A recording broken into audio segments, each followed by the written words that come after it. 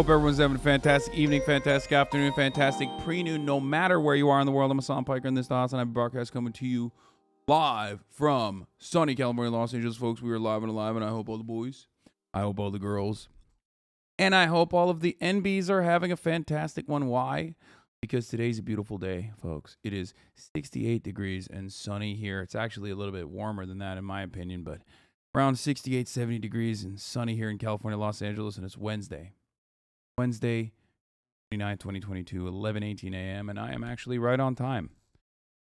And my God, it is time to cover the news. Time to cover all the good stuff that's happening. Wait, hold on one second. I got to take a look at my DMs really quickly because I'm setting up a stream for tomorrow with Peach Jars and Meowery. Got some fucking cool shit cooking for you guys, okay?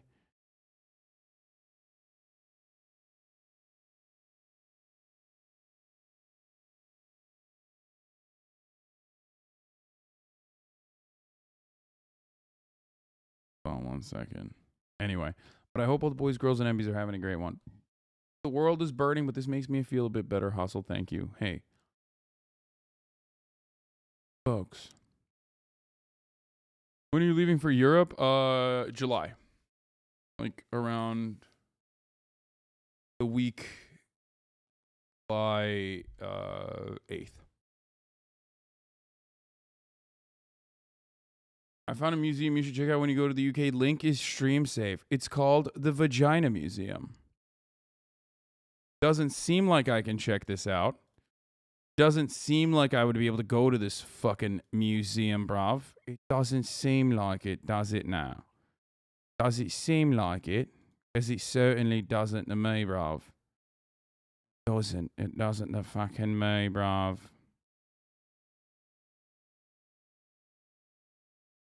Oh shit, wait, hold on, what the fuck? Fucked up here. Hold on.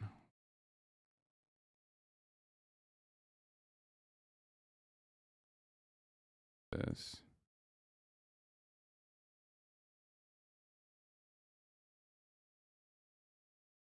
Fine for now. Okay, sorry. I just found out from a TikTok that you make the face bears do in pics. Bears make faces in pictures? What the fuck kind of faces are the bears making in pictures?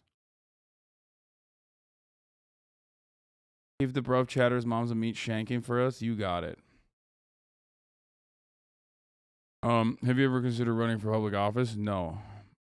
I will not be running for public office. I don't know how the fuck we got started on these sorts of questions so early, but hey, listen. Oh, that blast off meme, I already have it up. I'm gonna go and use that actually.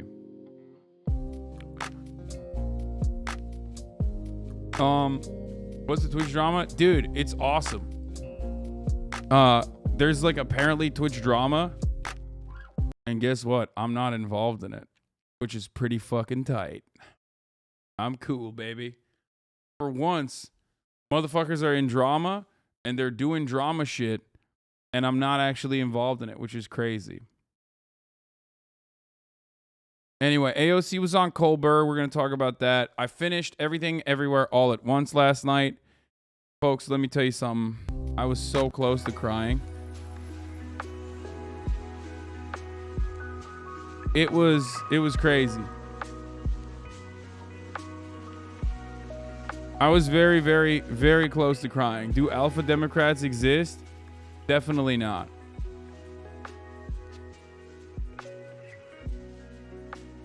It is a beautiful film. It is a beautiful piece of cinema, and I really liked it. The last 25 minutes have destroyed better men. Yeah, I mean, I teared up a little bit. Like, I definitely got some tears. Rating out of 10, 9 out of 10. 9.5 out of 10.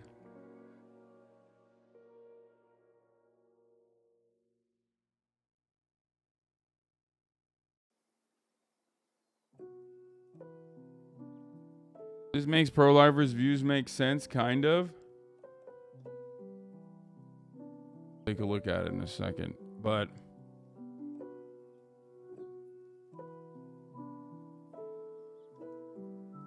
special effects don't seem like an indie film, Hasan. Did you guys know they filmed it in 38 days?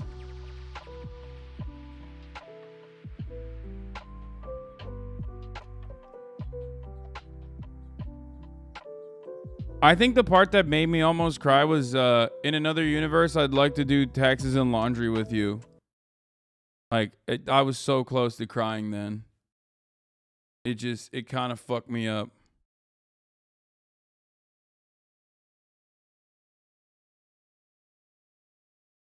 Love transcends all, boys. That's all I'm going to say. All right. The budget is insane because Jackie Chan was going to be the dad, but back out last second. Shut the fuck up. Are you serious? Yo, I said that. Okay.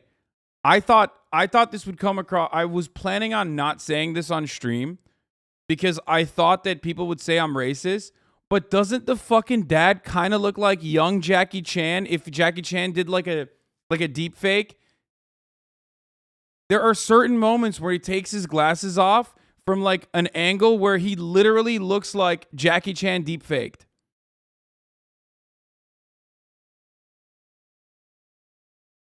It's like, it's weird. It's like he's like Jackie Chan's brother or something. Like close enough, you know it's not Jackie Chan, but close enough that you're like, what the fuck?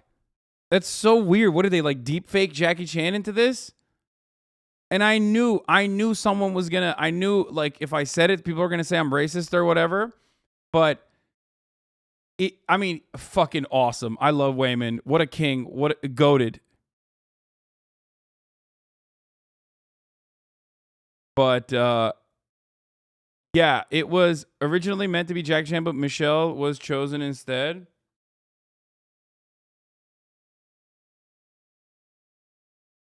He looks like a young Jackie Chan, for the record. Like he doesn't. I'm not saying he looks like. I'm not saying he looks like Jackie Chan. I'm saying like he looks just enough like him, but not so much so that you know it's not him. That's why I mean like he looks like.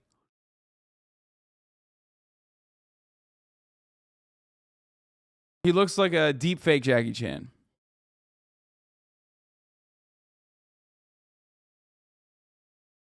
What a fucking incredible movie. Holy shit, dude. Asians Rise Up. Jesus Christ. It was so sick. It was fuck, man. It was such a good movie.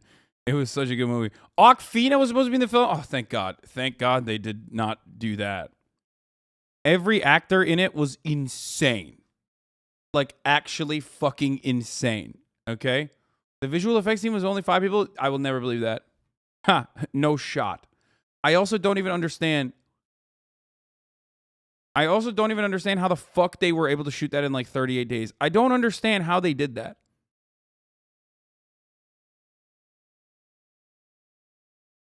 Are we talking about the new Kung Fu Panda? No, Everything Everywhere All at Once. If anything, it's like Kung Fu Hustle meets Matrix, but it's nothing like Kung Fu Hustle, actually. Actually, it kind of is like Kung Fu Hustle when you think about it, which is one of my favorite movies of all time. I don't know if you guys... Have I ever talked about this? I like old heads probably know because I've definitely talked about how much I love Kung Fu Hustle. I used to have it on UMD. It's like one of my favorite movies of all time. Straight up goated, on a stack, $150, probably one of the best movies ever made. It is a perfect movie. Shit, I gotta rewatch it, dude. Fuck. Kung Fu Hustle. Winner, winner, chicken dinner. I had that on UMD. You know I was a fucking play the Axe Mafia dance scene. How can you now you can watch another movie with a beloved actor being sprayed with mustard in alternate reality, Doctor Strange 2? No. I probably won't be watching that. But that is wild that a 5-person VFX team made that. Holy shit. That's crazy. Man, A24 is just fucking insane. How do they find literally the best? Like they are keeping the industry alive single-handedly. Every other thing is just like cape shit and it sucks. I mean, that's such a basic bro take, I know, but whatever. I don't give a shit. I cry laughing at the scene every time. Stephen Chow Kung Fu Hustle knife throw scene.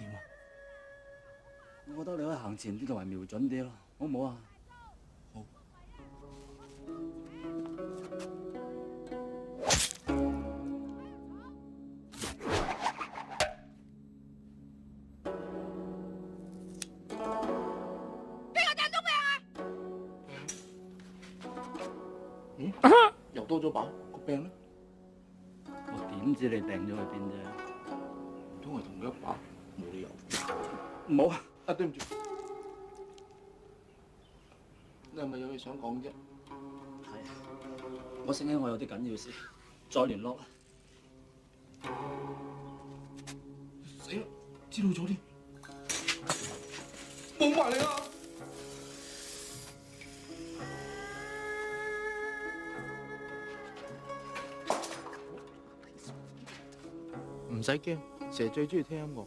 我一吹口哨，佢就唔會咬人嘅啦。我唔會再信你啦。信到我啊！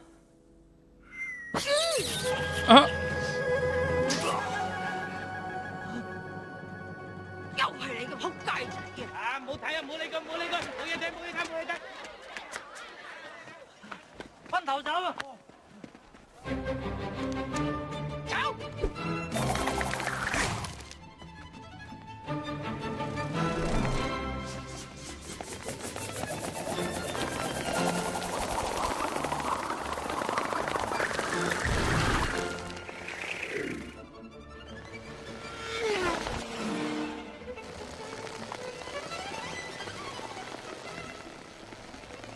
It's so dumb.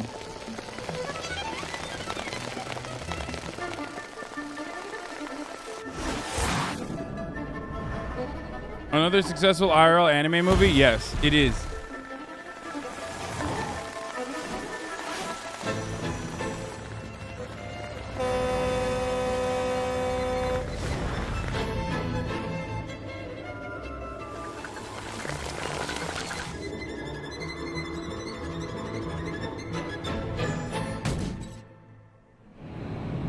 What are we watching? It's called Movie Magic. Sweaty, look it up. It's called a cinematic masterpiece. It's called Kung Fu Hustle. Okay, that's what we were watching. Anyway, I don't know why I got into that, but so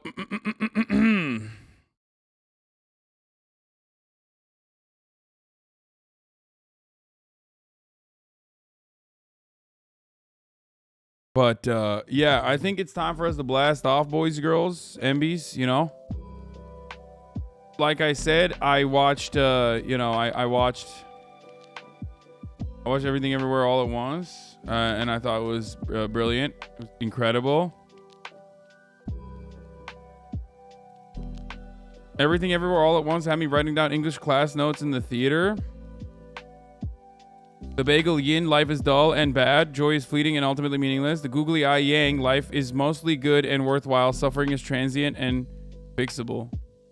That's nice.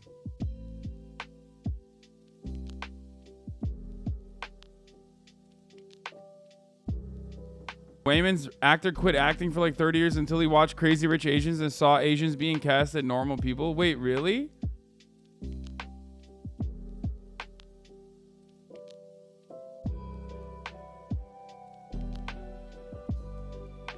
That's crazy. I mean, great. I'm glad. Did you cry? Did I cry like a baby? I mean, I was close. I was close.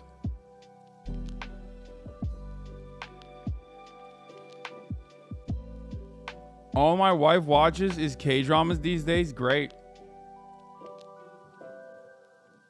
It had a $25 million budget, which is still pretty big. I mean, nothing in comparison to, like, obviously shows that you see now that are fucking blockbuster hits. But, like, not like, super tiny by any means. It made $89 million in the box office, dude. I mean, that is, holy shit. It had a tiny-ass fucking team working. It's crazy.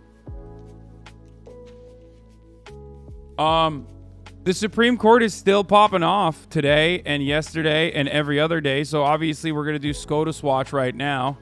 Once again.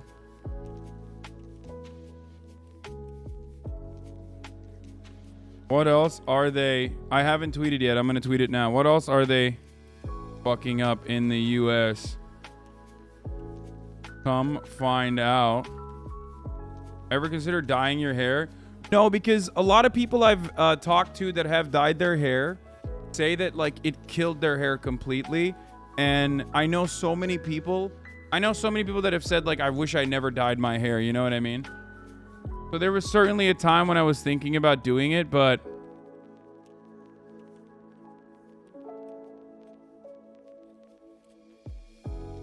can you play Superland? It's like the Busy Zelda dungeon with even better puzzles? No. But yeah, people say, like, especially if you have long hair, like, unless you get a haircut, you just have dead fucking hair, which sucks. You know what I mean? Dye it before you chop it off? Maybe.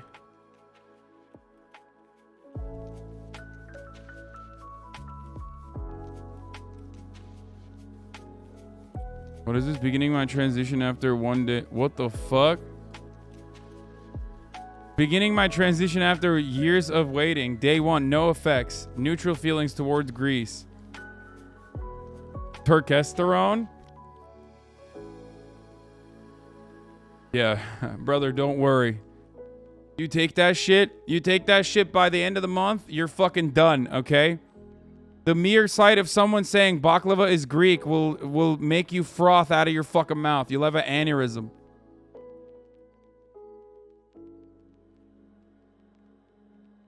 How long did it take for your actual hair to get long and fall down? Dude, I don't know. It took a while. I mean, you can literally look at, like, the transition on my YouTube page, basically, because I've been in front of the camera since the beginning.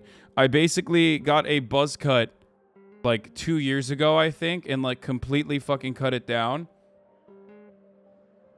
Maybe even longer than that, actually. Maybe like 3 years ago, I think I got a buzz cut, and I haven't really, like, I've only gotten it trimmed since then.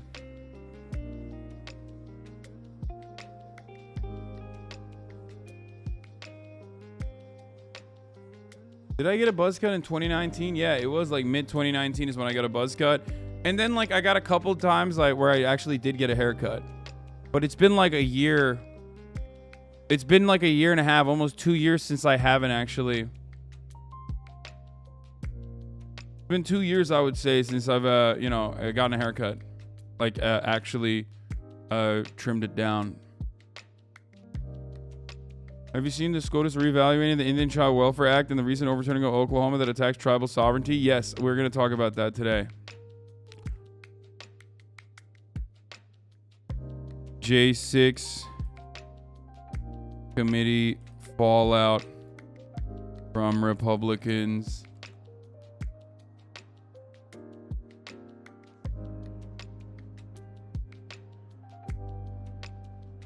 Chris Pratt claims he's not religious.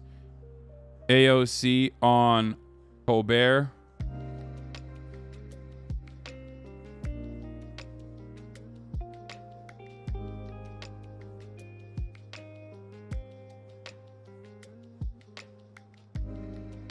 More.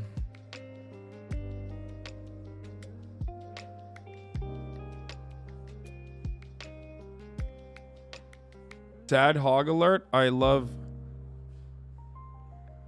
sad hogs. Sure. Ex-Amex employee speaks out against woke company. That's funny as fuck. Yeah, dude, American Express is so woke. They're so fucking woke, dude. I'm so sad about how woke they are.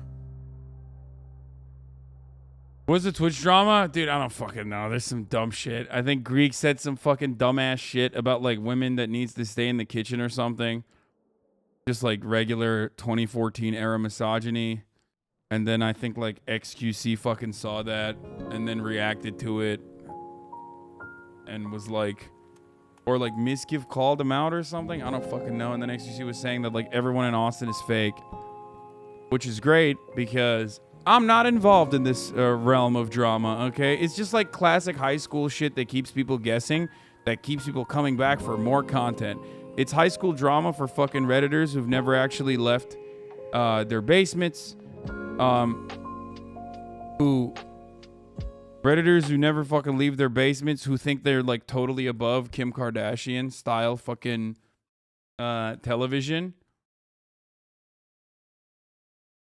Like they're like, oh man, I'm so above watching Keeping Up with the Kardashians, so I watch a bunch of fucking, you know, weirdos online that stream and are stapled to their fucking desks that have not interacted with another human being outside of like being on camera in the past like 12 years. Yeah, that's totally way healthier, way cooler than whatever the fuck other people are consuming. But yeah, I feel bad about Greek. I hope he gets better. I don't mean that in a condescending capacity. I feel like he has really pushed a lot of people away. And that's it. I hope he gets better. I've been seeing behavior for a while. Not good.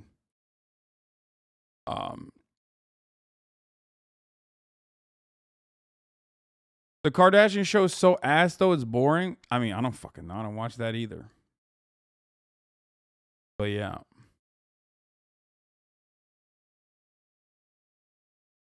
Twitch police, who takes advice from people who sit in front of their computer every day and don't go outside? I mean, I am 100% a part of that group of people. Don't misunderstand me. But I just know I'm filth. You know what I mean? I think that's the difference. Like, the main difference is, like, I know I'm filth. I don't think I'm, like, you know, significant or consequential. Leftovers is canceled this week, of course, because Ethan has the vid.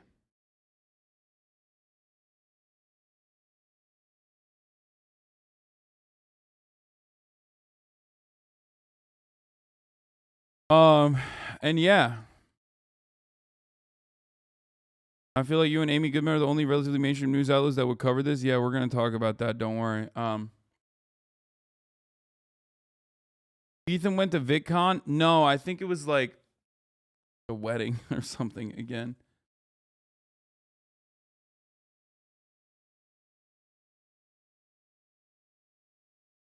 You look like a wizard now? Good. I recently got involved in my local DSA chapter because of you. Hell yeah. That's awesome. Our thoughts and prayers are with Ethan Klein. I hope him a speedy recovery, even though he is a libtard cuck, which of course means that he will not take ivermectin, despite me trying to tell him to take ivermectin for his safety, because it's the real, you know, it's the real coronavirus cure, brother. But he won't listen to me. He's like, no, I won't take ivermectin. I'm like, you got to take this horse paste, brother. It tastes delicious.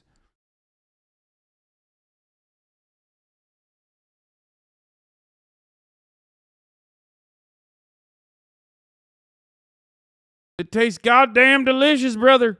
Okay. Yeah, Radio Shack's been posting weird-ass shit for a while. I don't know if it's, like, been taken over by someone else, but I don't know what the fuck's happening. Anyway, folks, ivermectin is like computers. No one knows how it works. It just does. Hell yeah. Fucking hell yeah, baby. Fucking Napierville. Wait, what is this? Napierville? Checks this guy at Naperville, of course. My favorite, dude. Governor. My fucking favorite. Oh, here's another Illinois Republican Senate candidate, Matt Dubiel, said one of the reasons he's running for office is because Costco told him to wear a mask and it made him feel I gotta wrong. ask you, why were you inspired to run?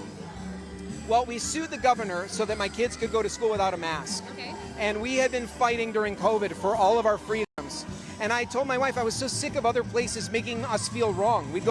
Dude, Democrats, especially like the progressives, not like the fucking random like you know, specific like National Democratic Party cutout Democrats, but you got fucking people in the Democratic Party who literally are like, I was homeless and I'm running for office because I want to change this reality. Like, I want to change the reality of homelessness for, you know, millions of Americans.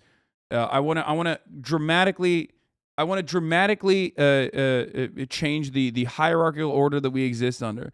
Okay. Now they're few and far between. It's not like they're super commonplace. But then on the Republican side, it's like someone told me someone told me to wear a mask. So I decided I'm going to fuck shit up. It's insane, brother. How does someone like that fucking hears this guy? How does someone who hears this dude go, oh man, that's great? I mean, actually, because they themselves are also fucking equally privileged and psychotic. So clearly that's definitely one way that works, right? But people just go, ew, a poor when they say they're homeless. Yeah. Costco wouldn't let me get my coconut clusters without a mask. Yeah. It's great, man. It's great. I love this country. I love it. It's fucking awesome. We just have like the worst kind of brain disease. And if you're rich and you have like, you know, enough money and the right kind of brain disease, like you can make it. You can become a politician. Marjorie Taylor Greene really paved the way for so many fucking like developers and shit that have like mental illness. Like they are building the developers with mental illness caucus within the Republican Party so aggressively. It's wild. Yeah. Oh, have you had a DUI recently? Do you beat your wife? I don't know, or your partner in general? Do you have really unique ideas about who controls society? You know, come join the mentally ill real estate developers caucus in the Republican Party. Are you maybe married to a sex offender? Or better, are you a sex offender? Come on down to the GOP. The great old pedophiles party.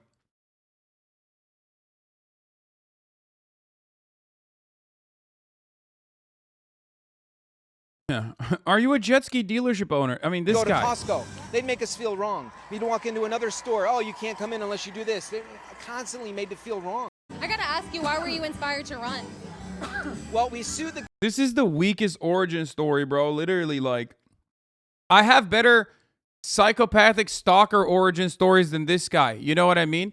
Like, this guy's anime villain origin story literally is, hey, sir, I'm afraid I'm going to have to ask you to wear a mask. There's a pandemic happening. And then he was like, nani? Wakurimashita. I will come back one day. I will destroy Costco. It's like, dude, you literally just wear the fucking mask. Like, you don't even need to wear it anymore. Like, you had to wear it like 2 years ago. One fucking time.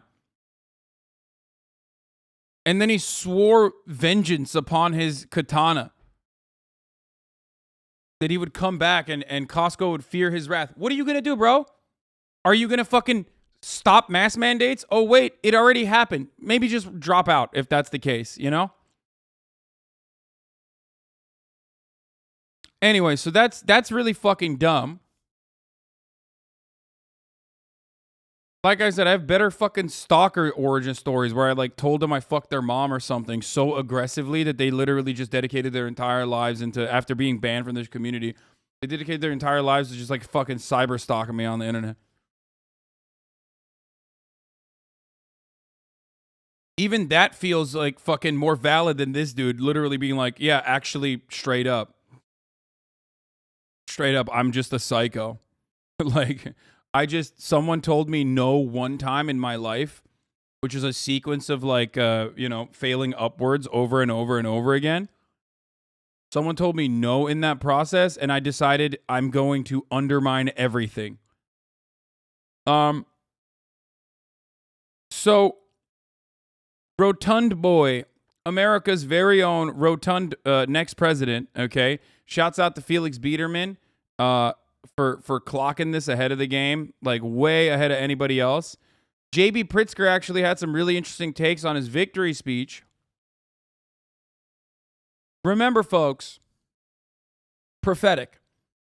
Felix Biederman, straight up, who I was supposed to have on today, friend of the show, Felix of the Chapo Trap House podcast, But unfortunately, he's out on this day. But he will probably be coming around next week.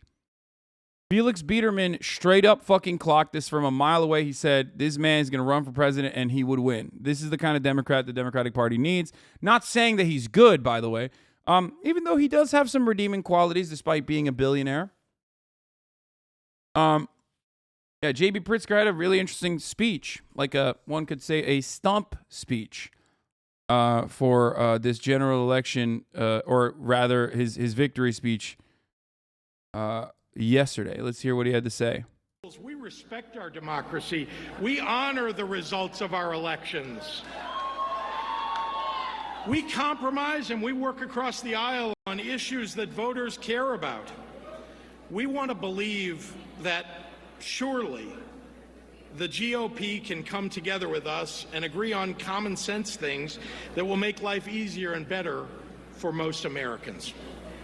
But it seems like lately, every time we extend... Just hold on. Hold on. Hold it. Just wait. You motherfuckers, when Fred Flintstone gets in his fucking car, he goes yabba dabba doo, and he fucking, there's like a 3-second wind up, okay? Where you hear you hear his feet, but the car doesn't move. Do you go, oh my God, Fred, your car's not moving yet? No, you just wait. He's winding up. Just hold on, dude. Let Fred fucking Flintstone do his thing. He just yabbity dabbit. Now he's about to do. Just wait. And a hand to the other side. Look. For most Americans. But it seems like lately, every time we extend a hand to the other side, it's met with scorn. And we feel like Charlie Brown looking back at Lucy holding the football. Look, I'm an optimistic guy, I think you all know, and I don't want us to lose our hope. And I won't let us reduce our efforts to build a better, less divisive political climate. We owe that to our children and our grandchildren. But in the face of what's happening in this country today, in the face of what the Supreme Court and the radical right wing are trying to do to the fundamental rights of every American, we owe something else to our children and grandchildren. We owe it to them to win, so that they can inherit a future. Yeah. He's saying, fuck that, dude. I'll keep trying to do bipartisanship, but let's be real. We got to fucking win. To drop the bit for a minute, people like JB, because he was a Democrat who ran on things that were popular amongst Democrats, and then he did basically all of those things in office. Somehow that is rare. He delivers for a base in a way we expect from red state governors. This JB Pritzker stuff was funny until people started taking it seriously. Dude, I don't think people understand.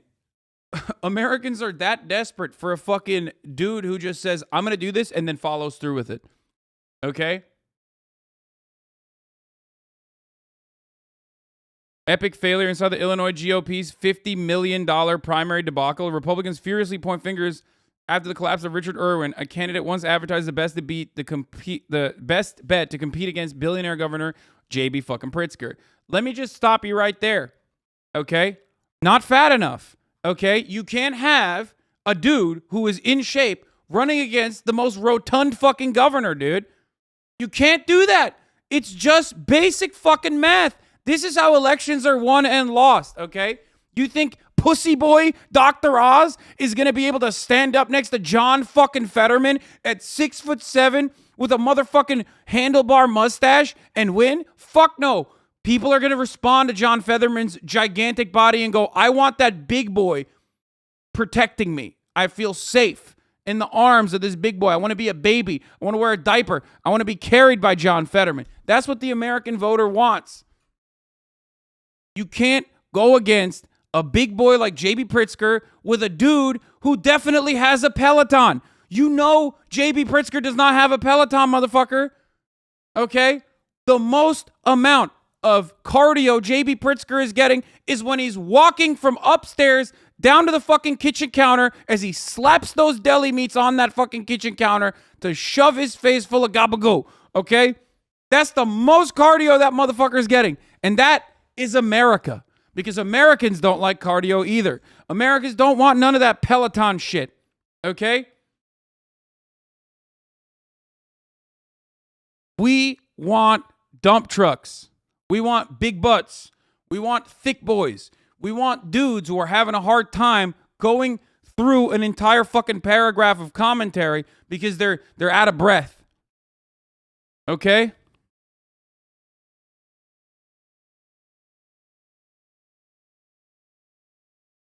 The bar is very low for expectations of a governor in the state. Thankfully, Pritzker just walks right into said bar. Yeah.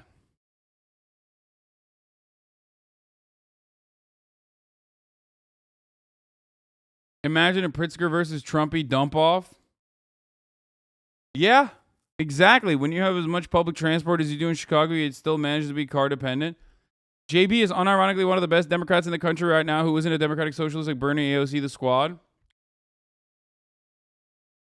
I just think that, like, you need to have like a comically sized person.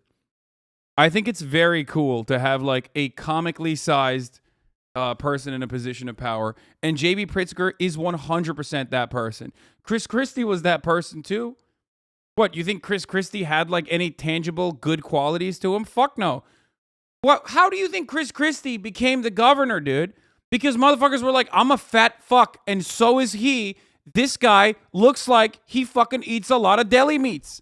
You know, his kitchen counter has literally fucking just imprints of deli meats from being slapped on that bad boy every time he pulls it out of the fucking, in the white sheet, the butcher's sheet, pulls that shit out of the fucking fridge and just slaps it on the kitchen counter.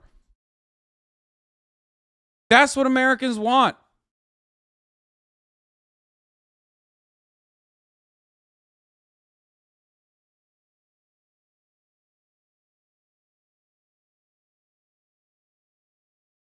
Yeah. This is how Democrats win. Which is why Eric Adams will lose, okay? What is this like, oh man, I cured my fucking, diabetes-induced blindness by being a pescatarian. No one wants to hear that, dude. No one cares. The fuck do you mean, dude? The country is falling apart. We need hedonism, okay? Eric Adams like, oh yeah, go vegan, go vegan. Like, shut the fuck up, Eric. Also, the diabetes blindness thing is a joke. Like, but he did say he like cured a bunch of shit. He's like one of those guys. He's like, yeah, I went and I cured my illnesses by going vegan. He's one of those dudes. Yeah, I think he equated cheese to heroin. He's fucking crazy, dude.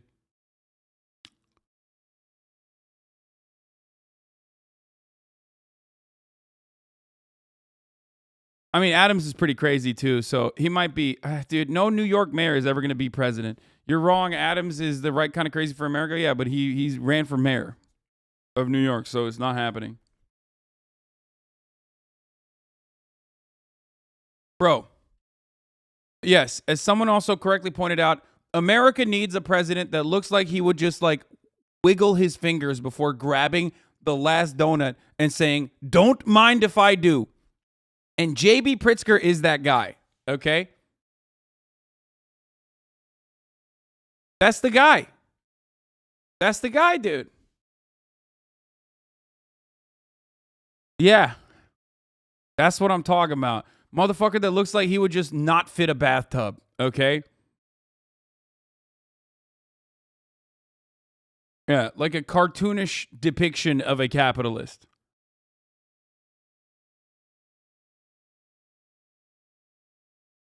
So, we need TAF 2.0, someone who gets stuck in a bathtub. Yeah. Yeah, that's what I'm talking about. That account is a fan of the broadcast. I told Hasan the Hun showed our account on stream. Can anyone confirm? That's so funny.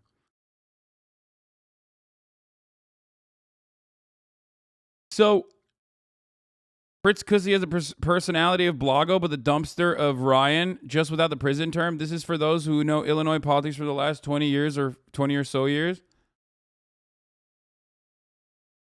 He does have a Blago style personality. Yes, that's probably why Felix likes him.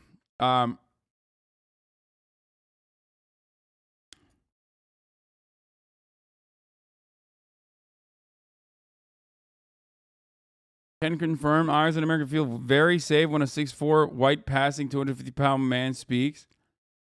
No, I'm not even talking about me. Like, I don't think I look, unfortunately, if you know who I am and if you know what my politics are, then it's a little different. But if you don't know who I am and you saw me fucking walking down the street, you probably wouldn't feel safe. You'd probably feel unsafe. Whereas JB Pritzker, because of his comically rotund body, gives a feeling of like security because he still has the size, but is also not necessarily like threatening. Like, he doesn't have a threatening presence. If he dropped like 30 to 40 pounds, he would be. If he dropped 30 to 40 pounds, he would be too much like he could be able to do moves, right? Because like the safety versus, oh no, I'm no longer safe around this person dynamic shifts dramatically when you become more agile. And I feel like people would probably look at JB Pritzker and go, he is not agile enough to like hurt me. So he just probably gives like really good hugs. You know what I'm saying? Like he's shaped in a way where the only feeling that you get from seeing him is just I mean, dude, look at this. Look at this. You see this fucking guy, you don't think to yourself, that's a villain, that's a bad person. You think to yourself, oh, I could hang out with that guy. I could slam some beers with this guy. He seems like a funny dude. And of course, as Felix clocked it long ago, but brought it back earlier today after JB Pritzker's massive dub. Okay. Let me see if I can find his tweet. This is one of the all-time greatest tweets, okay? Straight up. No one touches this tweet. There is no way to touch this tweet. As a protest against Trump's rescinding, this is back in 2017. As a protest against Trump's rescinding protections for trans kids, everyone should use the other gender's bathroom today. Hashtag protect trans kids. No one that puts something like that out there, is gonna lose, okay? Like, you know he's trying his fucking best, and he totally fucking missed the mark. But you know that's real. That wasn't a fucking calculated strategic decision. There were no dumbass like Wesleyan grads or like fucking, I don't know, Georgetown graduate staffers telling him like, oh yeah, this is how you should tackle this trans kids issue. No, he's like, you know, a fucking 50-year-old dude, a 50-year-old billionaire, however fucking old he is, okay? Who literally was just like, I don't like what's going on. I gotta say something. No advisor told him to tweet this, okay? This isn't Nancy Pelosi's strategic calculated decision to wear the fucking kente cloth and like take a knee. This is JB Pritzker in his most real moment trying to fucking be, like, seeing what is going on, hurting with America, and trying to fucking solve it by just saying the absolute dumbest thing you could have said about the situation.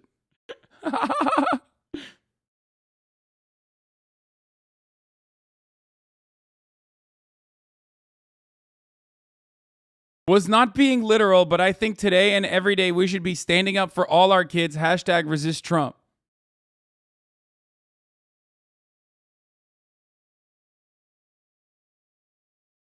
He also hasn't gone to jail, which is kind of wild. Like, think about that. The bar is really low for Democratic Party politicians, but the bar is even lower for Illinois' very own party politicians, no matter which party that they're a part of, because Illinois politics is just like the most corrupt group of individuals you have ever seen in your entire life. So it's just like, the bar is in literally prison. If you are able to not be in prison, you have cleared the bar. Is Illinois tradition to be a crook politician? And yes, for those of you who are wondering, that absolutely means Obama too, okay? Anyway, here's another banger Felix tweet. JB Pritzker is a unicorn for the Democratic Party in 3 ways. He's enormous, doesn't come off as particularly intellectual, and has good instincts. You never really get all three in a Dem. They'll find a way to never take advantage of Mr. Full Package. And humana, he certainly is the full package.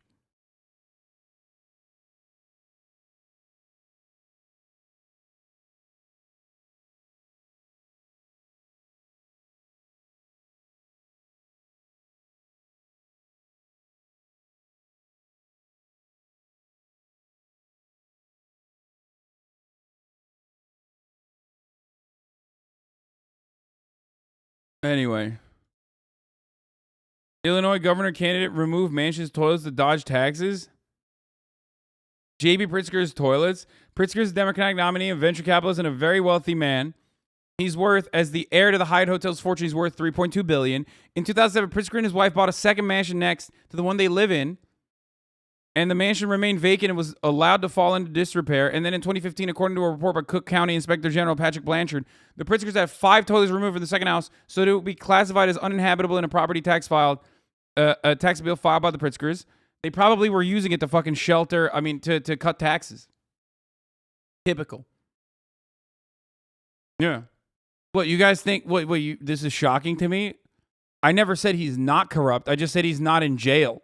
He's a billionaire. Of course he does shit like this all the time. What are you talking about? This is like incredibly standard. Brother,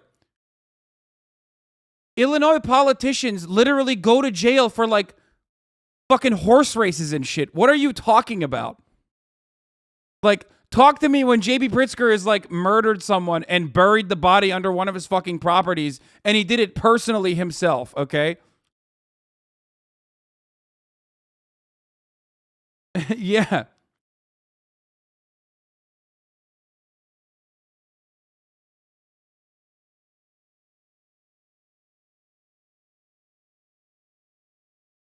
Yeah. Every time with a buried bro. What do you mean? Of course, dude.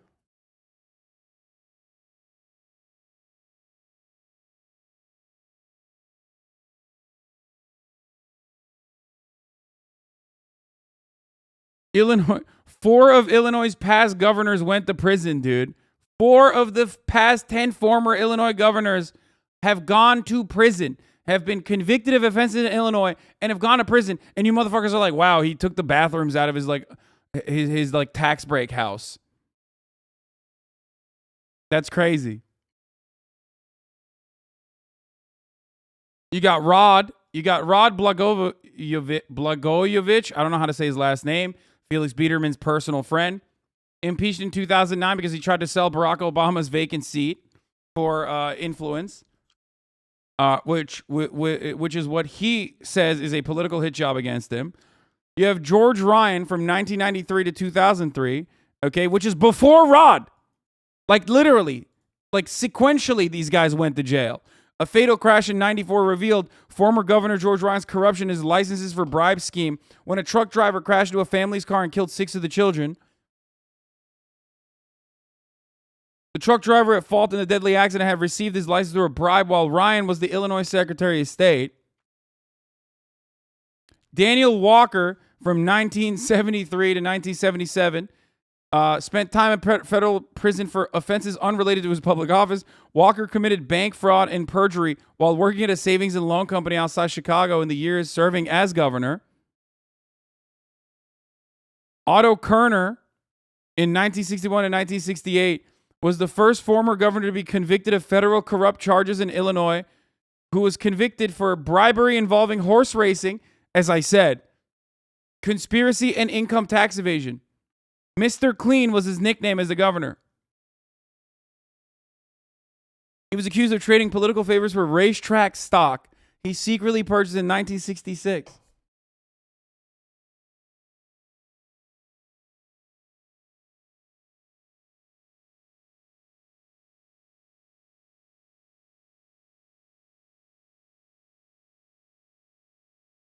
So excuse me for not fucking losing my mind over this classic fucking billionaire guy shit. Get it twisted. You will become a governor of Illinois. You will go to jail. You will be convicted on federal charges. You will go to federal prison. Get it twisted. You will not be able to rebuild your life. You will steal from the coffers. You will run really fucking stupid schemes where you trade influence or positions for money.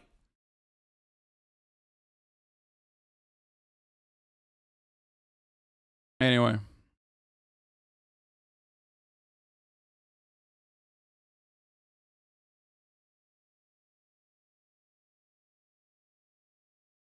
What? Billionaire brawl? Hospice? 2017, Hasan really could have killed it in Creator Clash. Shame we don't get to see him fight in his prime.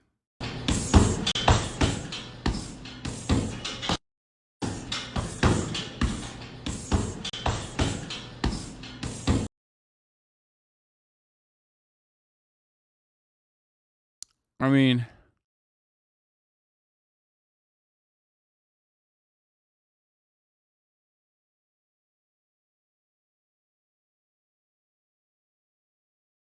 that Colorado dude got owned in the polls. Yeah, we're going to talk about that too. It's pretty funny. Yeah, remember Baby's first canceled by the left flank, dude? I guess the fucking left canceled him too hard, you know? Yeah, but you can cancel the top of the hour ad break, which comes at the top of the hour every hour. And if you no longer want to see those ads, if you're like, oh, fuck that, dude, I don't want to see that shit. Well, fear not. All you need to do is subscribe, which you can do for $5. Get it twisted. You can do that for free with a Twitch Prime by connecting your Amazon Prime account to your Twitch account, or by getting gifted a sub if you're lucky, if you're a good boy. Okay, maybe JB Pritzker will gift you a sub. Here's the 1 minute ad break now.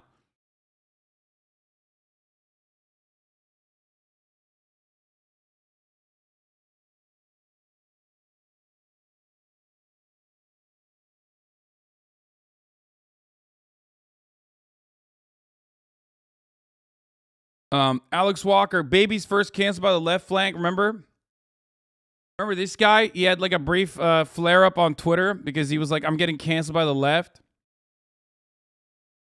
That's crazy. What happened? Oh shit, dude. He got 6,000 votes. That's crazy. Why did the left cancel him so hard? Speed Brazer, thank you for the 10 gifted subs.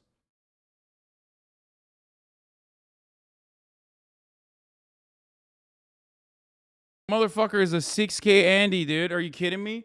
Common_sense. Thank you for the 10 gifted subs. How'd that happen?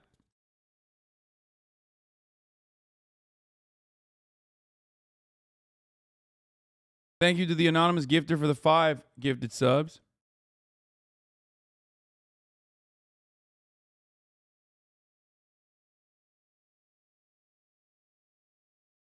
Bros in shambles. It is the day before the primary. I'm about to go into a medical coma, but I just wanted to say thank you to all the supporters, the volunteers, our team, my incredible campaign manager, Amie, who does not get enough recognition. Dude, you know what's really funny? Who the fuck volunteered for this guy? Like, who the fuck was like, oh, Alex Walker, he really has a shot at defeating, like... Alex Walker really has a shot at defeating Lauren Boebert. Like, I'm going to go door knocking in, like, Rifle, Colorado.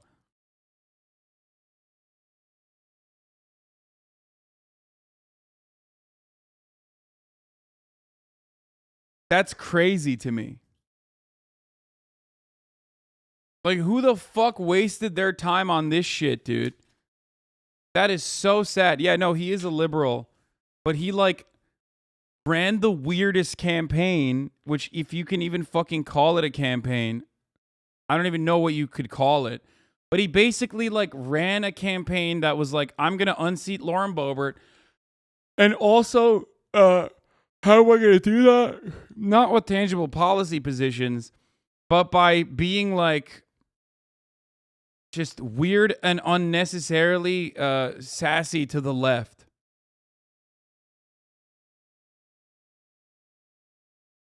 That I found to be like incredibly strange. I mean, incredibly fucking strange. Like, why would you run a campaign like that?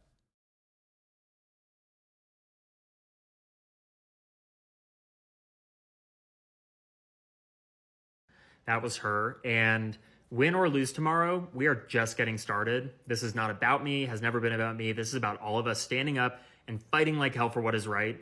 And that has never been more important than it is right now. So go vote, not because it's going to solve everything overnight, but because we all just have to vote and do our part. So go vote, and thank you. All right, so some digging. The couch he's sitting on is inside a rental property that his parents purchased for him as a gift for a mere $2 million. Nice. See the independent running against Bobert. Kristen Skaronsky. What?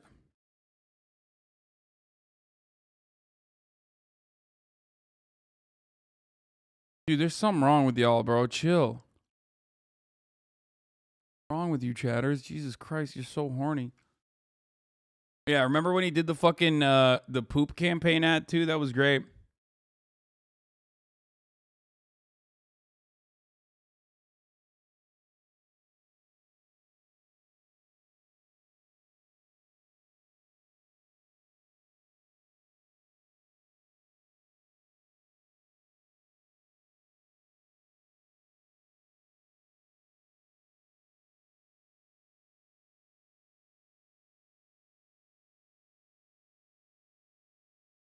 Viral Bobert challenger Alex Walker has family political connections and few district ties. Records show political newcomer didn't vote in Colorado in the 2020 general election. Okay, I'm just going to tell you this much.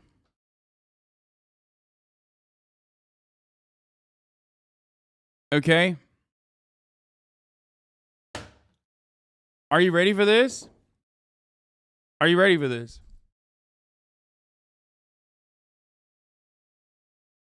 This dude is gonna get like a DNC job or something.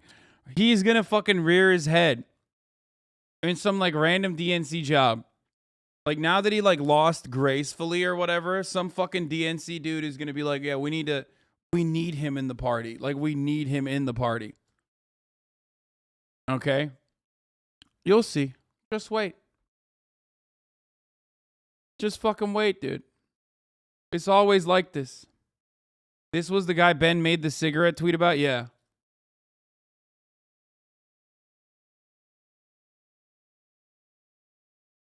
R. Kelly has officially been sentenced to Dude, what's up with the Canadians in the chat, bro? Stop sending me cbc.ca fucking links. I don't want you feeling comfortable because we will invade your country.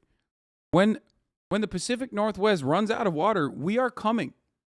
Stop fucking sending me cbc.ca links. This has like been happening a lot recently, okay?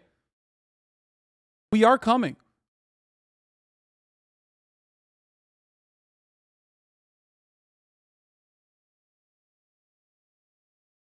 Yeah. You remember Cigarette Gate? I mean, that wasn't even a thing. Like, it didn't even happen. But people so desperately tried. Yeah, remember when people were like, oh, dude, Hasan liked the fucking Twitter from a gay dude calling another gay dude a cigarette, i.e. the British version of a cigarette, which I didn't even know at the time, and then quickly unliked it, but we're going to fucking spend like a 24-hour cycle in our little fucking circle about how that's like, how he's incredibly homophobic. That's the Twitch drama politics cycle, ladies and gentlemen. That's why I don't touch any of that shit.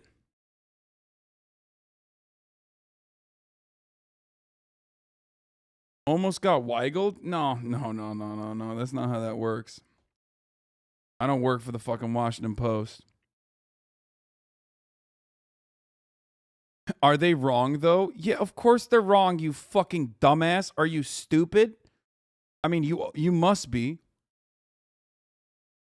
Because, like, I didn't even fucking see the cigarette. And even if I saw the cigarette, I wouldn't have fucking known what that reference was.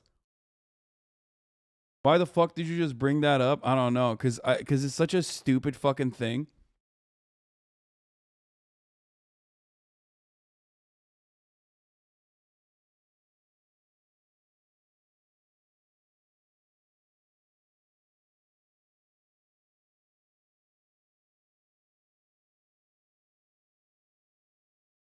Anyway, we'll talk about R. Kelly. Dude, I'm going back to my faux ways tomorrow, dude. Just wait. What, y'all think this fucking... Bro, Pride Month is over, okay?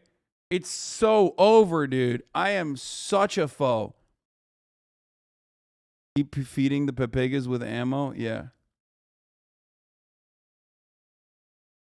How the fuck did R. Kelly get 30 years a day after Miss GHIZLAINE got 20? Sexism in the criminal justice system. Yeah, that's right. I said it.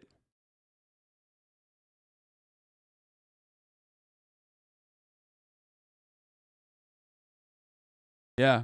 They wanted to keep an industrious woman down, dude. Wow. As a woman, the criminal justice system said you can't be a business owner, okay? You can't be an industrious woman. That's why. Or no, I'm sorry. They said the opposite. Fuck. They were like, oh, fuck. What am I saying? No, they said this is a titan of industry. It's sexist. They were like, oh, you're a man? You deserve worse. You're a woman? You deserve the best, queen. We're gonna let you out. Sorry. My brain rewired. I was still on the defending Ghislaine Maxwell ironically camp for a second.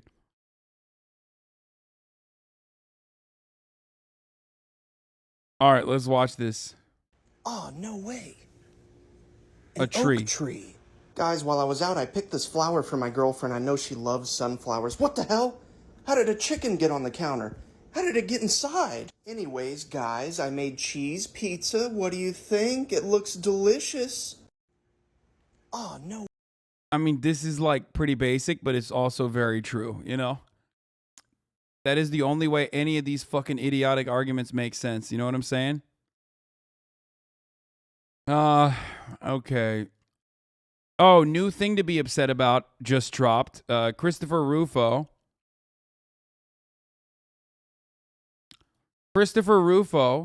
who is like the CRT guy, you know what I mean? Who like openly fucking tweets out exactly what his strategies are and like, you know, in trying to change the attitude that like Americans have towards certain concepts like anti-racism, you know, standing against homophobia, all that sort of stuff. You know, he's out here, he's out and about doing this shit again.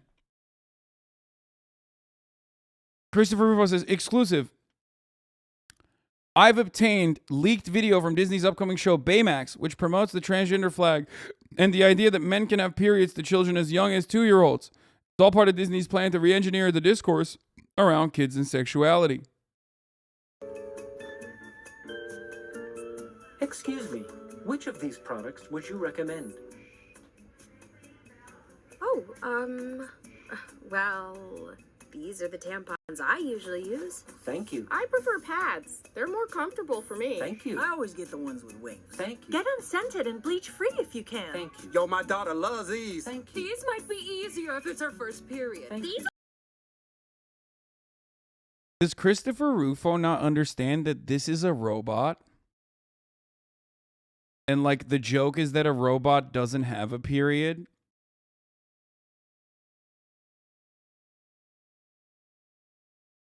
Like does Christopher Rufo think robots have periods?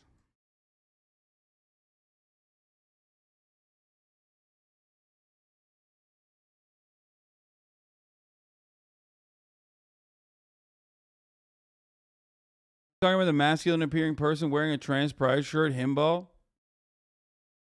Wait, it's literally the fucking mere mention? That's like just like this? Wait. In a 27-second snippet, he's mad about this? Get unscented and... Thank you. I always get the ones with wings. Thank you. What?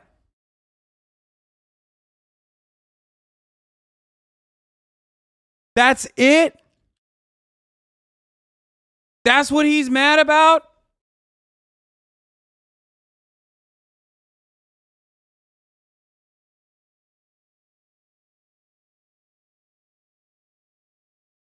I don't even understand how the fuck is a kid as young as 2 years old going to know what a trans flag is or that the person is meant to be a trans man?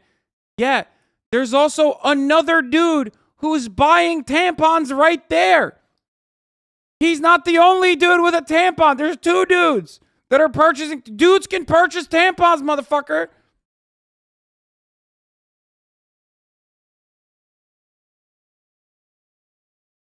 Like, what?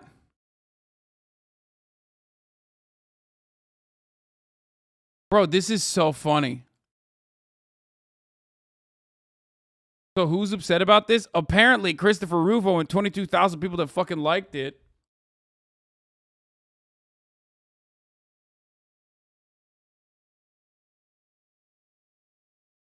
But the one guy talks about his daughter, therefore it's straight and okay.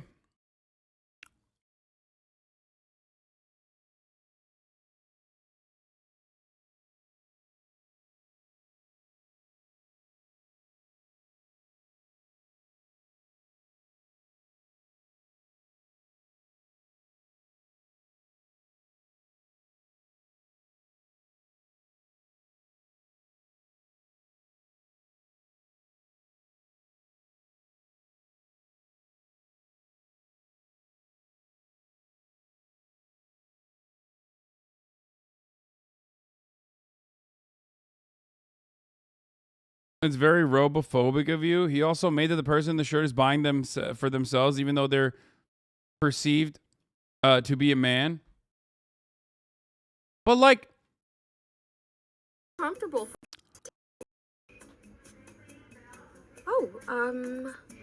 Well, these are the tampons I usually use. Thank you. I prefer pads. They're more comfortable for me. Thank you. I always get the ones with wings. Thank you. Get unscented and bleach free. like they don't even like they're implying it, right? That this is a FTM trans man, right? Like that's the implication because of the trans pride shirt that he's wearing, right? That's the implication. But like they don't even say like, "Oh, I always get the ones with wings." Like that's what makes my vagina more comfortable or anything like that. Like it could literally be exactly like the other dude in the background. Like it is just a subtle, just like the most subtle. I missed it. I didn't even fucking understand it at first. I was like, "What the fuck?" Like, what kid is going to be like, what? That's a trans man? What the fuck's going on here?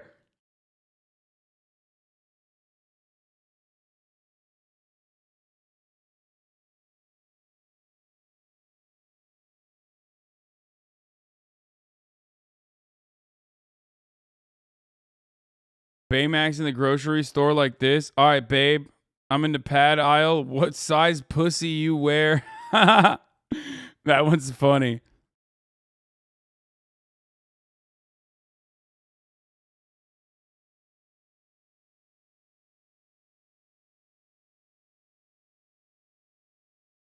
This is men buy tampons all the time. It's called being in a relationship. That's what I'm saying, dude. Like,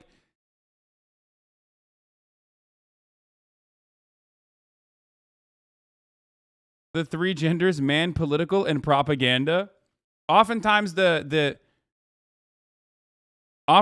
gender between political and propaganda is very murky, though. If you're political, you're always propagandized as a gender.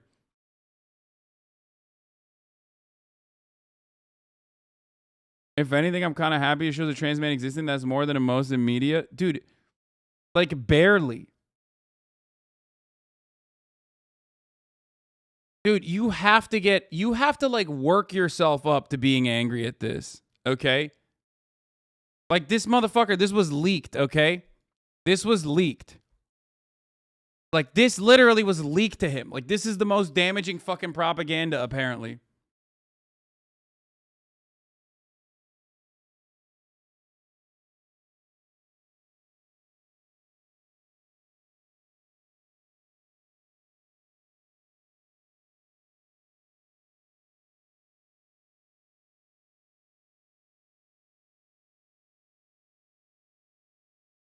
It's not for Baymax. He's a healthcare robot. Okay, shut up, nerd.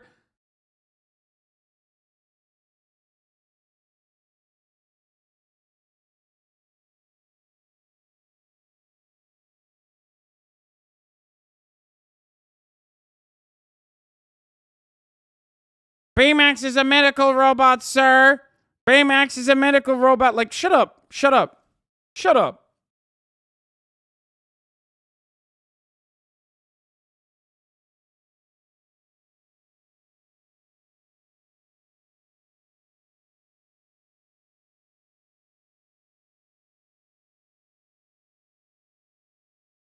This is like that Fantana tweet from earlier. Conservatives just don't understand art. I mean, it just like doesn't make any fucking sense, dude. It is so stupid. The trans dude aside, I've never seen a menstrual cycle or tampon pads be discussed ever in a kid's cartoon. Pretty cool.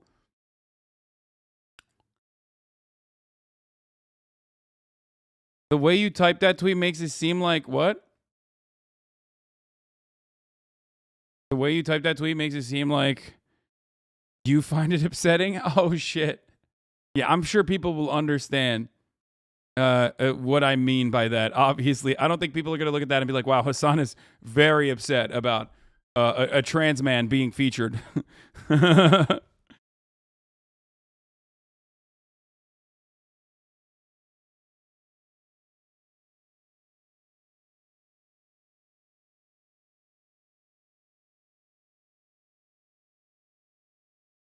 It's such. I mean, you have to be like a total freak to educate people in weird ways. Can we please just like educate kids with science and facts that are weird ideas that adults are comfortable with? It's not literally about the adults; it's about the child learning. By the way, I love the Baymax video, but I hate that we have to hear this or use analogies to teach science to kids so adults can be cozy. What?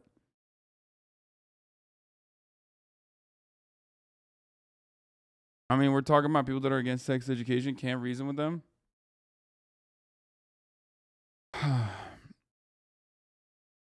It is a very, very strange thing. He's actually kind of woke. He's acknowledging the trans man is a man. Yeah, that's kind of cool. I guess he didn't like misgender the trans man, so that was tight, you know?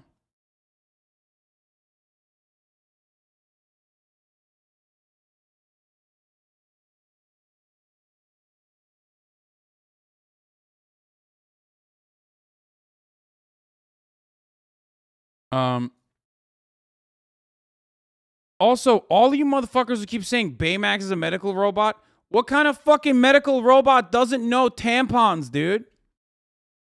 Explain that to me, liberals. Huh? Get fucked. Oh, wow. What a shitty fucking medical robot Baymax is. Maybe like an American medical robot, I guess. A conservative one? A straight male one? One created by a man, lol. He was built by a guy. Yeah, there you go, dude.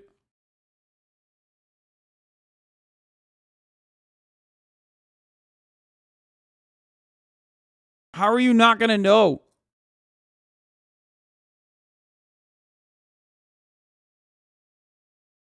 Cancel this fucking robot, dude.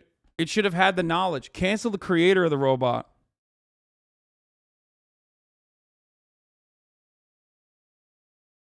It's not even a leak. That episode premieres today. Shaking my head.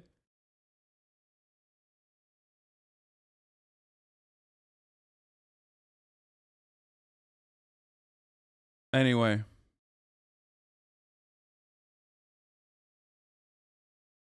The creator is fucking dead, Omega lol. Okay, I don't know anything about this. I don't know anything about this fucking robot, okay? Okay, that's cool and all, but where were they minions between 1939 and 1945? Wait, what? Are minions Nazis?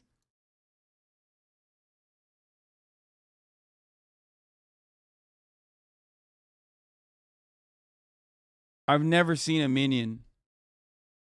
I don't know. I've never seen a minion movie. Like, I don't know anything about minions.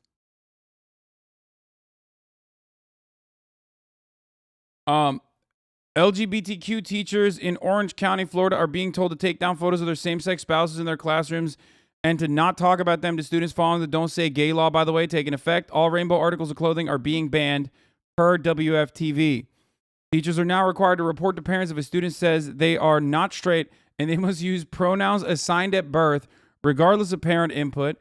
OCPS says they are erring on the side of caution because the state law is so vague.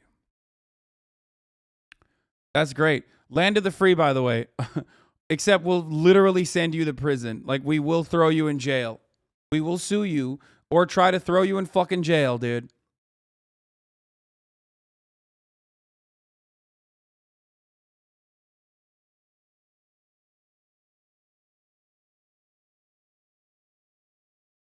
I wonder if straight parents are allowed to keep their photos. You know? Anyway, let's get back to the bombshell testimony and the fallout from said testimony. This happened yesterday. I want to give it one more quick shout out before we continue on with the other stuff today, because it was truly funny, especially because like we found out that Donald Trump desperately said that like he didn't care if the motherfuckers with guns were coming in, wanted more motherfuckers with guns to come into the main area because he was like, they're not there to kill me, which is true. Desperately tried to participate in the insurrection personally, including trying to get physical with his Secret Service guy who was driving him back to the White House.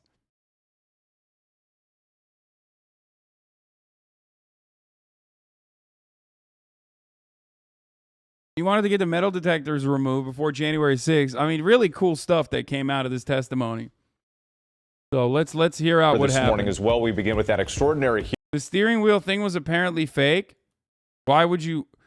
I don't think he tried to grab the steering wheel, but I can see him trying to be physical. Hearing of the January. Don't tell me that. Don't say it's fake. I want to believe it. I want to believe it. I want to believe it. It makes him very cool. Okay. I want to believe it not in the way that you think, like not in a lib kind of way, but I want to believe it in a hog kind of way. You know what I mean? I want to believe it like the people who are ride or die for Donald Trump. I want to believe for a brief moment Donald Trump had either A, so much fear in his heart that like the feckless, cowardly Democratic Party was actually going to fucking throw him in jail, so he had to win re-election, or B, he just like for a brief moment remembered like these people ride or die for me, and I want to be like the brave leader and you know, ride or die for them. 6 committee, Cassidy Hutchinson, an aide to Donald Trump's chief of staff, testifying that Trump was enraged, out of control, revealing an allegation that the former president at one point lunged at a Secret Service agent, grabbing the steering wheel of his vehicle when they wouldn't take him to the Capitol. And according to Hutchinson, Trump was angry at the Secret Service for barring supporters from his speech on January 6th who were carrying weapons. Our senior White House correspondent Mary Bruce is tracking all the latest. And Mary, the former president, already pushing back on this testimony. Good morning. Good morning, Robin. He is the former president, says she is a phony. He is saying he hardly knows her, but Cassidy Hutchinson worked just steps away from the Oval Office. And now at just 26 years old, she's breaking with her former boss, describing in vivid detail what she witnessed on January 6th, describing how the president himself tried to lead the armed mob here to the Capitol to overturn the will of the American voters. Under oath, Cassidy Hutchinson, a top White House aide, painted a chilling picture, detailing how the president wanted to go to the Capitol himself on January 6th, something she said she learned from Trump's lawyer, Rudy Giuliani, 4 days before the attack. He looked at me and said something to the effect of, Cass, are you excited for the 6th? It's going to be a great day. The president's going to be there. He's going to look powerful. Confused, she said she went and talked with her boss, Trump's chief of staff, Mark Meadows. He didn't look up from his phone and said something to the effect of, there's a lot going on, Cass, but I don't know, things might get real bad on January 6th. That evening was the first moment that I remember feeling scared. Hutchinson says while Meadows acknowledged something was wrong, he did nothing to stop it. Even when on the morning of January 6th, the White House learned that some of Trump's supporters were armed. I got 3 men walking down the street in fatigue while carrying AR-15, copy at 14th and Independence. As the president prepared to deliver his remarks, Hutchinson was backstage. She says Trump was angry that more... You're really going to tell me that you don't want to believe all of this testimony? First of all, I do believe all the testimony. I don't think that, like...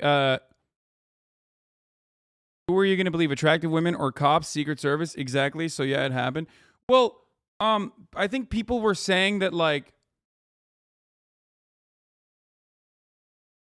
the only person who has said that this is wrong is Donald Trump. Like this testimony is like incorrect is Donald Trump. And it's kind of funny because even in his like argument against the testimony, he also said that she was a leaker, which implies that like the testimony is correct. You can't leak falsehoods. You can only leak truths. No one says, oh man, you're a leaker. You say you're a liar. So that even in then, there's like that inherent contradiction in his like counter argument.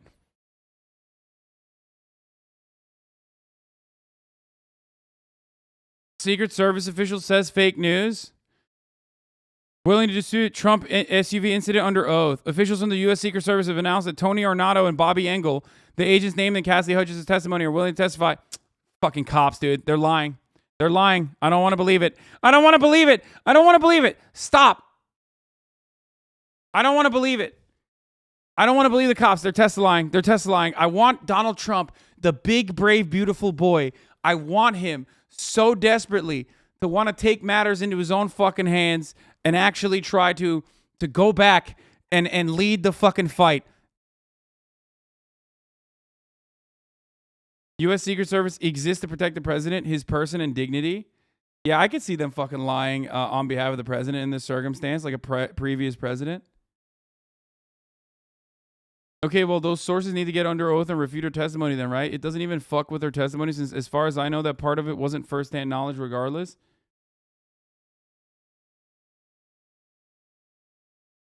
The Secret Service doesn't want themselves to look bad. Of course, they would lie.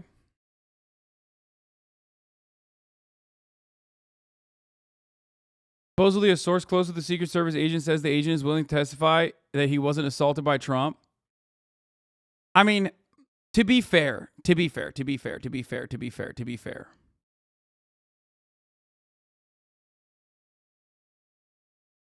Like, do you really think Trump would take that level of initiative to, like, literally go and actually lead the charge on January 6th?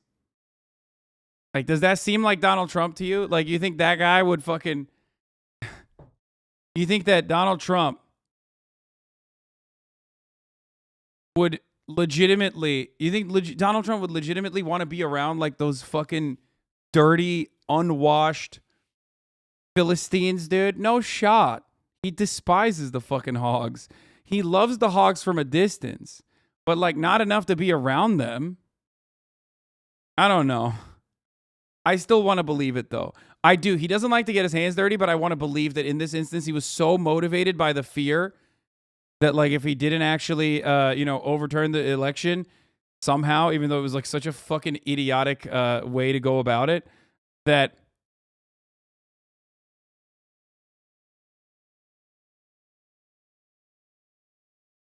Yeah, it's like the NRA calling their members wackos and hillbillies. You know what I mean?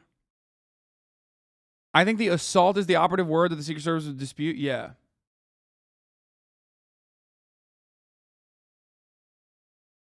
If it was to succeed, of course, because it didn't, he stands as far as he can from it. That's how Trump has been.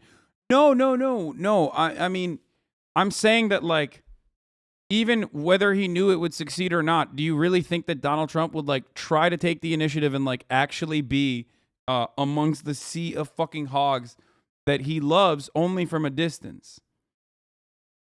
Like, we joked about this, but, like, without a mobility scooter, how the fuck was Trump going to get around? He's not going to walk that much. More of the crowd wasn't being allowed into the secure area. She said Trump demanded that the Secret Service remove the metal detectors because he wasn't the target. I overheard the president say something to the effect of, I don't effing care that they have weapons. He's still my president. I'm not from the United States. Me too, brother. I'm from the United States and he's still my president. They're not here to hurt me. Take the effing mags away. Let my people in. They can march to the Capitol from here. The president then telling the crowd he would march with them. We're going to walk down and I'll be there with you. Something the Secret Service and White House counsel Pat Cipollone insisted Trump could not do. Mr. Cipollone said something to the effect of, please make sure we don't go up to the Capitol, Cassidy. Keep in touch with me. We're going to get charged with every crime imaginable if we make that movement happen. But she says the president wouldn't hear it. When he finished speaking and got in the motorcade, she says Trump expected to join his supporters. But Hutchinson says lead Secret Service agent Robert Engel refused, saying it wasn't safe. Hutchinson says she saw Engel and Deputy Chief of Staff Tony Ornato shortly after they returned to the White House, describing Engel as looking discombobulated and lost. The president said something to the effect of, I'm the effing president, take me up to the Capitol now. To which Bobby responded, sir, we have to go back to the West Wing. The president reached up towards the front of the vehicle to grab at the steering wheel. Mr. Engel grabbed his arm. Bro, Reddit just sent me a bunch of fucking stickers. And I have no fuck. Reddit just sent me, okay, are you ready for this? A package. A bunch of stickers that say Reddit famous. 2 lighters, 2 Reddit branded lighters. A fishing hat that says Reddit famous. Not one, but 2 fishing hats that say Reddit famous. And a fucking, not one, but 2, I don't know what this is, but bags that say, it looks like blood bags that say talent. What the fuck is this, dude?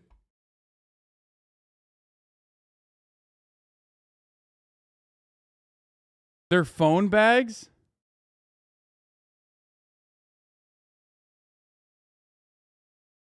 These are waterproof pouches? The most effective pussy repellent there is? I don't even know what is going on. Why did they do this?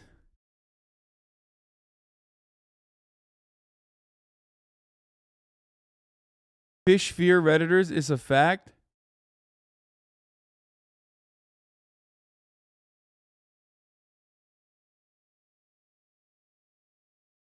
Thank you for the Reddit gold, kind stranger, is what I have to say. No note. No note at all. Just this. And also, these are gigantic stickers. Like, massive. Where the fuck would I use these? I mean, I hate when people send stickers. I will never use stickers. But, like, if I were to, where the fuck would I put this? How'd they get your address? From my manager.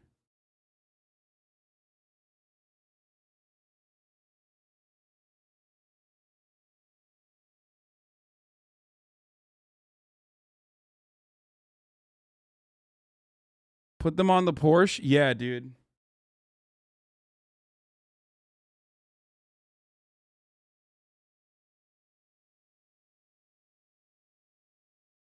Incredible.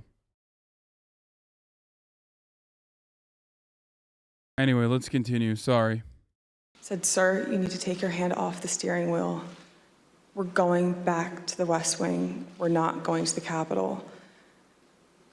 Mr. Trump then used his free hand to lunge towards Bobby Engel. And when Mr. Renato had recounted this story to me, he had motioned towards his clavicles. Hutchinson said it wasn't the first time the president exploded in rage, describing the ketchup she saw dripping down the wall after Trump learned his Attorney General Bill Barr had publicly rejected Trump's false claims of election fraud. The valet had articulated that the president was extreme. They're thanking you for all the drama you farm by just existing.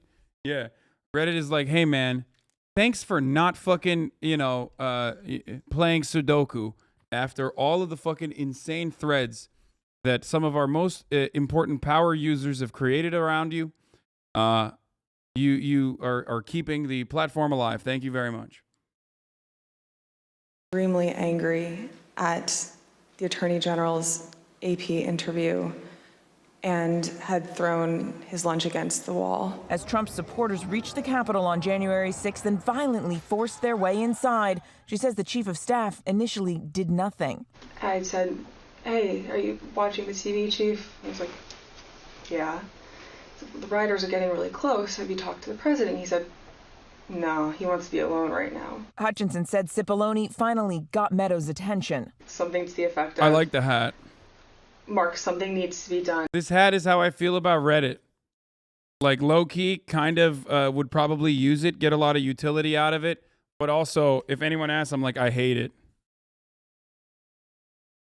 You know what I mean? If anybody asks, I'm like, I hate it. That's so whack. That's so lame. But also, like, I'm on it all the time. You know what I mean? Like, literally all day, every day.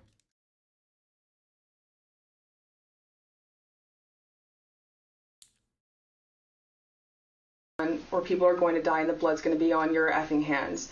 But she says the president was unmoved, even when told that his supporters were chanting to hang his own vice president, Mike Pence. Mark had responded something to the effect of, you heard him, Pat. He thinks Mike deserves it. He doesn't think they're doing anything wrong. Instead, Trump sent a tweet condemning Pence, writing he didn't have the courage to do what was necessary. It was unpatriotic. It was un-American. We were watching the Capitol building get defaced over a lie. Now, Hutchinson also added that in the days after the attack, Mark Meadows was among those seeking a presidential pardon related to January 6th. This morning, we are hearing from some members of Trump's inner circle who are disputing some other portions of Hutchinson's testimony, including one of Trump's former White House lawyers. Now, as for the former president himself, he responded in a flurry of online posts, also calling into question parts of this testimony. Michael, it is clear Donald Trump is paying close attention here. Absolutely, as expected. Thank you. There's more. Let's bring the Secret Service has now responded. But remember, folks, cops lie all the time. And the Secret Service, they're cops as well, okay? Just understand. Secret Service, also cops. Never forget. Want to make sure that you guys understand that. Okay? ACAB means Secret Service too. So I choose not to believe them, and instead I choose to believe the testimony of Hutchinson, specifically because it's way cooler, okay? It's way cooler to think that Donald Trump truly cares about the fucking swine enough that, like, he was going to charge the fucking Capitol with them.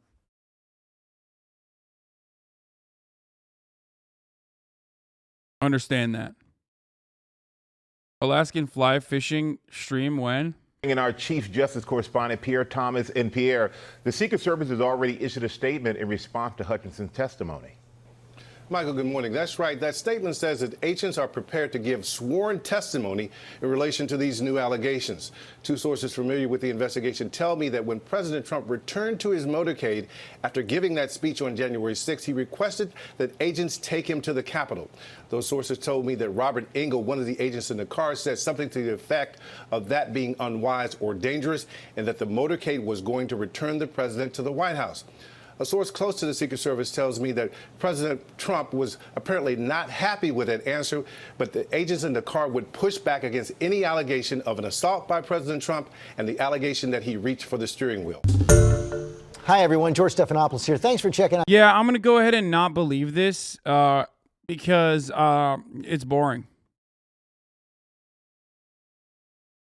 John Dickerson. I'm going to go ahead and not believe the Secret Service. Because it's whack. And the alternative is that Donald Trump did that, and it's cool. So there you go. That's my take on it. Do I believe it's real?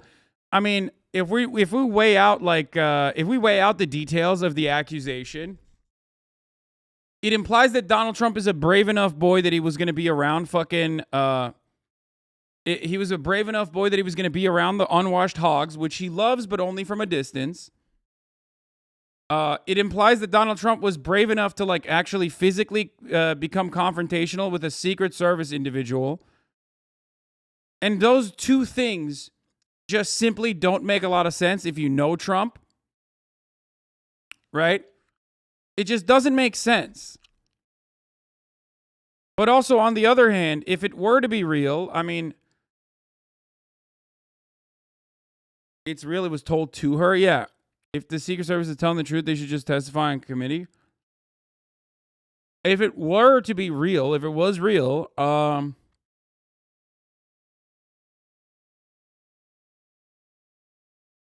if the testimony, why do I think the testimony is real? One, because I want to.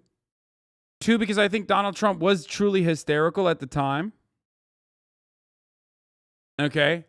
And, like, legitimately thought in the most foolish way possible that the Democrats could, like, actually criminally charge him once he was no longer president. So, like, he thought that his reelection, like, his freedom, his continued freedom hinged on him winning the reelection no matter what.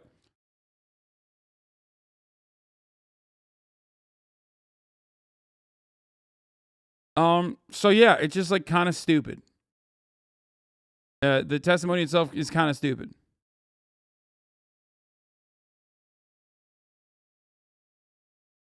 Don't they have, like, a bajillion cameras in those cars? Why don't we have footage? I don't think they have footage in the car.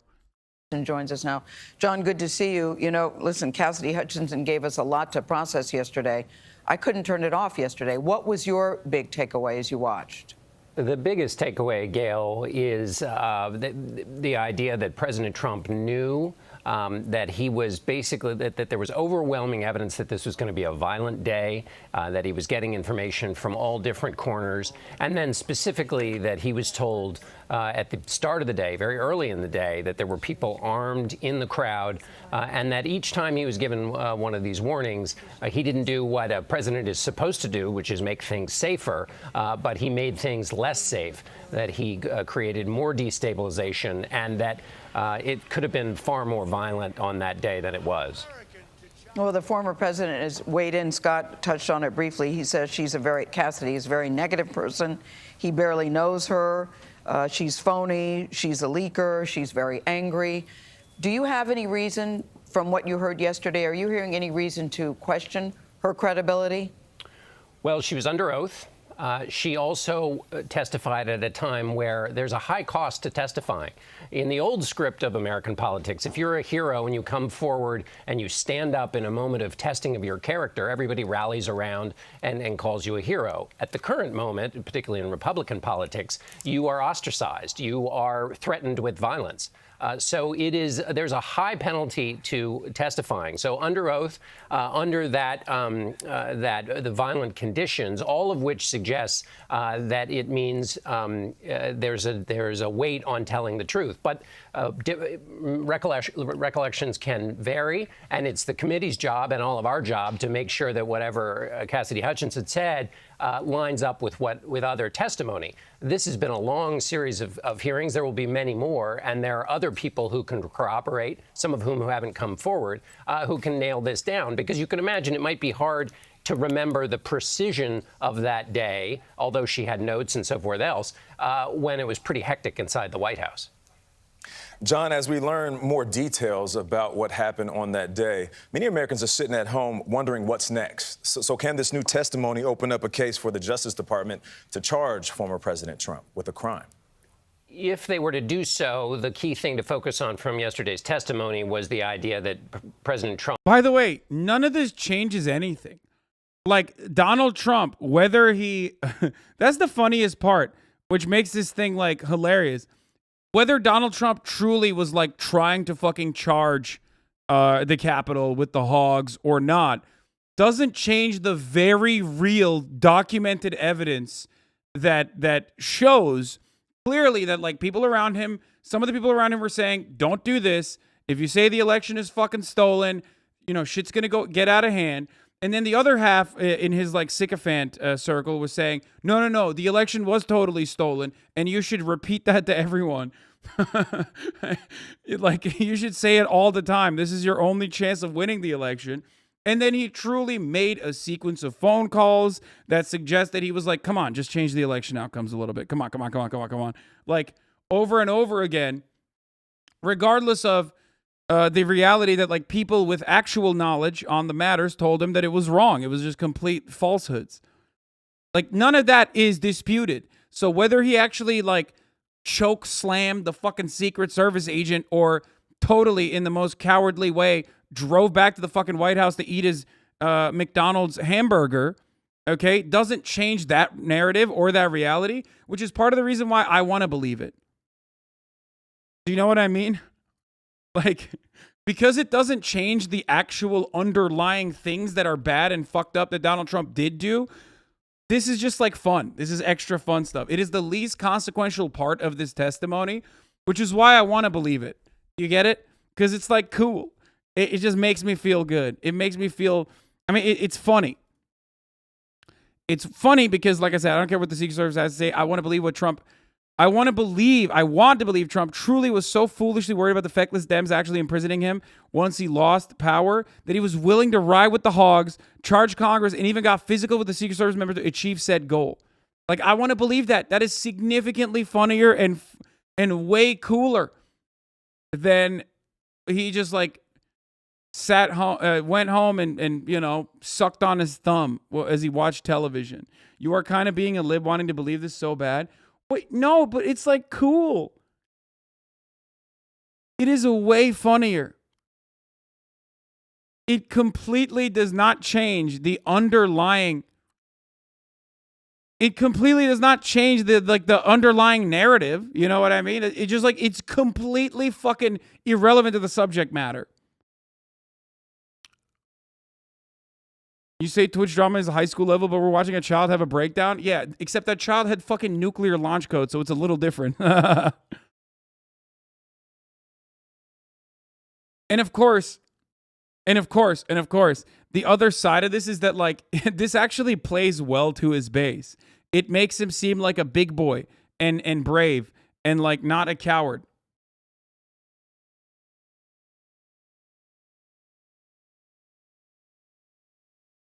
Trump knew that there were guns in the crowd. He knew that violence was more likely even than we had previously thought. And he pushed and pushed and pushed to whip up the mob and push to make it easier for the mob to do its work.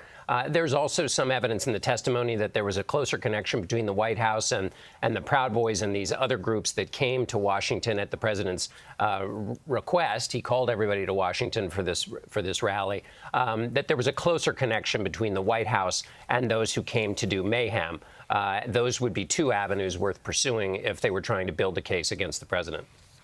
Yeah, I would imagine people are searching Cassidy Hutchinson's trash cans and digging up. What makes it great is look at that man while he's golfing and that ass ain't Russian shit. No, totally. No, yeah, this is all a part of that same fucking hilarious moment. Like, of course it's not like what was he going to do? Even if they drove him to the fucking Capitol, what was he going to do? Drive over the lawn? Like what? He was going to get out of the car and like actually charge Nancy Pelosi's fucking office? You know what I mean? No. He wasn't going to do that. What are you, crazy? He's disgusted by these fucking people. He's going to fist fight cops, dude? No. But it's pretty funny to think that, like, in his mind, he was like, I'm going to do it.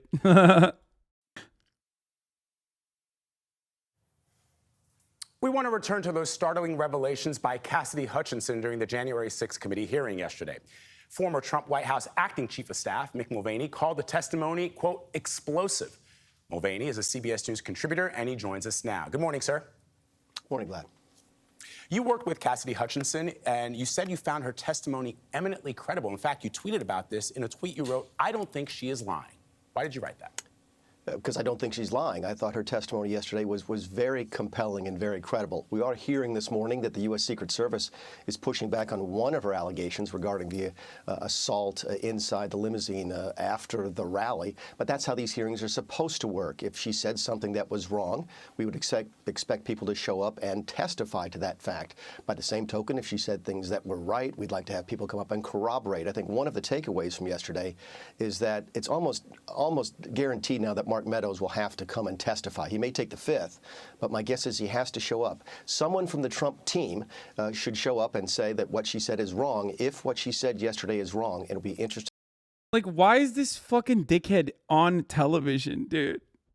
I hate this so much.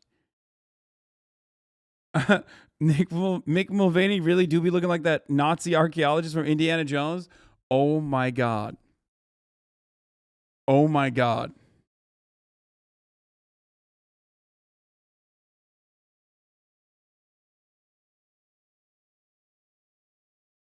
I have to look it up. Hold on. Indiana Jones.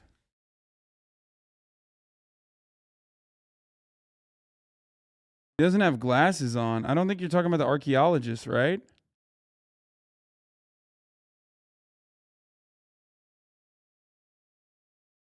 Which one is it from? I know the picture you're talking about, but I can't find it.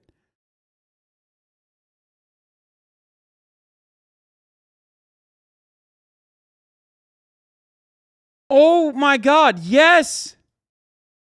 Oh my God. Oh my God. Bro, what the fuck? Bro, that's crazy. What the fuck? That's him. It's the same fucking dude.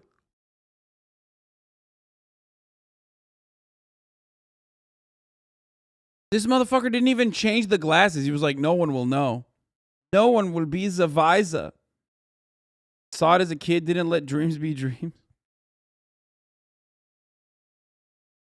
No one will know I'm the Nazi archaeologist from the Indiana Jones sequence, yes.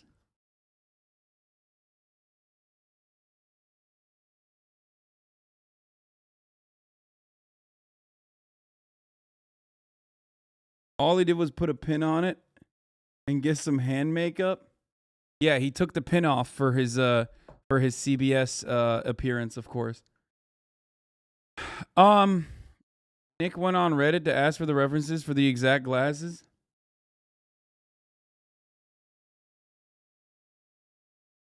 Interesting to see if that happens. So, sir, you've been watching these hearings. Of course, diehard Trump supporters are pushing back on Ms. Hutchinson. But do you think that these hearings are changing mainstream Republicans, perhaps Republicans like yourself, about their attitudes regarding the former president? Sure. It certainly changed my mind. Yesterday's testimony did. Shut up, bitch. You're a fucking CBS guy now. Like, you are... Dude, Trump is so right.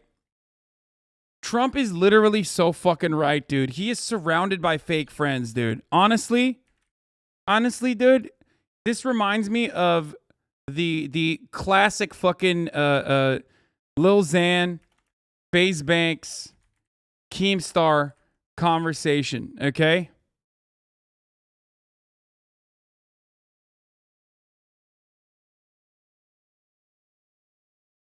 Where is it? Let me see if I can find that fucking clip. Come on. This Klaus shit is funny clip. You know. Mick Mulvaney himself was a diehard Trump supporter. He was literally chief of staff. Yeah, what the fuck is he talking about? Like, why did this... The fact that CBS hired this man is so psychotic to me.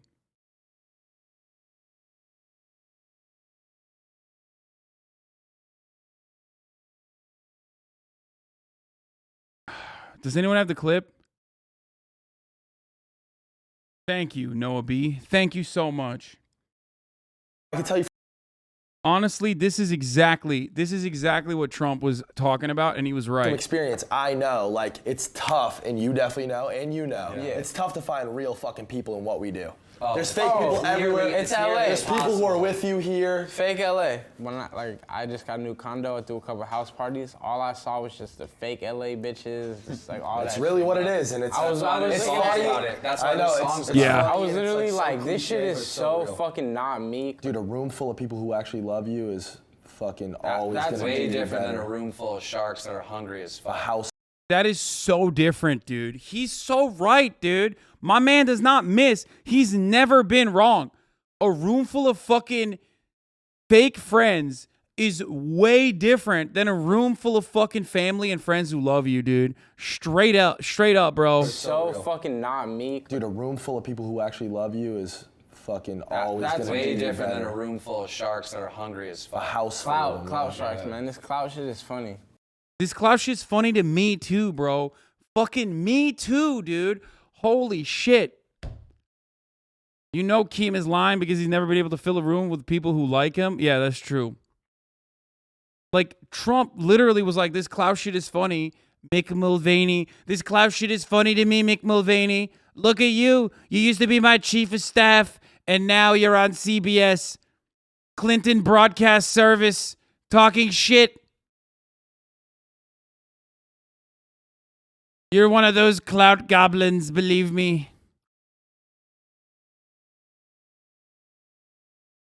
I can tell you from experience, Yes, I bought a condo in the White House, and all the fake LA bitches were there. It's LA. There's people who are with you here. Fake LA. When I was on top, you wanted to be with me, but now you're telling everyone you changed your mind. All I saw was just the fake LA bitches, just like all that. That's really what it is. Dude, I love Keemstar here, though. He gets so animated. Look at Adam 22. Fake LA bitches is like, yeah.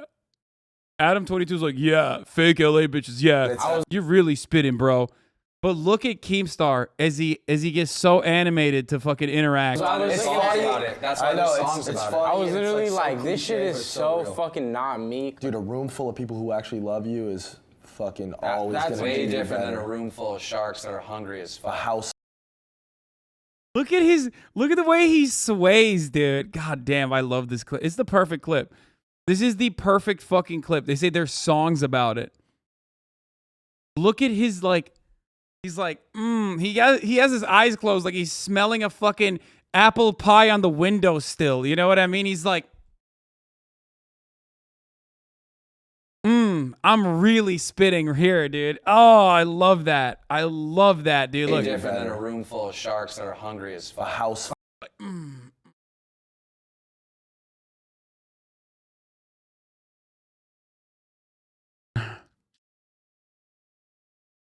It's so good. You think Keemstar has been the youngest person in the room in the last 10 years? And windowsill. Did I say still? Fuck you, okay? Fuck you, chatters. I've been defending the president against the charges of incitement to riot.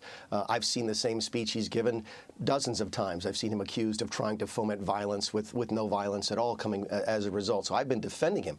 But after yesterday, when she testified that he knew that there were guns on property and that he still encouraged people to go down to the Capitol, that certainly changes my mind. Whether or not it's going to change the hardcore MAGA supporters on the right wing of the party, I don't know. That remains to be seen. My guess is it might not. But I do think a lot of people are looking at this entire hearing process and January 6th differently after yesterday's hearing. So if Donald Trump is the Republican nominee in the next presidential election, would you vote for him?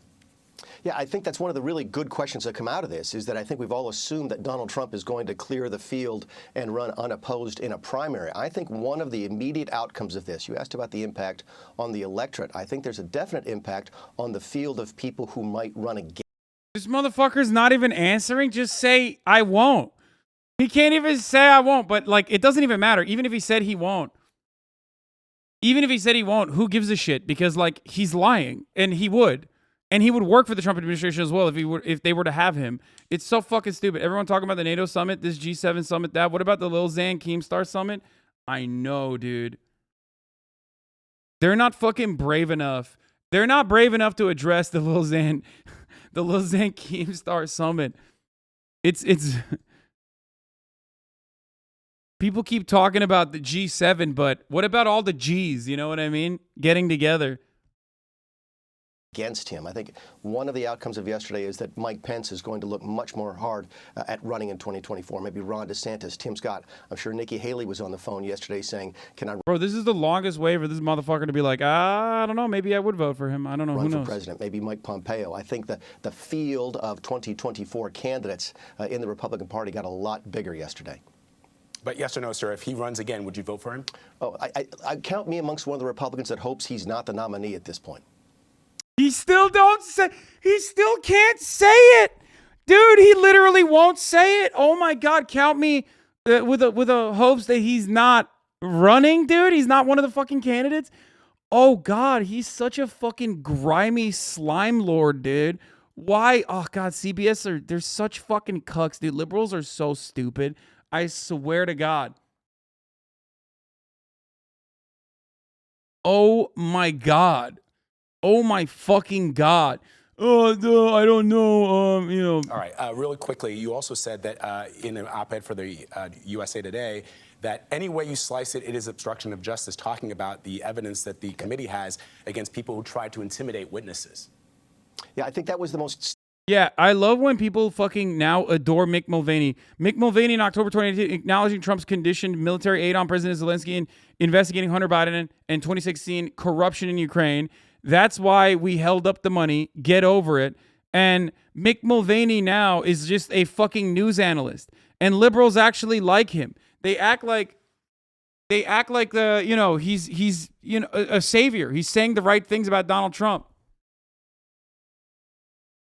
Talk about Finland, NATO, and Turkey, please. Really interested about your thoughts. And my mom is listening too. We're Finnish. You want a safari or something? Yeah. We do this all the time. Mick Mulvaney on extortion. It's just so fucking stupid. Liberals are so pathetic. They're so desperate for like anyone from the other side saying like the bare minimum. You know what I mean? Meanwhile, the bare minimum is avoiding the top of the hour ad breaks at the top of every hour, which is a 60-second ad break. And if you no longer want to see those ads, all you need to do is subscribe, which you can do for $5 or for free. There's still plenty more coverage coming. Okay. And we're going to move on from the Mick Mulvaney thing to AOC on Stephen Colbert, which got the fucking dumbass Republicans really riled up. Here's the 1 minute ad break. Now, though, if you don't want to be riled up by the ad break, like I said, you could get gifted a sub if you're a good old boy. If you're a good boy, okay? You might get lucky and get gifted a sub, but if not, make your own luck by connecting your Amazon Prime account to your Twitch account to get 1 free Prime subscription a month. Here's the 1 minute ad break now. Stunning part of the hearing that didn't get as much attention as I thought that it would. I think the reason that Liz Cheney held it towards the end was that she thinks it's very important. And if they have hard evidence of people within the Trump world reaching out to witnesses to point out that, oh, the president's watching, the president reads transcripts, as long as you do the right thing, you'll be in his good graces, implying that they won't be if they don't, that is problematic. It's problematic. Thank you, Ari Sakat, Ari Saka T99. For the 5 get the subs, and Ace41 for the 5 get the subs, allowing 10 people to no longer see the ads. Often in our history, especially in political history, it's not the crime, it's the cover-up that ultimately gets people in trouble. And if the commission has real evidence of that, that's a whole new matter that we just discovered for the first time yesterday. There's no whole new matter, motherfucker. Everyone's already made up their minds, dude. Everyone has already made up their minds. They have firmly held positions on the matter. Anyway, AOC actually went on the Stephen Colbert Late Show to talk to Stephen Colbert about what the Democrats can do, what the Democrats should do. And of course, conservatives are very, very upset about this. This morning, I actually started off my day by fucking my brain up by watching a little bit of Steven Crowder. Don't know why I did that. Probably big mistake. But Steven Crowder literally was a 65K Andy, by the way. He does like a 1 hour stream in the mornings. 65,000 concurrent viewers. Devastating.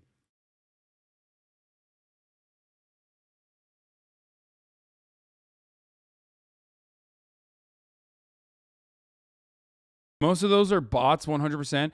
I think so too, because he actually has his comments turned off. So I do think it's bots. Republicans use it to the fullest extent of their power. Yo, isn't she deflecting the responsibility from the Democratic Party here? They had every chance to codify those rights in the law. The Supreme Court isn't exactly overreaching by taking back Roe v. Wade, which was their decision, right? I think that ultimately she's literally saying we need to fucking yell at Democratic representatives to do these sorts of things, and this is within the likelihood. This is within the confines of power that the Democratic Party has. So that's it.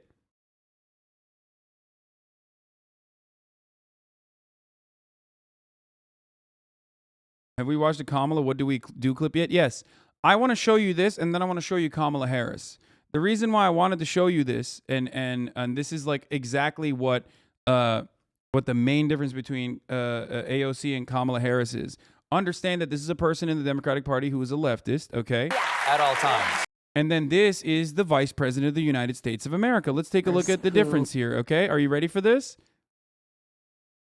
What do you say to Democratic voters who argue, wait a minute, we worked really hard to elect a Democratic president and vice president, Democratic-led House, a Democratic-led Senate. Do it now. But do what now? What now? I mean, listen, what we did, we extended the child tax credit for the first year. Well, I'm sorry, when I say do what, do it now. Yeah.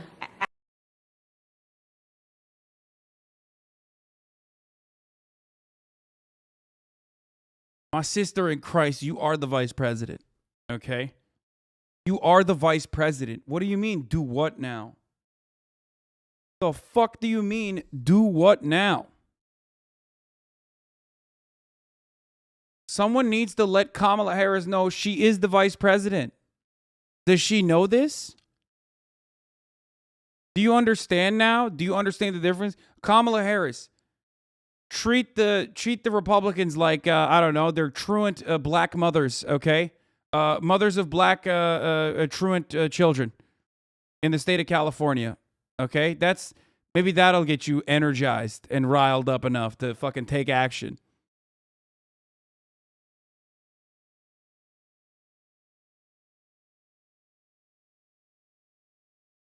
Do what now, bro? She said, do what now? What do you mean, do what now, dude? You are supposed to tell everyone else what to do. You're the fucking vice president, dumbass. What the fuck is this shit?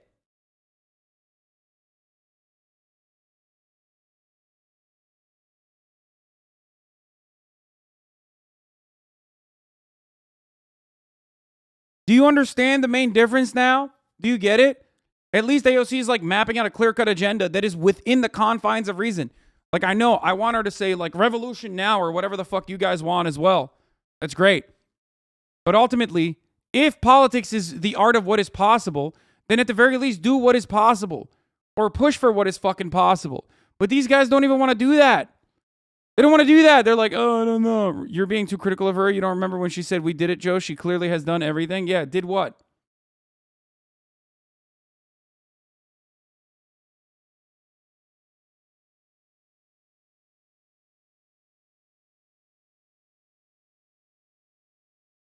Like, that's fucking crazy, dude. That is absolutely...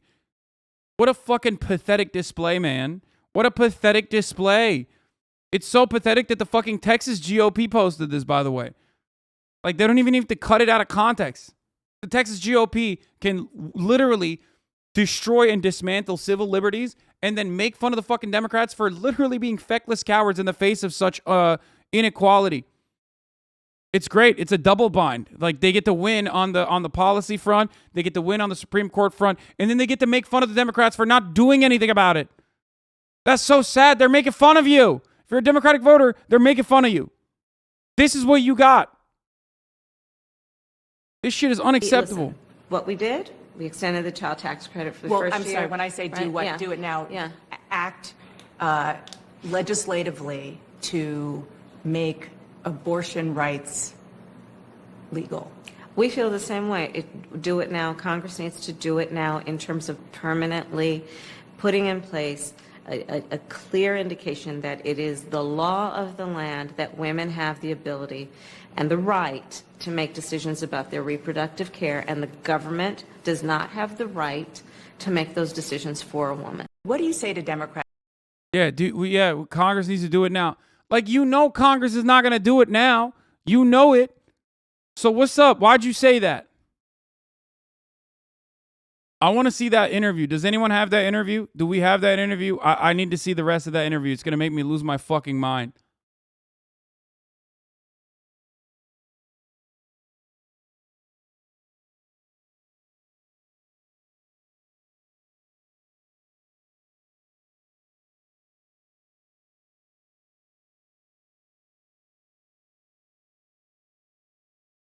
Vice President, thank you so much for having me here. Woman ever elected in U.S. Bro, this is awesome. This is awesome. Okay, here, look. Having me here. You were on a plane when the Supreme Court overturned Roe versus. I love this. I love this fucking photo. You want to know why I love this photo? It's like, bro, you just, this is the perfect example of, like, Democrats, okay? The perfect example of Democrats, like, the Supreme Court overturns Roe v. Wade, dismantling the rights, the civil liberties afforded to tens of millions of people in the United States of America by denying them medical care, like a specific medical procedure now, for no reason other than, like, pure reactionary Christian zealotry. And what do the Democrats do? Oh, we're watching it on TV just like you, man. Don't worry, baby. We're watching it on TV just like you are. We're just like you. She just like me for real, dude. She's just out there posting, saying someone needs to do something about it. That's awesome. Someone needs to do something about this. It's crazy. These Republicans have gotten out of control. I mean, what the fuck? I'm just as powerless as you. Mrs. Wade, as the highest ranking woman ever elected in U.S. history, what was going through your mind at that moment?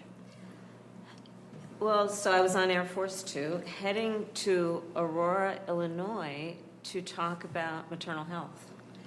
We were with Lauren Underwood, with the chair of Judiciary, Dick Durbin, Senate Judiciary. We were headed there to unveil a plan based on the work we've been doing to ensure that. Is it the White House social strategy to tweet, damn, that's crazy every 16 hours? Yeah. I know there are women out there who are afraid. To those of you who feel alone and scared, I want you to know the president and I are fighting for you and your rights. We're in this fight together. No, you're not. You're watching it from a fucking private jet. Okay? You're watching it on TV just like we are, but you're supposed to have some fucking thing to do. You have to have a solution. You're a fucking leader. What good are you? This is the exact same as like all those fucking memes that I post of like me looking sexy being like, damn, just found out what a woman is. Like fucking can't believe that like people want to harm them. That sort of attitude. It's crazy. Fuck, man. Yo, abortion rights are being taken away. That's crazy. Don't do that. Ladies, hit my line. And the ladies hit my line part of this is just her being like, just vote for me. Like, bro, you're already the VP. What do you mean? Vote harder for you? Like, how are we going to vote for you more?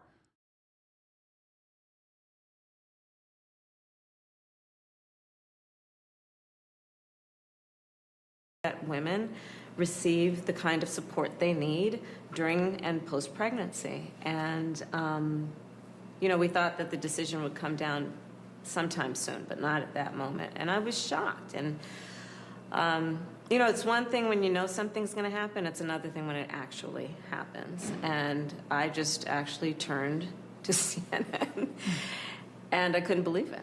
I couldn't believe it because they actually did it. And here's what they did. The court actually took a constitutional right that has been recognized for half a century and took it from the women of America. That's shocking when you think about it, in terms of what that means, in terms of democratic principles, in terms of the ideals upon which we were founded about liberty, about freedom. You know, I thought about it as, you know, a parent. We have 2 children who are in their 20s, a son and a daughter. I thought about it as a godparent of teenagers. I thought of it as an aunt of preschool children. And a woman yourself. And a woman myself. And the daughter of a woman. And a granddaughter of a woman. And, you know, my husband and I are actually talking about it. We have a 23-year-old, and my mother-in-law's in her 80s. Our daughter will not know the rights for the amount of time that my mother-in-law knew these rights, which is the right that should be well settled, that a woman should have to make decisions about her own body. And when we think about it, everyone has something at risk on this. First of all, if you are a parent of sons, do think about what this means for the life of your son. I think it's also pretty funny that she is just so incredibly uncharismatic. Like, she is literally a charisma black hole. I don't know what happens to women in the Democratic Party, and men too, obviously. But it's just Democratic Party politicians in general, actually, not just women, but like, fuck me, dude. At least Marjorie Taylor Greene and like Lauren Boebert are like psychopaths, but they keep you guessing. They keep you interested. Meanwhile, she's just so awful.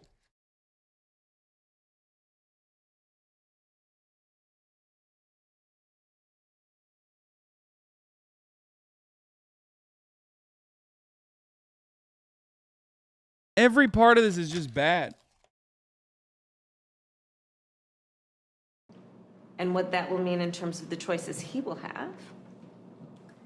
Do think about it in the context of the fact that they wrote this decision, including concurring opinions, that suggest that other rights, such as the freedom to make decisions about when you were going to start a family, the freedom and the right to make decisions about contraception, IUDs, what this is going to mean in terms of in vitro fertilization. Well, let me ask you about that, because Justice Thomas, this is what you're referring to, did write a concurring opinion saying the court should reconsider other cases of precedent that protect same-sex marriage, contraception, intimacy, and more. Do you think that the Supreme Court is on a path to reverse those as well? I definitely believe this is not over.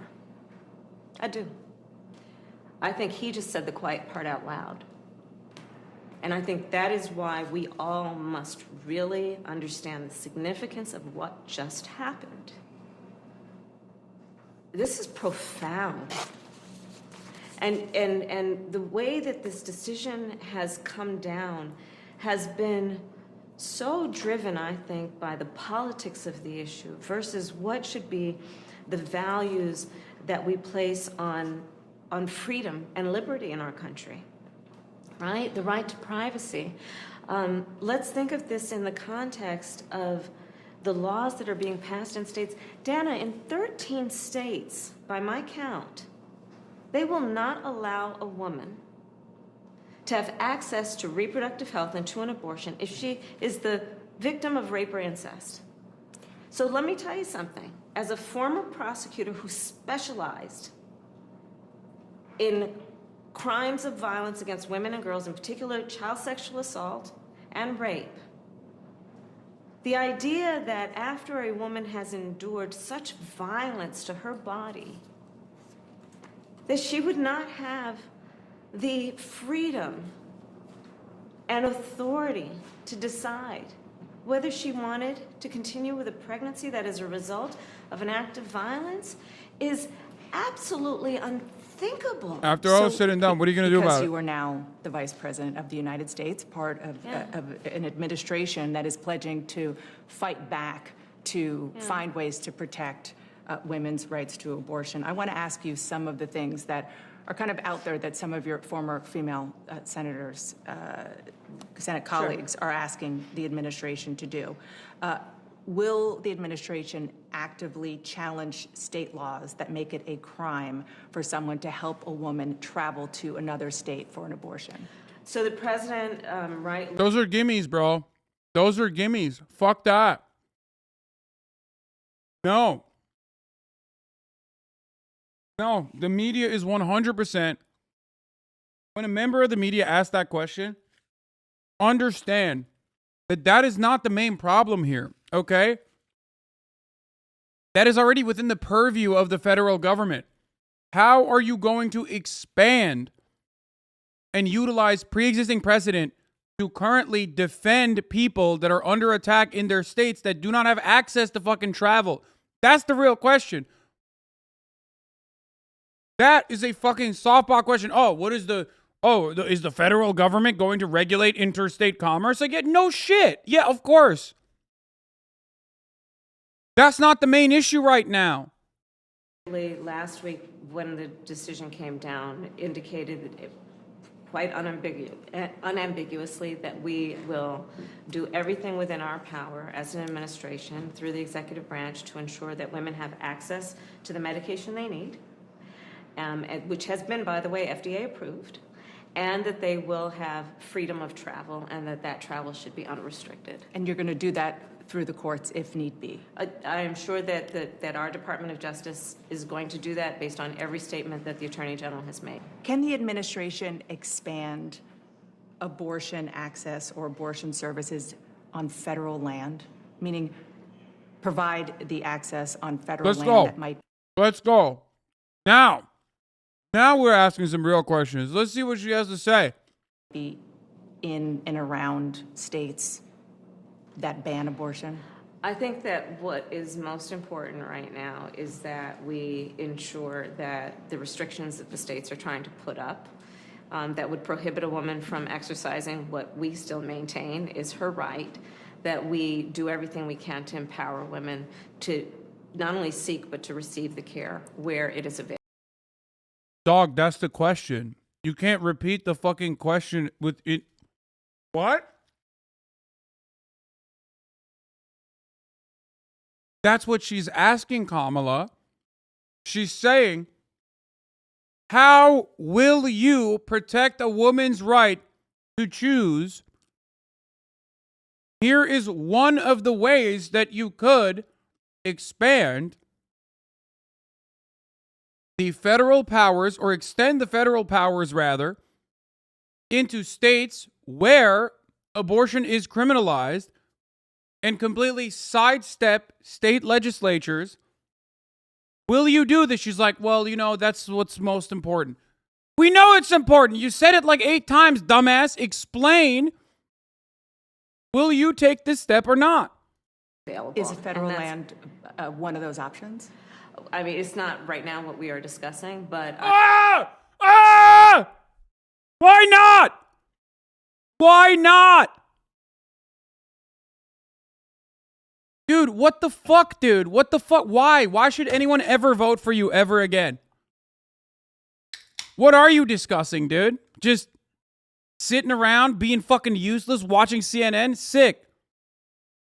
I will say that when I think about what is happening in terms of the states, we have to also recognize, Dana, that we are 130 odd days away from an election, which is going to... Fuck you, dude. I hope you fucking lose. I hope every fucking Democrat loses their seats, dude. Holy shit.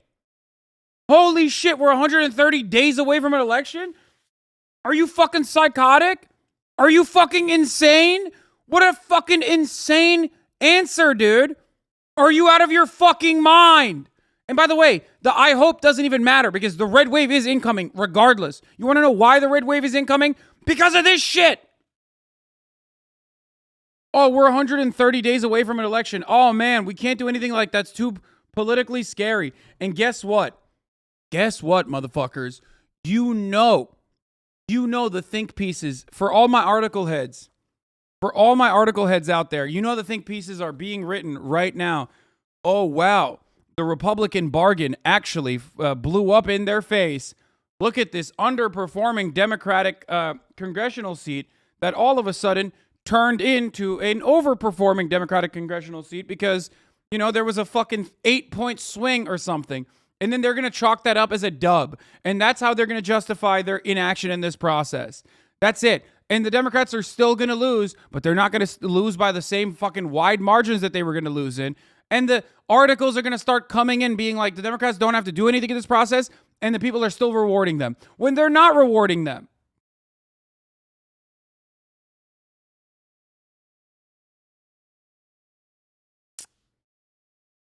Holy fuck. Where's Libstini? I know he says something. It wouldn't matter. Anyway, the courts just allowed the states to have concurrent jurisdiction on land under federal control. It's all pointless. She's useless. Concurrent jurisdiction on land under federal control.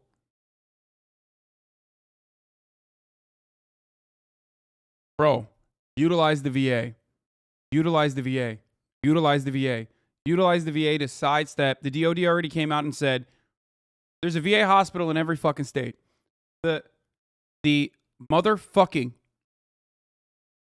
Department of Defense came out and said, we're going to keep giving people abortions in our facilities. That's number one. Number two, you're misunderstanding, or rather misrepresenting the federal jurisdiction over native territory, I think. That's what you're talking about, right? If I'm not mistaken. Faustini, you are currently talking about the federal jurisdiction over native territory. So that's actually more federal regulation, more federal control over lands that do not belong to the American government. So you're wrong. The U.S. Supreme Court has expanded state power over Native American tribes. They'll just extend it. Oh, so they didn't do that. So you're saying they should, or they could. Doesn't matter. Let them do it then. Let them do it. What are they going to do, dude? What the fuck are they going to do? There needs to be a point where, or just skip all that and send troops into the red states. Yeah, but like you should. Yes.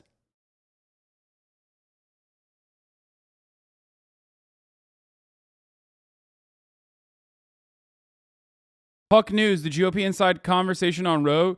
Even Julia Ioff has been talking to the Republican operatives, and they're literally fucking shocked how little Democratic Party is doing to fight back.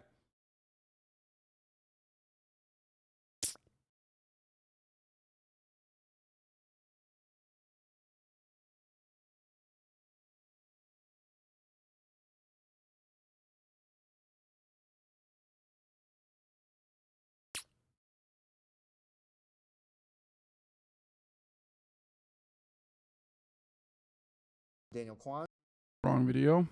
Include Senate races, right? Part of the issue here is that the court has acted, now Congress needs to act. But if you count the votes, don't appear to have the votes in the Senate. Well, there's an election happening in 130 odd days. I'm taking, for example, thinking of a Senate race in Georgia or North Carolina. There's the Senate race coming up just in a couple weeks in Colorado. And we need to change the balance and have pro-choice legislators who have the power to make decisions about whether this constitutional right will be in law, right? We say codified, put it in law so that there will be no ambiguity about it. And I want to ask you about that in 1 second. Okay. Just a couple of more questions, because what I'm hearing, and you probably are too, is what can this Democratic administration do right now with any executive power that the president has? Can the administration actually increase access? She's outright saying that she doesn't want to do anything about abortion because she needs the Roe v. Wade to campaign. I mean, the charitable understanding of that is saying we just don't have any power. Without a filibuster-proof majority, we don't have any power. And no, we will not expand on federal powers or federal controls in an effort to protect a woman's right to choose at this very moment, because there's an election coming up. Even in the most charitable perspective, she's just throwing her hands up in the air and saying, there's nothing I can do. Notice how the conversation has changed since Build Back Better. Bill got fucked. Never once did they say vote harder. Yeah.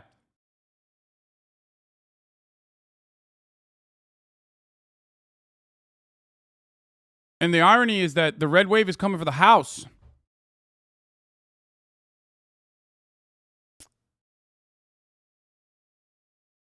So let's see.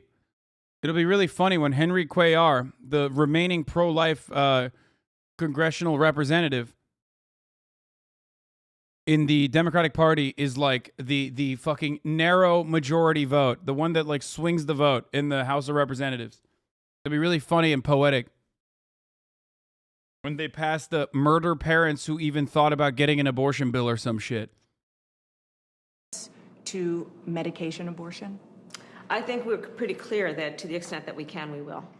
There's no question about that, because again, it is FDA approved, and if it is prescribed, that a woman should be able to have access to it unfettered. And what about the idea of financial resources? Some form of voucher for travel, child care services, other forms of support for people, for women seeking abortions in states where it's not legal, but they just don't have the means to go elsewhere. I think you're asking a very important point, making a very important point, which is what are the details that are going to go into ensuring that women have the ability to actually travel without impairment. And we know that on this issue, women who have access to resources will probably be far less impacted by this decision than women who don't have resources. So this is something that we are looking at, because we know, for example, in terms of how this is going to actually impact real people, over half of women who receive abortions in America are moms. That means that if they're going to have to travel, they've got to find daycare and pay for it. It means that they... Bro, how are you circling back on this? You had years, but at the very least, you had 2 fucking months to come up with tangible policies. You had 2 months to come up with tangible motherfucking policy solutions to this problem. It's not like this came out of nowhere, man. They leaked this shit.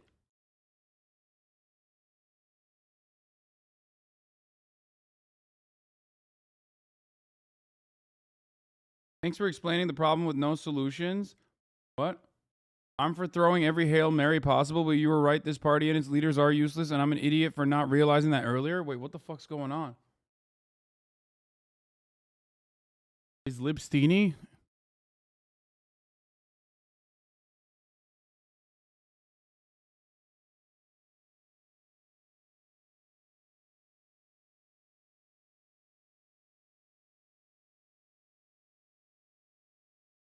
What the fuck?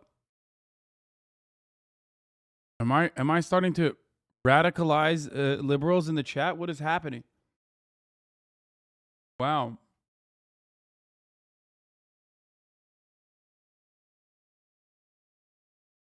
She's just doing political commentary, Lamau. Bro, it is fucking insane. It was fucking leaked. How did they fuck this up? They had cheat codes. Exactly. Exactly. There's a reason why even the Republicans are like, damn, y'all are that bad? Like, y'all are this fucking bitch made, dude?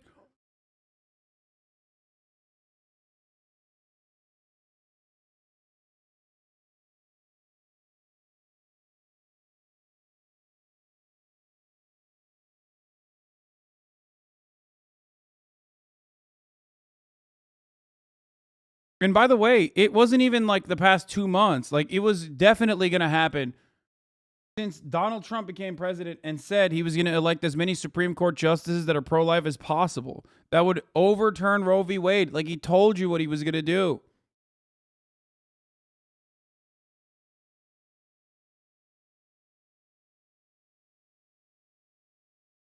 They will, if they are working, which... They had a month or two between the leak and it happening. Could they have codified it in that time? No, brother. I'm not even saying they could have codified it in the past 2 months. I'm saying they could have at least come up with a solution, dude. Like a patchwork solution for mothers that are not going to, like the overwhelming amount of people who are seeking abortions that are moms, for example. Like, there is no solution for that at the moment. Hearing this 2 months after they knew what was going to happen, hearing them be like, oh, we'll circle back on that is fucking crazy. Why are Democrats letting Republicans steamroll them for too long? The GOP has busted norms with no consequences. It's what, game theory?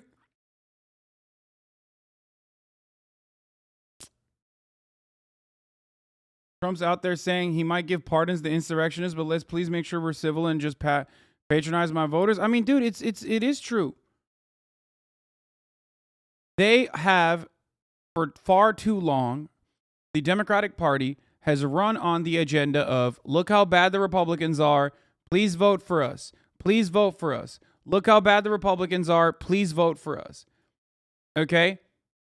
And they've gotten away with it for this long. They've gotten away with it because they don't give a shit, because the Republicans were slowly but surely building power outside of Congress, within the state legislatures, with incredibly gerrymandered districts that allow them the overwhelming supermajority. You've literally said this shit 2 years ago. It never changes. I know. They've allowed Republicans to completely sidestep Congress. They've court-packed. I mean, they've allowed Democrats to, Democrats have allowed Republicans to sidestep the congressional authority and power and bring it back to the state legislatures, because every time some decision has to be brought up into the courts, they've already packed the fucking courts with Republican justices all the way up to the Supreme Court. They will always win. The states' right argument will always win over anything else when you have the Supreme Court on your side. And the Democrats have allowed that to happen.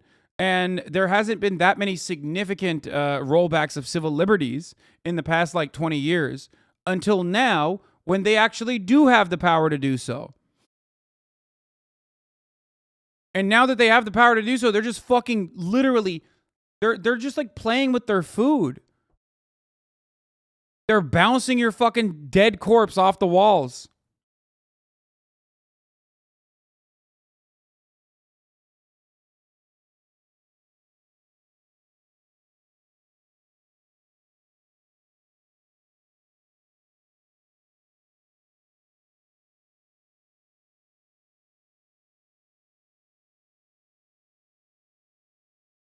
Even if Roe had been codified, couldn't the Supreme Court just rule that shit unconstitutional or something? Is there a permanent solution? Is it just short of abolishing the Supreme Court entirely?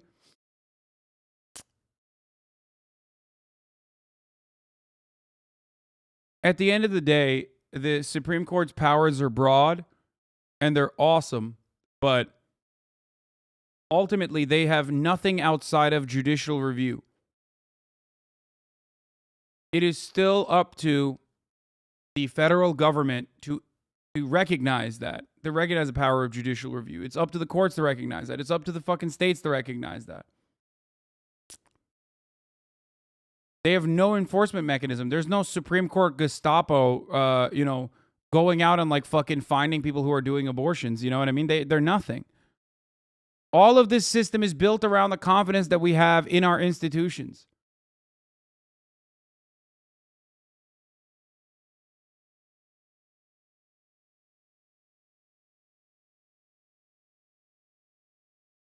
They don't even need to try to get creative, try some executive orders, modify the filibuster, do anything, but nope, Dems would rather sit on their hands. Exactly.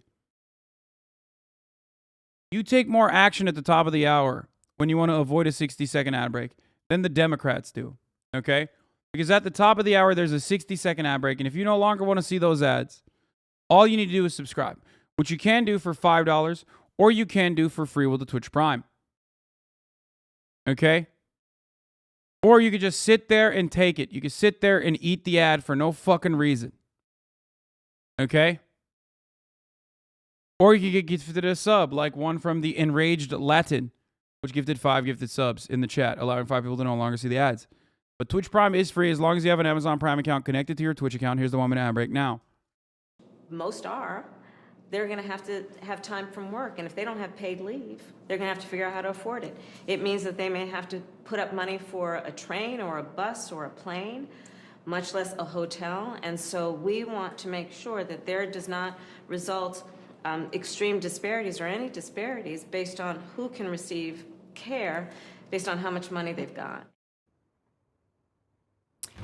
And you heard her talk about the election coming up in 2022. And Pamela, I asked her what I'm hearing from a lot of Democrats, I'm sure you are as well, which is, wait a minute, we elected the Democrats for the executive branch, the president, the House, the Senate. Well, even CNN's ripping into her. They're all in charge.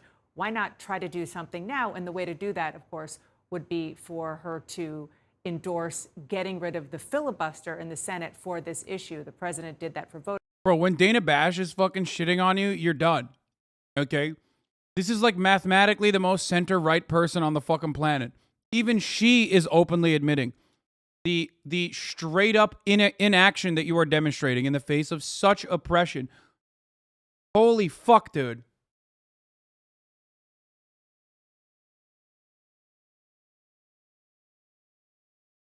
Voting rights, nothing else. She wouldn't go there on that. Particularly I thought was interesting because she is the president of the Senate. She said just the votes aren't there, so I'm not going there. One other thing, and we can tease this for later. I asked about her predecessor, the former Vice President Mike Pence, and about January 6th, and she said that she commends him for the job that he did that day. I want a video game myself. I want a fucking video game myself, dude. She commended Mike Pence? Are you fucking insane? She commended Mike Pence? Mike Pence called for a national abortion ban yesterday. Mike Pence called for in the immediate aftermath of the Roe v. Wade decision, he said, great.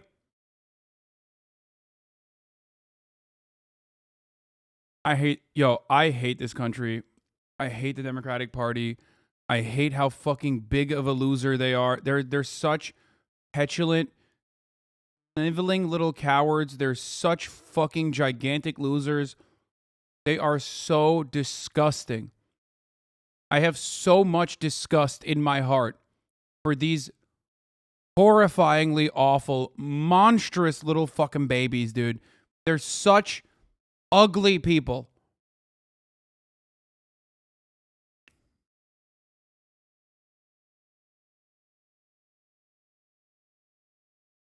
The former vice president and other prominent Republicans are not only praising the end of Roe v. Wade, but signaling bigger plans to strip women of their rights.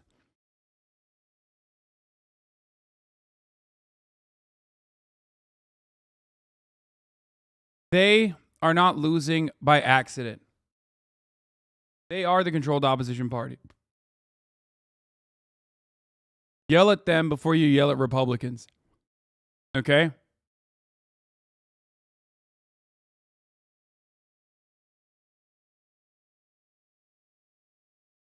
Yell at them before you yell at Republicans. They're the ones you are supposed to be able to reason with.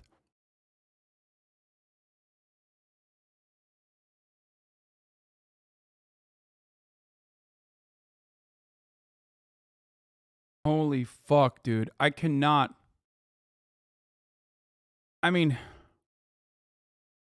do you understand the difference? Do you now understand the difference between the center right part of the Democratic Party and like the center left, or at least leftist party? Do you get it now? I would rather say yelling at them is more effective than yelling at Republicans. Yes.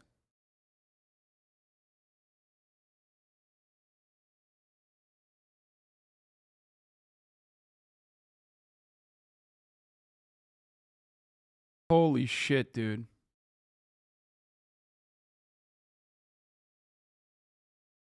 Worse is like there's no third party option. Michael Knowles. I've got really bad. Michael Knowles on Pokimane's abortion comments. Shut the fuck up. Are you serious? Are you fucking serious? That's a right that they have not had since. This motherfucker has COVID, by the way. I can tell from his voice. 1973. But on the flip side of that, Pokimane might leave the country. Yes, the Roe versus Wade news is absolutely terrible. I tweeted about it, I RT'd a couple things, I faved a couple things. It's just tough because what more can we even say at this point? We've said it all. It's depressing. I booked a ticket back to Canada. Like, Anna? No, Pokimane. Pokimane, you're going back to Canada? No, how can you? First question, just before we move on. Who is Pokimane? I don't know. I saw this headline come up. I had not heard of Pokimane. I had heard of Pokemon, the Japanese cartoon, but I had not heard of Pokimane. She is a Twitch streamer. And not only is she a Twitch streamer. Remember when another Twitch streamer blew Michael Knowles' little back out on a fucking Fox broadcast?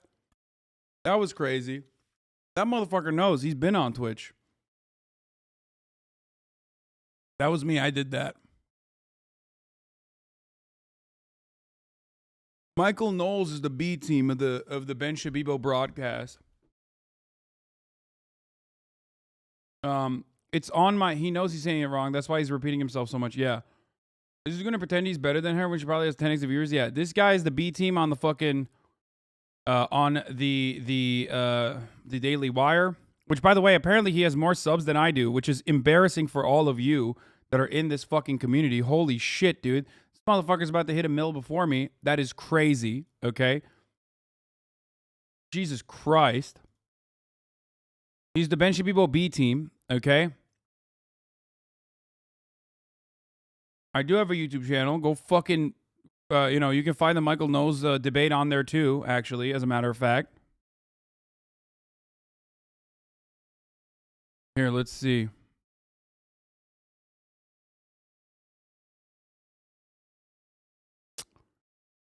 Wait, maybe it's not here. Oh, fuck. Maybe we didn't upload that. Anyway. But ultimately, other than the fact that I just found out that Michael Knowles has more fucking subs than I do, which is sad. He's still an irrelevant fucking dickhead. Let's take a look at what he has to say. She is not American. She is, from my very modest Googling, she is Moroccan and Canadian.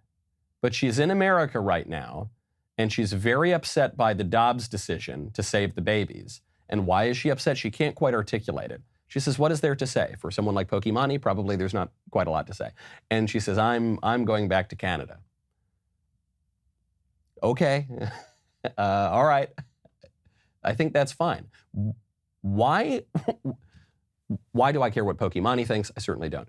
Even further, why should I care what a Moroccan Canadian thinks about my laws? Why should I care about that? And why should I care that this... You know what's really funny? This fucking dickhead literally has a podcast with Ted Cruz, who is also Canadian. Born in Canada, motherfucker. Okay? Sorry. Just like Pokimane, or what you call Pokimane, Ted Cruz, also born in Canada, and you fucking have a podcast with him. So shut the fuck up. You clearly do care about what Canadian dumbasses have to say. So why not listen to a Canadian woman for once, okay? Who isn't a fucking dumbass. Oh, dude, I don't even care about what she has to say. That's why I'm covering it, dude. Yeah. Edward Rafael Cruz is a Cuban man born in Canada. Why the fuck do you care about what he has to say, huh? What's up? Oh, all of a sudden, dude, when it's fucking... Dude, what is happening? Let me just finish this, okay? Miz is calling. I got it. I can't talk to him right now, dude. Let me fucking cover this, okay? I'll call him after. God damn, Miss Kids. Calm the fuck down, bro. I'll call him after. I promise, okay?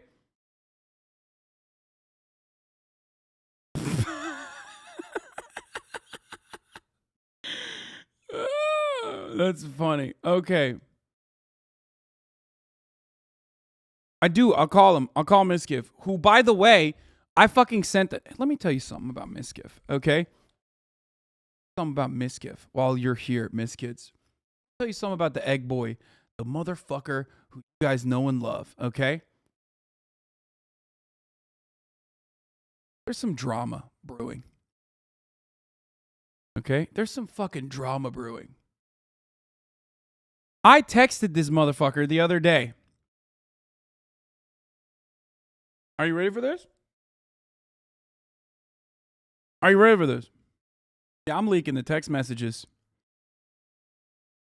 I texted him on Monday, June 20th, 10:26 a.m. Okay? 10:26 a.m. On a beautiful Monday morning, I said, dude, I'm actually really into the hair. Speaking about his new mullet that he had. That's what I fucking said.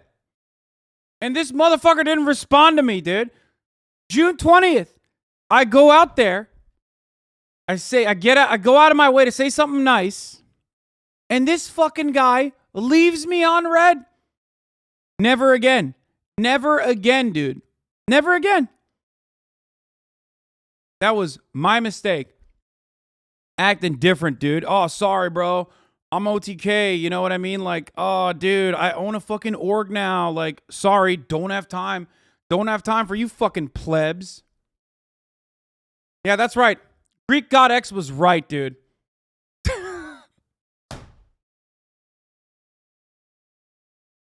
About vaccines, of course.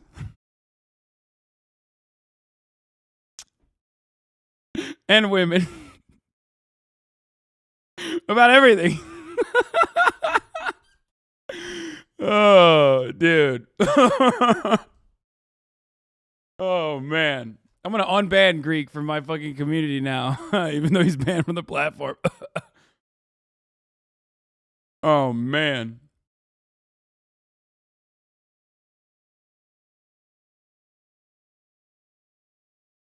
Did he make any comments on women, though? Yeah, what isn't that what he got banned? I don't fucking know. I don't really watch.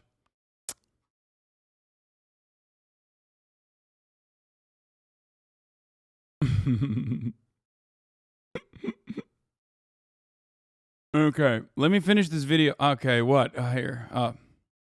What's up, dude? What's up? Answer for your crimes right now, dude. Go ahead. Okay, listen. I am sorry for I've sinned. Only say the words and I shall be healed. I'm very sorry. Hold on. There's my real mic. What the fuck was that microphone, bro? I know. Hold on. I'm sorry that I didn't answer your phone. Hasan, I don't read my phone. I'm one of those kind of guys that just throws my phone. I don't even know where it is. Discord, baby. I'll answer you on Discord. Uh-huh. Uh-huh. I swear. But let's talk business. Are you coming to Saudi Arabia with me? Absolutely not.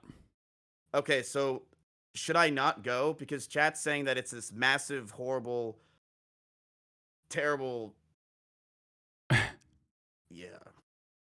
It is. Your chat is correct. Is it actually that bad? Like, if I Yes, like Saudi straight up blood Arabia, money? the Kingdom of Saudi Arabia, is currently engaging in. Here, I got you. You go full. You watch me, and I'll go full cam. Wait, why? Why are you doing? Oh, you want to? You're gonna? Okay. I'll take the sacrifice. Okay. Watch the chat for me. The Kingdom of Saudi Arabia is currently engaging in a genocide in Yemen. They've been bombing Yemen endlessly. There is a artificially man-made famine happening in Yemen as a consequence of the Kingdom of Saudi Arabia's actions in Yemen. Wait. What does that mean? What is a man-made? Is it like the cold? Like, what the hell does that mean?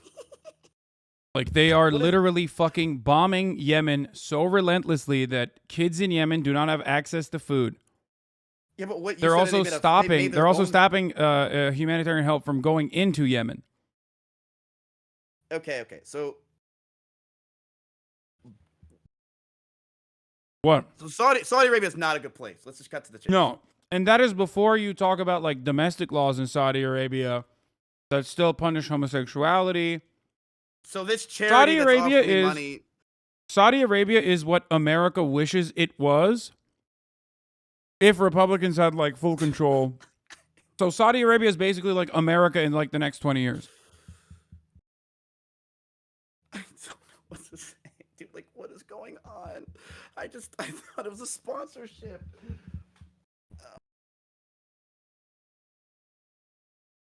I guess I'm not going.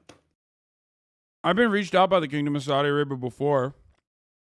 They've offered like the tourism board offered me a sponsorship through my manager like many years ago when I was a How young is there tourist. still beheading and shit? And why doesn't like I was about to say OTK? Jesus, why doesn't like the I just said Austin? Why does Jesus fuck? Why doesn't the United States military get involved? Because they have oil, baby. Look at the price at the pump. Saudi Arabia is one of the most important countries in terms of oil production.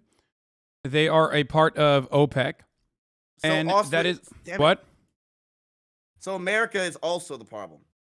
Yeah, of course, America is always the problem. America is part of the reason. America and the British government were part of the reason why Saudi Arabia is as reactionary as it is. They greatly boosted.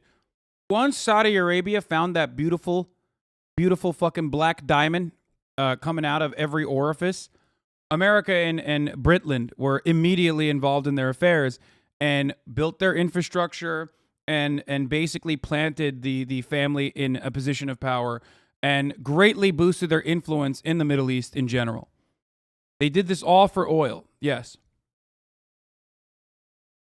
And then so this charity is the Saudi Arabian government. I would assume, yeah. I mean, it probably is. There's no, yeah. They do a lot of PR. They do a lot of PR to greatly whitewash their crimes, both their domestic crimes against like their own citizens. They also will like sometimes execute Shia Saudis overseas. That's another thing. They famously also killed Jamal Khashoggi, who was an American Saudi Washington Post journalist. They chopped him up in a fucking embassy in Istanbul. Donald Trump famously said, when? "Oh, it's so." This was under Trump administration a couple years back. Oh, they did 9/11. What? Before I forget, of course. If I'm going to go through their greatest hits, I would say 9/11 is up there. They famously threatened the Canadian government. Okay, wait. I thought that was Osama bin Laden. Wasn't he in Iraq? What country do you think Osama bin Laden hails from originally? I thought Iraq. No. Iraq had nothing to do with 9/11. That wasn't even a lie that the American government told. The American government at least told a lie that like Afghanistan was involved in 9/11, which they weren't. But Iraq had nothing to do with 9/11. We just wanted to invade Iraq for oil and control over their natural resources. We lied and said there were weapons of mass destruction in Iraq. That was a different lie that the American government told. The Saudi kingdom, there are family members of the Saudi kingdom that played a role in funding the 9/11 attackers. So what you're trying to say is I can't go to this fucking tour. I mean, look, do you? You know? No. Do you? But I would not do it. I wanted to meet Tifa. But yeah, for the record, this is what the Saudi government does regularly. They still do slavery as well, but so does America, if we're being fair. So, I mean, there is that. America does a lot of the shit that Saudi Arabia does too. But ultimately, get out of here too. What? We should just go to Canada. What do you mean? What? What did you say? Well, if America's just as bad, and America's bad, if Saudi Arabia's bad, then we should just go to Canada. Well, wait till you find out what the similar crimes that Canada has also engaged in, whether it be the residential schools or whether it be the wholesale genocide of the indigenous population, okay, so or why don't we even just go, like, Mr. even Beast uniting Island and live alongside the United States of America under the similar shared interests that they have with respect to oil production, and allowing Saudi Arabia to continue doing all this stuff. One time, though, famously, the Canadian government, because they sometimes want to come across like more progressive, right?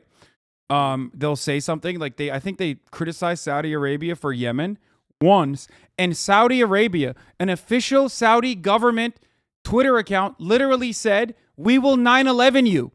Watch your fucking mouth. That's real." Here, I'll show you. You have to show that. The Saudi government's like tourism board account literally fucking said. I'm a monster. I'm sorry. I'm sorry to everyone. My head hurts. I'm sorry. I'm sorry. Show me this tweet. A Saudi nonprofit deletes Twitter image depicting Air Canada plane flying towards the CN Tower. Here, I'll send you the image link right now. Hold on. And I'll show it on my stream as well. This was what the Kingdom of Saudi Arabia's like a nonprofit account linked to the Kingdom of Saudi Arabia said, "He who interferes with what doesn't concern him finds what doesn't please him, sticking one's nose where it doesn't belong." And this is an Air Canada plane heading towards the CN Tower.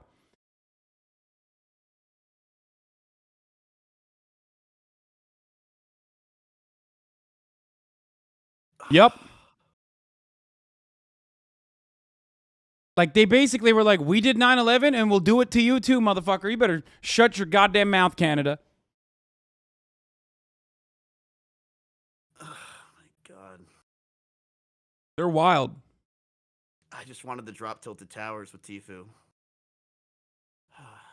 Oh, you wanted to drop towers in Saudi Arabia? That's what they know how to do that real well. That's not time for the jokes, okay, please. Oh, I'm sorry. Was that too far? It was way too far. It was way too far. I just showed you the fucking government that literally was like, "Yeah, we did 9/11 and we'll do it again, motherfucker." And you're like, "Oh man, you're too far with your joke." All right. I've made my decision.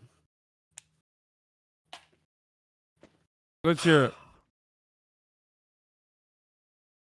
Just out of curiosity, if I were to go, what would you think of me? I mean, I would think of you as I think of you already, that you don't give a fuck about certain things, and that you are you're gonna do whatever floats your boat and lines your pockets. Well, or buys the boat, really. Yeah. Listen, chat. I'm a very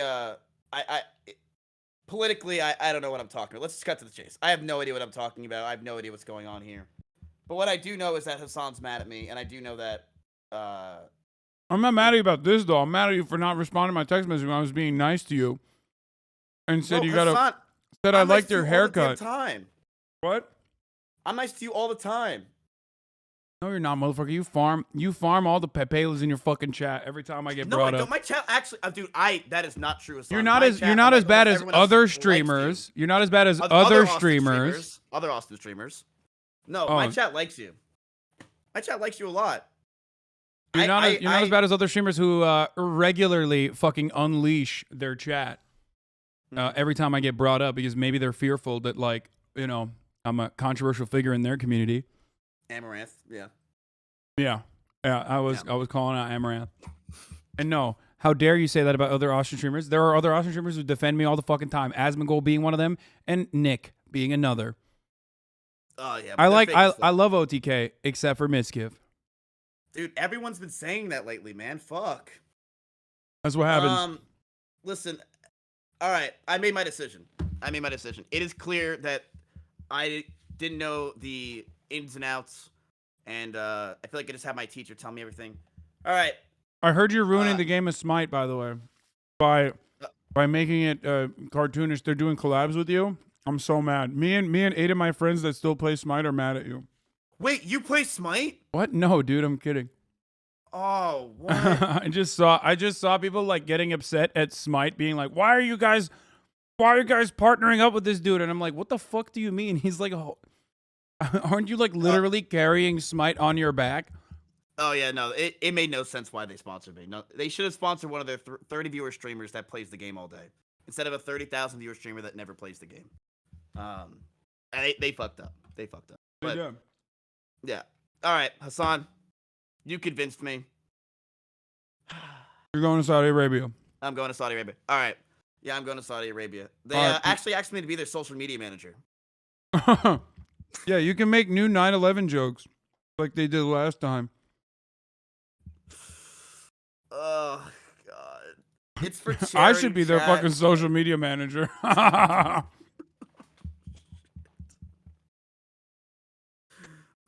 It's just like I just woke up, bro. It's gonna do what you laugh, you lose, and look at kids falling.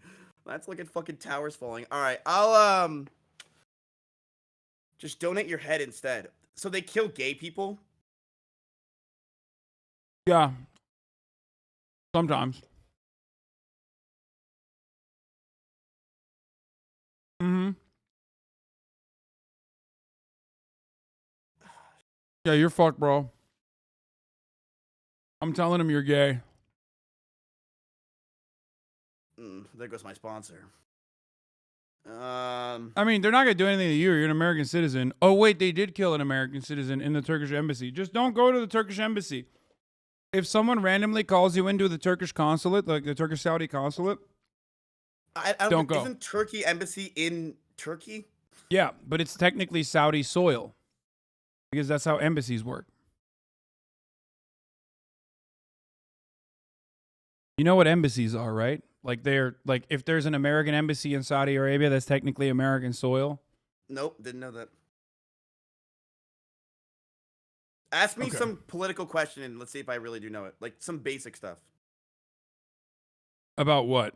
About Saudi Arabia? Ask me some 101 politics or something that is geographical or political at all. Let's see if I know it.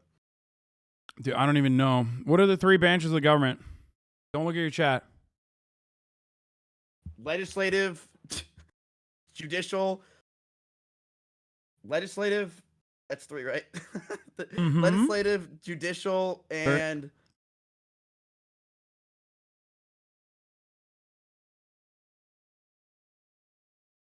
legislative, judicial. I don't know. There's one that's like even more famous than the other 2. Baseball. Close. Brandon, dude. The Brandon branch. What the fuck? They're saying executive. What the hell's the Brandon branch? Yeah, Brandon. Let's go Brandon. Joe Biden. Oh. Wait, Joe Biden's the executive branch? Yes, the White House. Oh, yeah. I have the executive order. All right, ask me another one. Who's the vice president right now? I knew you were going to ask that. I don't know. Shut the fuck up. You don't know who the fucking vice president is? Nope. I mean, to be fair, I don't even think she knows who the vice president is because she's constantly being like, who's in charge? They should do something about everything that's going on. It's a woman. I know that. And I always mistake her for the AOE girl you bring on stream. AOC? The area effect girl. Yeah, I don't know her name. AOC. Yeah. What party is AOC a part of?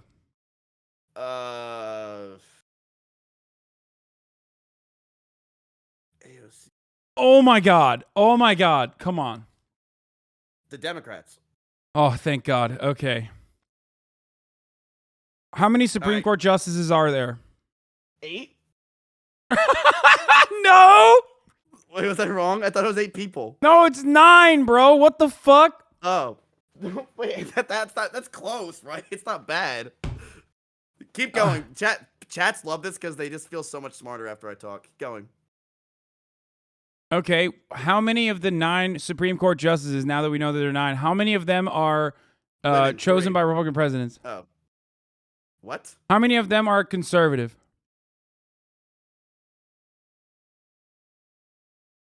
There's 6 men, so I'm gonna get 6. One of the women is actually conservative. You're right, but one of the women is conservative, so. Oh, cool.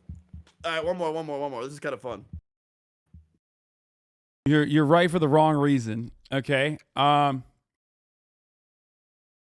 that's sexist for the record. Assuming that men are the conservative ones, you're being quite sexist. Actually, it was all white men that that made the decision on Roe v. Wade. But this diverse Supreme Court actually, destroyed that precedent. So remember that, liberals. Get wrecked. I don't even know what I am, honestly. That's you know why I don't vote, Austin? Or I just called you Austin. Sorry. Uh-huh. You know why I don't vote? It's I don't know anything. Who is the governor of your state currently? And what is his ailment? I was about to say Joe Pesci, but I don't even know who that is. Joe Pesci is an actor, a wonderful actor. He's an Italian actor. I was gonna say Joe Pesci. Oh, fucking. Joe Pesci would be closer to being like the previous state that you're from and that governor of that state instead of the one that you're in right now. Texas would never allow an Italian anywhere near a position of power. What the fuck is it? Ted Cruz lost his shoes. It's Ted Cruz, right? What? Ted Cruz lost his shoes? No, that's a senator. No, the governor. Mark Twain? I really have no fucking idea who this Mark is. Twain, dead for a very long time. I don't know. Governors can be dead for a while. I have no idea. No, then they would not be the current governor. You can't be dead and a governor. You learned something new. Mark Twain? No, okay, it's not Mark Twain. His name is Greg Abbott. Okay, and his disability is that he got hit by an oak tree when he was out jogging. So now he's paralyzed from and he's governor of Texas. Yeah, he's the governor of Texas. That makes sense. You know what a governor does? Yes. They are head of the state government. Okay, actually, you kind of nailed that. Did you look that up? Did you look at your chat? No. I didn't look that up. Well, I also know they don't really do much. No, they actually have broad powers, as a matter of fact. State governors are very, very important. What? And tweet about Asmongold? Like, what does Ted Cruz do? Absolutely nothing. Just be a fucking petulant creep. And that's pretty much it, actually. He's just like gross and unlikable. And that's all he does for the most part. And he runs away from Texas when people are dying in the state of Texas because of weather conditions. So he goes to Cancun. And then when he's called out for going to Cancun and running out there, he blames his daughters, who are dream stands, actually. Arabia. Wait, let me ask you a question. Do you know where all your states are? Do I know where all my states are? Of America? I think so, yeah. Let's test it. What, do you want to GeoGuessr it or something? No, I'm going to say, you're going to take a states test, states quiz right now. Pop quiz, everybody. You're Okay. Gonna take a states quiz, and you know what? You talk so much shit about all of them. Here you go. I'm looking at you right now. I want you to take this quiz, and let's see if you can nail all of them. All right, let's see. My geography is dog shit, for the record. Wait, what is this? How do I do this? You just click. Oh, dude, no shot. I'll get owned. I will get destroyed. Let's see. You claim you talk so much shit about all these states. Let's see if you know where they are. There is no fucking way. I will get owned. I will get destroyed if I do this. Just try it. Let's see. There's no fucking way. I won't be able to do it. You know where Delaware is. I mean, I know the direction of where Delaware is, but I don't know exactly which one it is here. I don't know which one Delaware is. There's no way.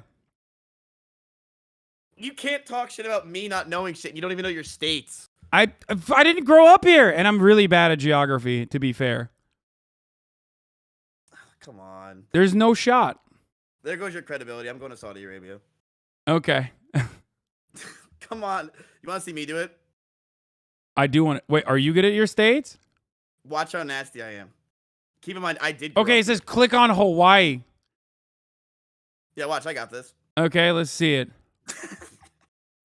Okay. West Virginia. Dude, are you serious? Are you fucking, you clicked on Alaska, bro? Dude, we don't need to know about America. We already know all this is great, brother. I don't Jesus know, fucking Christ, dude. Idaho. Fuck. Iowa. That was close. I thought they were the same thing. Idaho. Fuck, that's Iowa. That's not, you're right, though. But you're right. You're right. Idaho and Iowa are the same thing. They don't matter. They're all the Bible Belt. They don't matter. We already know that they're voting red. Am I right? Wait, where are you clicking on Idaho? The one with the Squidward nose. Where were you trying to go? To Idaho. Where do you think Idaho is? Don't they have a lot of potatoes? I'm going to guess. Idaho is not the Bible Belt, by the way. Yeah. Oh, okay. You cheated. Who knows what Utah is? Utah. Nebraska. I actually went to Nebraska once.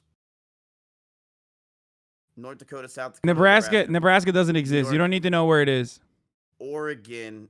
You don't need to know where Nebraska is. North Carolina. Massachusetts. What are you doing? Kentucky. You're so Colorado. fucking... Oh, my God. Wait, I'm zooming. Colorado. That's where people go to snowboard. Florida. What? Missouri is where E-Rob is from. South Dakota. New Hampshire. Georgia. Vermont. I'm really getting this. Wyoming. I have no idea. You're nailing it. Dude, Nevada, like such a worthless, like no one cares. This is the most boring fucking What do you state mean? in the It's like world. right next to California, bro. What do you... Everyone goes there for gambling. There you go. So there's like 6 people there right now. Minnesota. Montana. New Mexico. Oh, I know where New Mexico is. North Dakota. Okay, now Alaska. I kind of want to do this. How does this work? You just like click on it? Oh, God, Arkansas? Oh, my fucking let's God. see what you can do. I'm not going to be able to do it. Where is it? Where is it? Where is it? Where is it? Where is it? Where is it? Where is it? Where is it? Where is it? Where is it, chat? Don't tell me. Oh, fuck, Arkansas.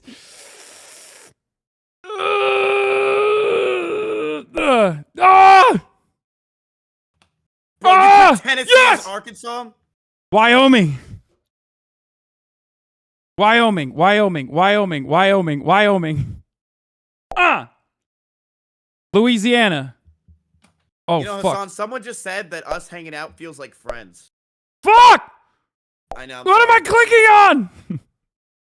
Okay, well, I'm fucking up. I'm All right, Texas. This one's hard. The whole Colorado.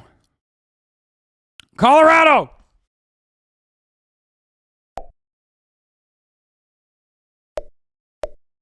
Fuck!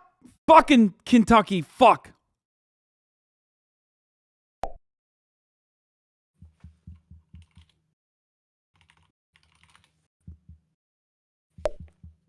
Dude, they go skiing there. No, it's to the left. Oh. Tennessee. I keep clicking on Alabama. Bro, you clicked on Tennessee already. You're a garbage, dude. You're a fraud. Nevada. Iowa. That's... Yeah, what is it this one? No. No, there it is. Fuck. New Jersey. Yeah, easy. West Virginia. Fuck! Illinois. Click on Florida. You're not bad. Click on Idaho. Where's Idaho? Idaho. Idaho. South Dakota, Delaware. Bro, I can't do Delaware, bro. I forgot where it was already. I forgot where Delaware was already. Is it this? No. Missouri. Wait, that's Alabama. That's Mississippi. Fuck! Washington. California. Easy. Where were we? Click on Maine. Maine here. No. What am I doing? I'm clicking on New York. Fuck, Maine is up here. God damn it. Alaska. Finally, Mississippi. Bro, I think I'm better. I should become new Hasan. You might be better than me. Georgia. Fuck! North Dakota. Someone said B tier political streamer. I am a B tier political streamer. Wait, what am I doing? on. I'm like clicking on the South when it's Minnesota. Okay, I've really lost the plot at this point. Come on, you're right there. These are the easy ones. Oklahoma. Oh fuck, what am I? Dude, Oklahoma has the nose. What's wrong with me? Oregon. Which one is Oregon? This one is Oregon. New York. What? I've literally lost my mind. No way, I've lost my mind. I've lost my mind. I straight up have lost my mind. I can't listen to anything this guy's saying about what to do and what not to do. I'm Connecticut, sorry. Wisconsin. I don't. South Carolina, Mexico, Montana.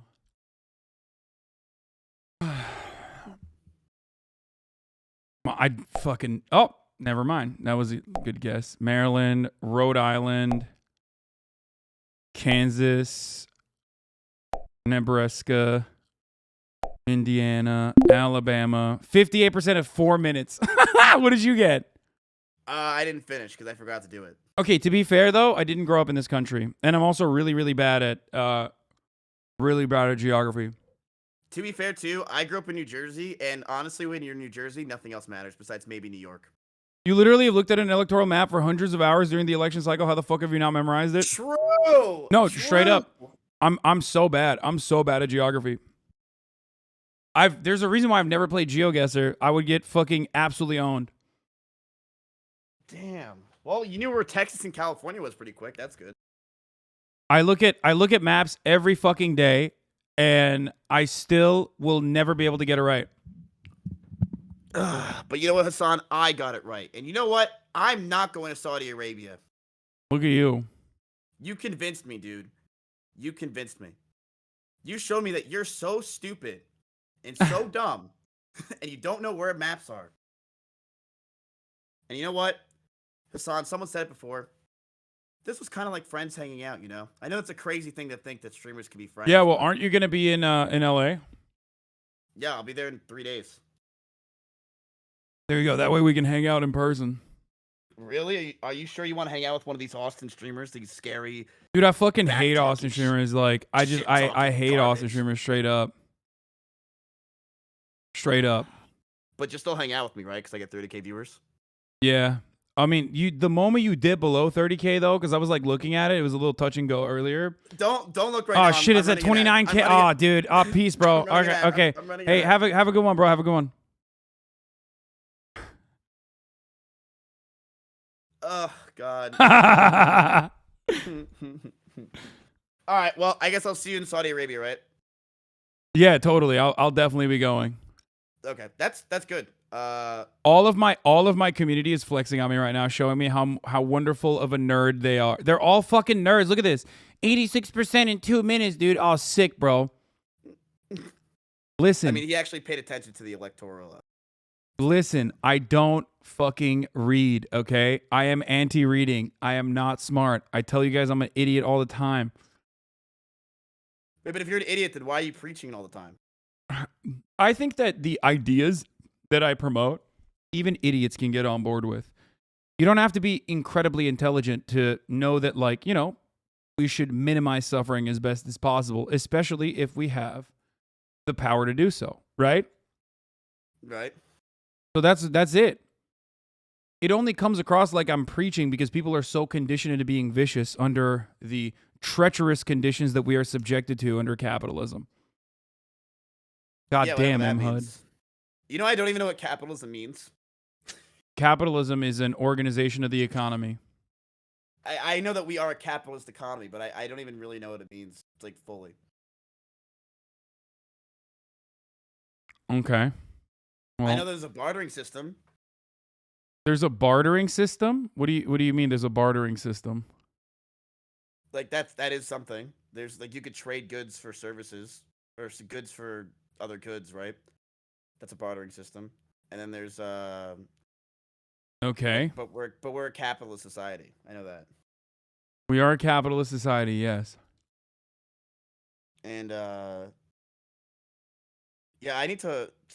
Do I have to learn more? See, like, that's the thing. Like, people are like, dude, Miz, how are you so dumb? Like, chat, I haven't been in school in 6 years.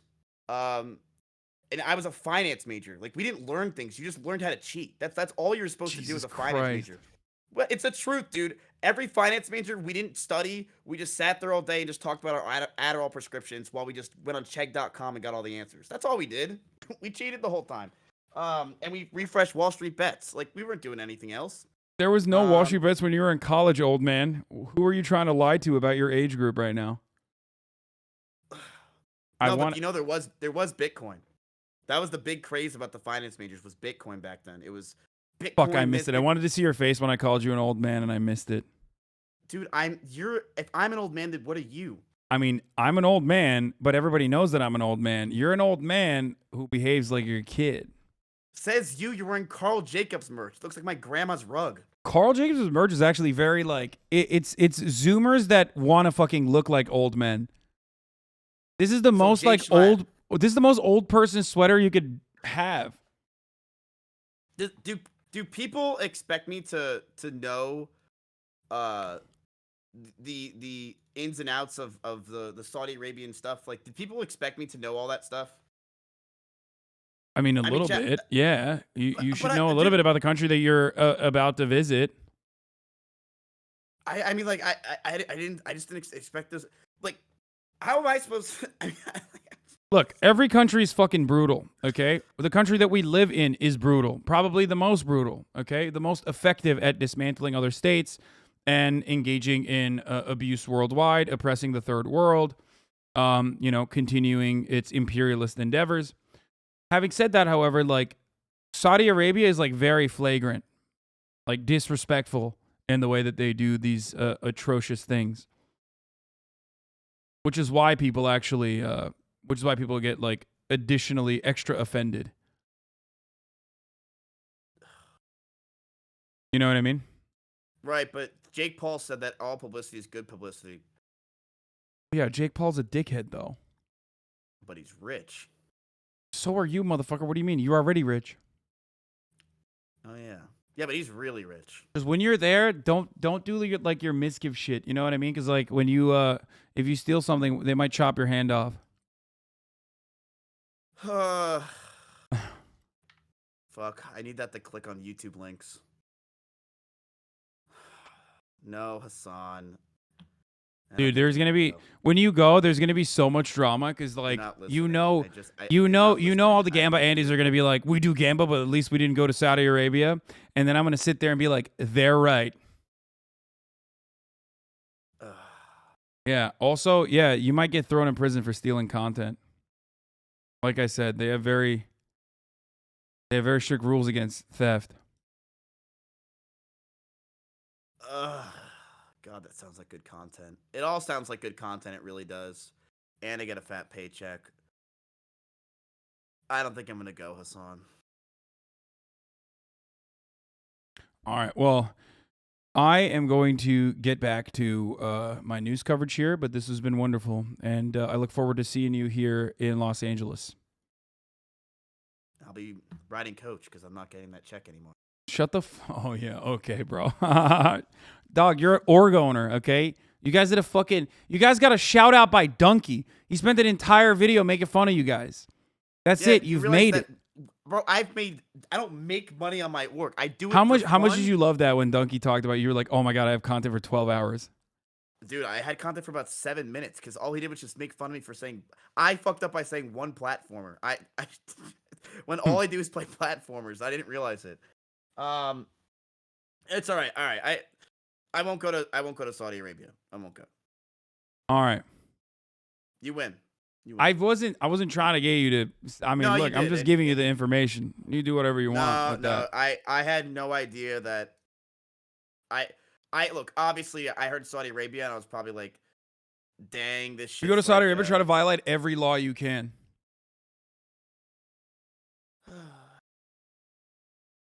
Do it. Have gay sex. Drink alcohol. In the streets. Yeah. See what happens. If I had gay sex in the street, what would happen? Would I What do die? you mean, dude? You would be arrested. You would be arrested if you had gay sex in the streets in America. You can't have sex in the streets, MIzkif. Right, but would they kill me? No, I don't think so. I mean, you are like an American citizen and not even like a CIA asset like Jamal Khashoggi was, so it's a little bit different. And he was a Saudi national too. So I don't know. Public whipping? Stoning? Nah. God, Yeah, you're really white. I know. I can go tan real quick. Yeah. Oh shit, you are Italian. Yeah, if they find Right. out, you're I'll done, I'll dude. just go out in the sun for 5 seconds, and I'll just blend in. You know, will be very tan, very handsome. There you go. All right, Chad. I'm not going to Saudi Arabia. I'm just gonna sit here and react to live stream. All right. Peace, MIzkif. Thanks a lot, Hasan. No problem. You're always there to make sure that my moral compass is in order. Listen, we've had a conversation similar to this before where it's like, look, I told you, it's not, you know, there are a lot of people who can get away with a lot of things. It's not great to. No, I own an org. You own an org? What? I'm not gonna go. I didn't know the realities of what it was. I heard Saudi Arabia. When I first thought of Saudi Arabia, I thought of, dude, me and Tifu can drink beers together in Saudi Arabia and try foods together as a friends. That's what I thought. I didn't know that there's this massive crux of. Dude, I'll be real with you. Listen, brother. The only time slavery in Saudi Arabia, is this a thing? The only time you should ever go to Saudi Arabia is if you're doing the holy pilgrimage, okay? Inshallah, my brother. You will go, you will find the light of Allah, and you will go to Mecca and Medina, okay? And you will walk around the Kaaba, and that's the only time when it's appropriate and acceptable.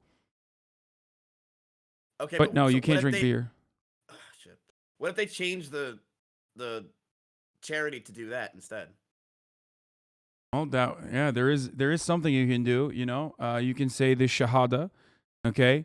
And then one of the 5 pillars of Islam is zakat, which is, charity.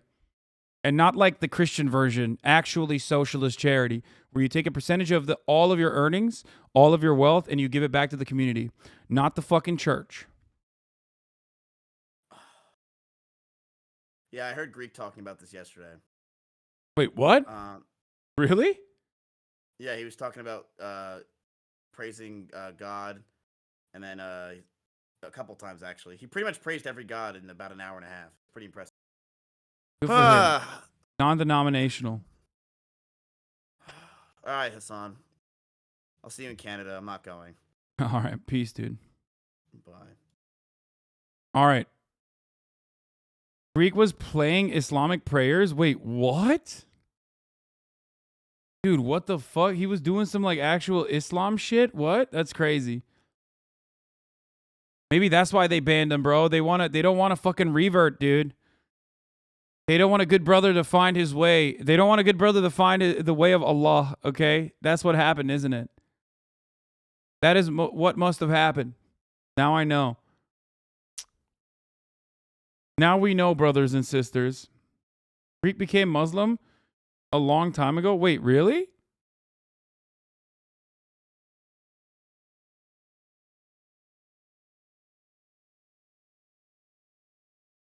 Wait, what the fuck? I can't tell if you guys are joking.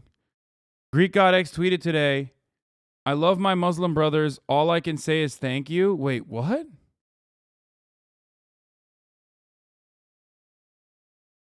That's crazy.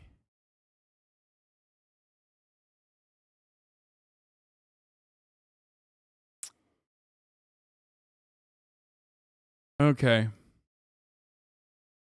Rodriguez been unironically promoting Islam to his fans. This guy has the audacity to say, that's why he's saying all the women stuff. Yeah, dude. Because famously, Christians are not fucking fundamentalist and also anti-women. You know, like in the Christian supremacist country of the United States of America, you are able to, of course, get an abortion like you can in most Muslim nations, as a matter of fact. You know? Regardless of how fucking horrible their bodily autonomy, how horrible the bodily autonomy argument is for women in like a lot of Muslim majority nations, okay, that are led by fundamentalists, I would go so far as say like Turkey, for example, there's state-sponsored abortions, motherfucker. Can you get that in America? No, suck me, okay? I love dudes who are like, yeah, dude. Yeah, that's why he's like anti-women because of Islam. Yeah, dude, totally. That's, you know. I say this, of course, in the United States of America. You know what I'm saying? Jesus Christ. Anyway.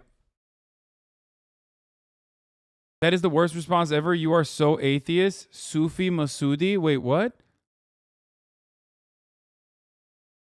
In the Bible, there's literally a part that says a woman shouldn't speak in the church. New OTK sponsor? Shut the fuck up, dude. Hey, Mohammed bin Salman, dude. Let's go. OTK MBS collab.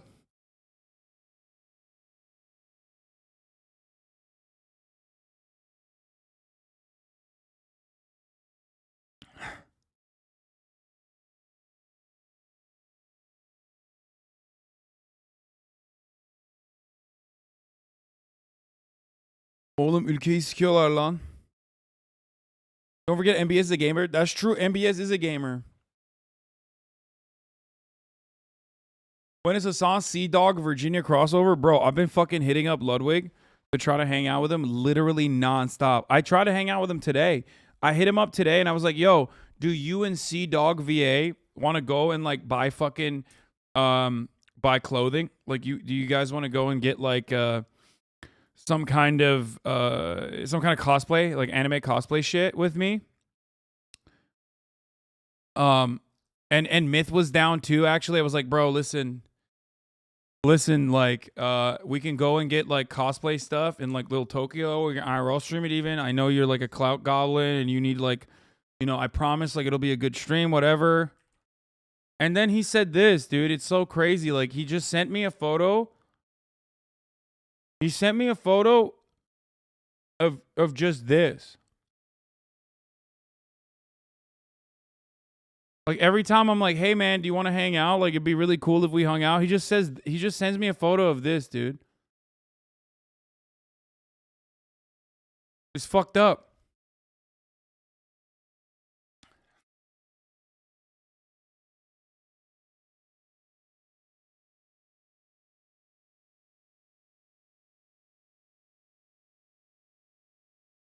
If this or something related actually became a thing, how much do you think you have on Twitch? Wait, what do you mean?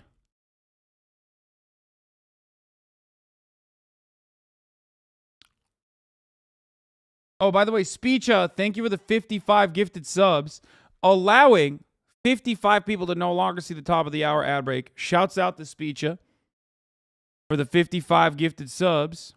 Wait, what the fuck? This motherfucker's calling me right now. What? What did you fucking hear that I was talking about you and have your photo up on my stream?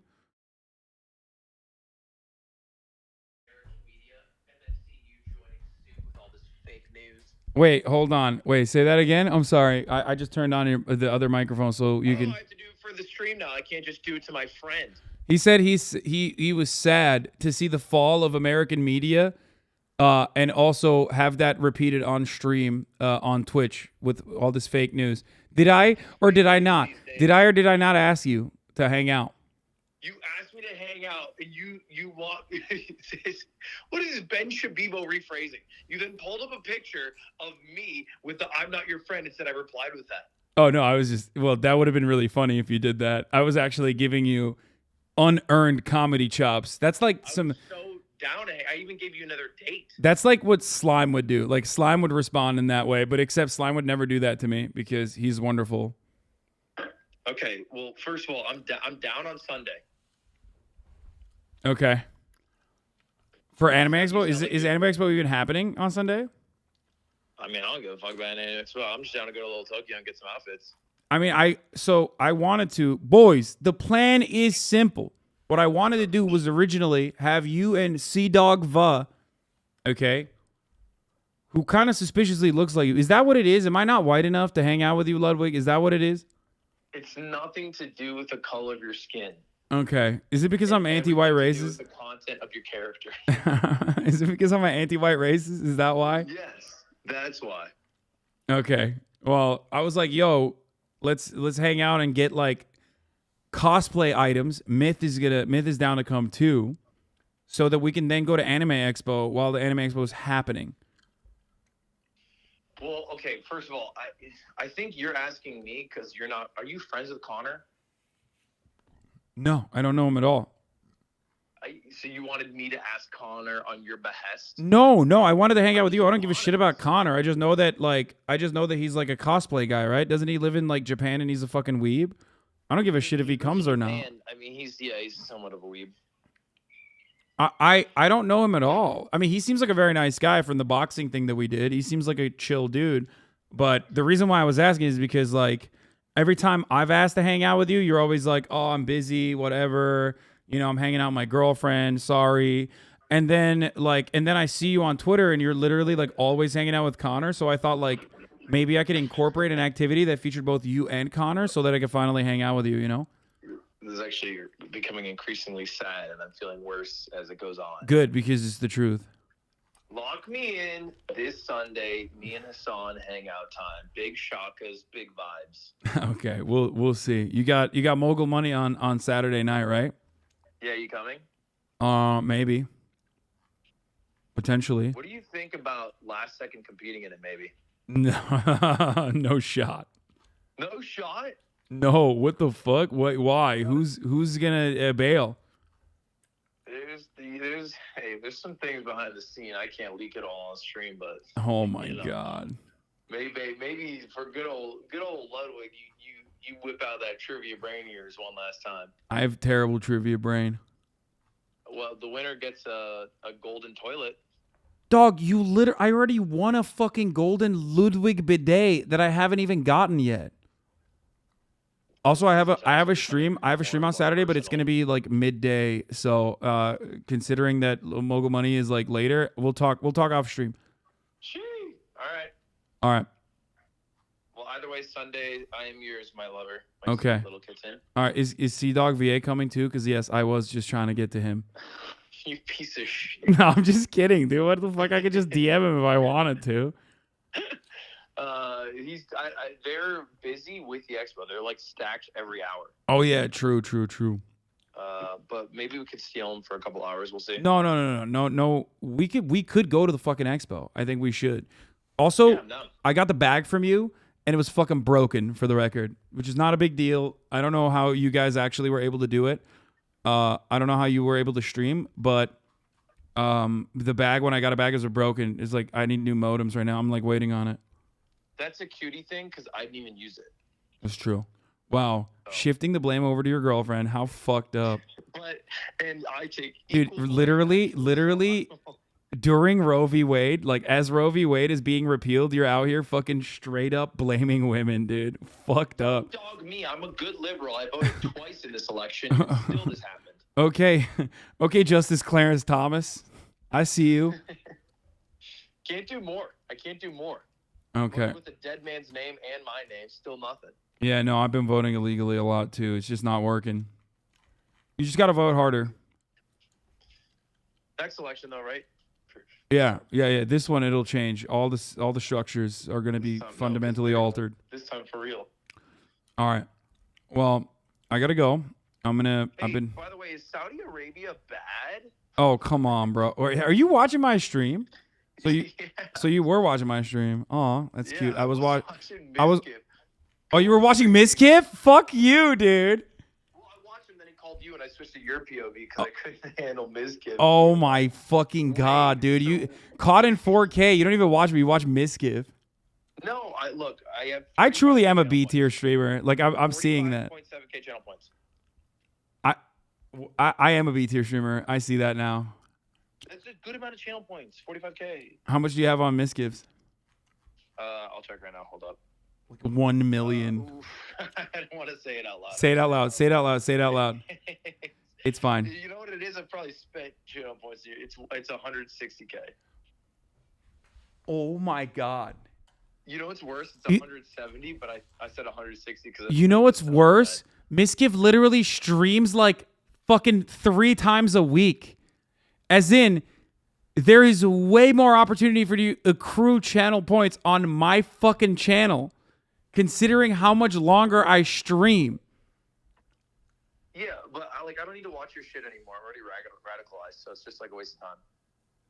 Oh my god, I'm actually heartbroken. I'm gonna write a tweet about this on my alt account, and then and then on my Discord.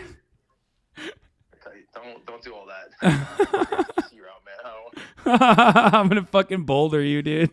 Bro, come on. No, it's cool. This Sunday, me and you lock it in. Chow will hold us to it. Okay, we'll figure it out. All right, Chow. Love you. All right. Peace. Making kiss noises. Yeah. All right. Bye. Wow. Wow. He should have just sent this to me, actually. No, he said, chat, I love you. He didn't say me. He didn't say I love you to me. Okay? That was so gay. Yeah, whatever. It's interesting to me that you called him out 14 times. Now won't commit to Sunday. No, I'm committing. I'm officially committing to Sunday. I'm committing. I am committed. No, he said, chat, I love you.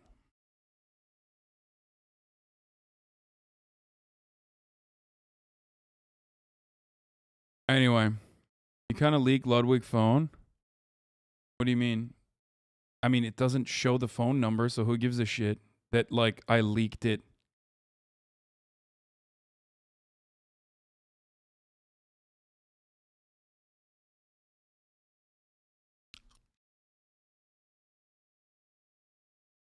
Get owned, liberal? What is this? 8.6% inflation. I don't think the inflation rate can be much bigger. 1,050 inflation relief checks. California nonsense. Dude, what the fuck?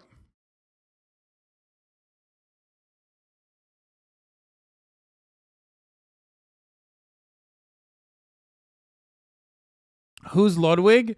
You're the only person on Twitch I watch. Ludwig used to be a Twitch streamer and then he fell off. He said chow, not chat.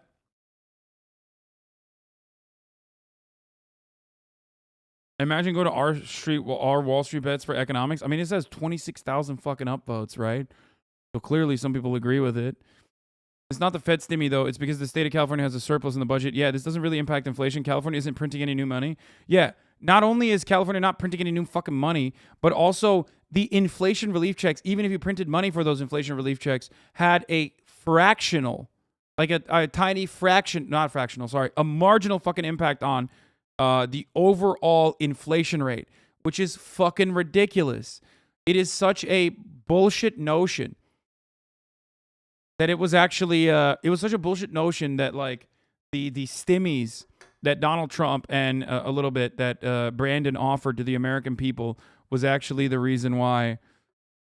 Oh, this is my I am not your friend face. Yeah.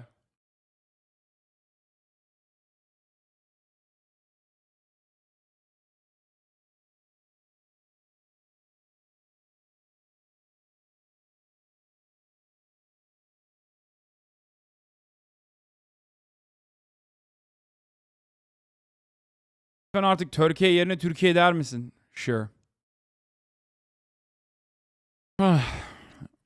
California giving us our tax money back. I don't want it, my lord.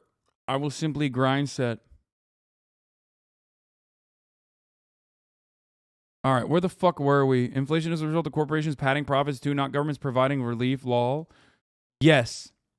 The actual government relief and the impact of the government relief had was 0.3% to 0.8%. That was the calculated number. We're going to get back to Pokimane being attacked mercilessly and ruthlessly by a friend of the show, Michael Knowles, for having an opinion that Michael Knowles disagrees with. Let's take a look. By the way, remember, if Pokimane can't have an opinion on American politics, then what the fuck do we say about Steven Crowder?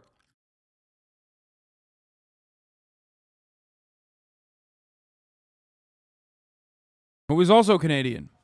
Quite literally. A Canadian shitlord. I, for one, of course, have the capacity to distinguish between... Canadians with good opinions and Canadians with bad opinions. Mikal K. Knowles? Yeah. Foreign Twitch streamer is now going to leave my country because she's so angry that we're not going to kill quite so many babies. Why should her opinion have any effect on me whatsoever? It does not. She has influence with some people, but not with me. She's not the only foreigner who's weighing in on this issue. We've got Mr. Macron, Emmanuel Macron, the leader of France, who is very upset about the Supreme Court's decision in Dobbs for some reason. And he tweeted out, quote, "Abortion is a fundamental right for all women. It must be protected. I wish to express my solidarity with the women whose liberties are being undermined." I love that this dude literally fucking made a video and acted like he didn't know who Pokimane was and specifically tied Pokimane to fucking Emmanuel Macron in a video compilation of like foreigners.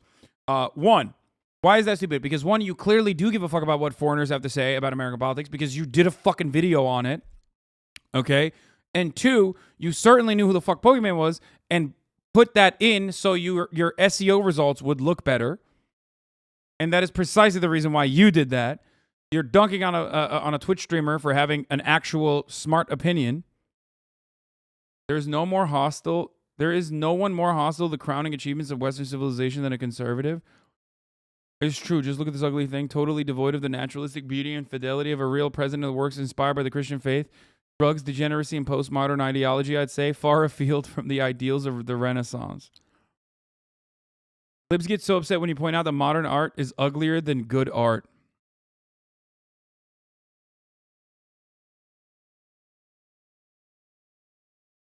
Modern art? Good art? The thing I don't understand is when he says, why would a guy who could paint the picture on the left choose to paint the picture on the right? What he doesn't understand, first of all, these are Nazi arguments about degenerate art, for the record. Is Cubism considered modern art? I literally don't know. It's not, right? Or is it considered modern art? I guess it is. Cubism is... No. It is technically modern art. Or rather, it predates modern art in the way that we understand it, but it would still be considered modern. Even though it's avant-garde, and even though it's like early 20th century, it's still considered... Anyway, it's modernist, not modern. Okay, well, regardless, what is hilarious is that, like, this fucking dumbass doesn't understand that, like, Picasso, for example, was perfectly capable of drawing hyper-realistic paintings, unlike Adolf Hitler, who literally exclusively drew realist paintings and still failed to meet the basic fucking fundamentals necessary to get into art school because he couldn't even put the fucking perspective or the frame in the appropriate perspective. So this notion that like these guys were drawing like this because they didn't know how to draw is fucking idiotic. You literally have learned nothing about art. You don't even understand the fundamentals. And I myself am a fucking caveman when it comes to art, okay? For all of my mother's incredible efforts in instilling an understanding and perspective in art, I personally refuse to learn, and I just cannot comprehend it for the most part. I know a little bit about art, okay? I drew myself, and I know a little bit about art history. So even I know, though, with all my elementary knowledge of art, that like Picasso and numerous other artists that have been foundational, that have been game-changing, of course, first were, able to draw realistic shit.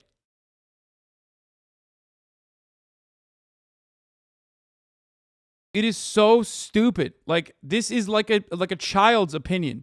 This is like a child's point of view that, like, it's such a bad art take that it's like, oh man, he couldn't draw this. That's why he drew this.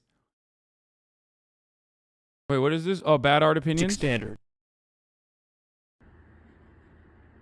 The degenerate art on the right side comes from the Jewish attack on artistic standards. We must return to the traditional art on the left side. All our buildings should look like white Greek and Roman ones because they're superior, not at all because the founding fathers were weebs for Greece and my second grade teacher was too. Actually, no. Funny how all the art on the left is dog shit that makes me puke. The impressionist art on the right is actually way more interesting. Realism became totally obsolete when cameras were invented because photography is when it looks like what it is, which is realism. Also, there's an architecture kind known as brutalism. Stop it. You don't have to pretend to have art opinions if you're not into art. If you want to learn about art, try to appreciate it for its value, diversity, and impact on you. Don't try to crudely jam it to some culture war. Okay, but which one of us is more wrong? The Nazi guy for sure. That's so stupid. I don't think Hitler's paintings are that bad. The rest of the stuff he did was awful, but no, his paintings were actually dog shit. Like, there are certain rules. Look, I'll explain it this way.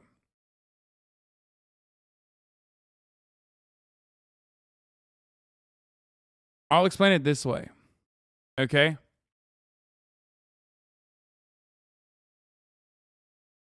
Picasso still knew how to fucking draw within the confines of pre-existing rules. Only then was he able to break them. Okay? In a deliberate manner. Do you understand? Hitler, on the other hand, never even learned the fucking the basic rules.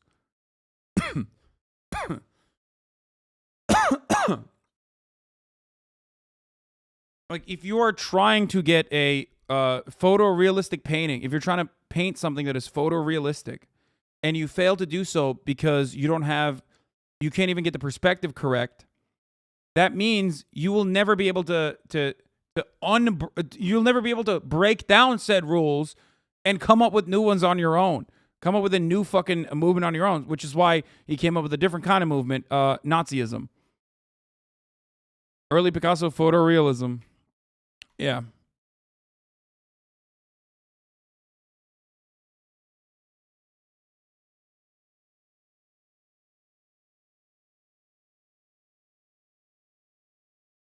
As an artist, I'm getting nervous. My himbo is talking about art. Watch it, HasanAbi. You will lose a fan if you come for me, bro.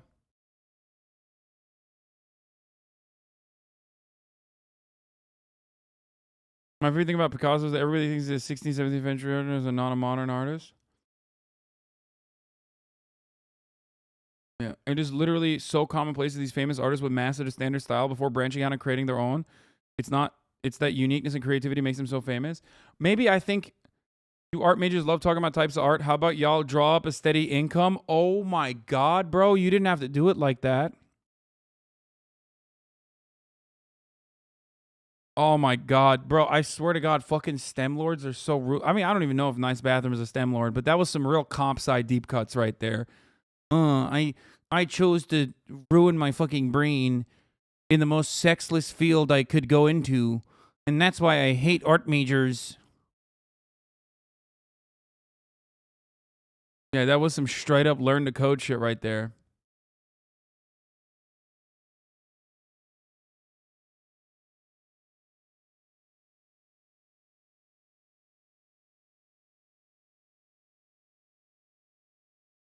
Some modern art is clearly just money laundering pieces like Ryman's Arrow, but I've always preferred abstract to realism. Realism is boring, honestly.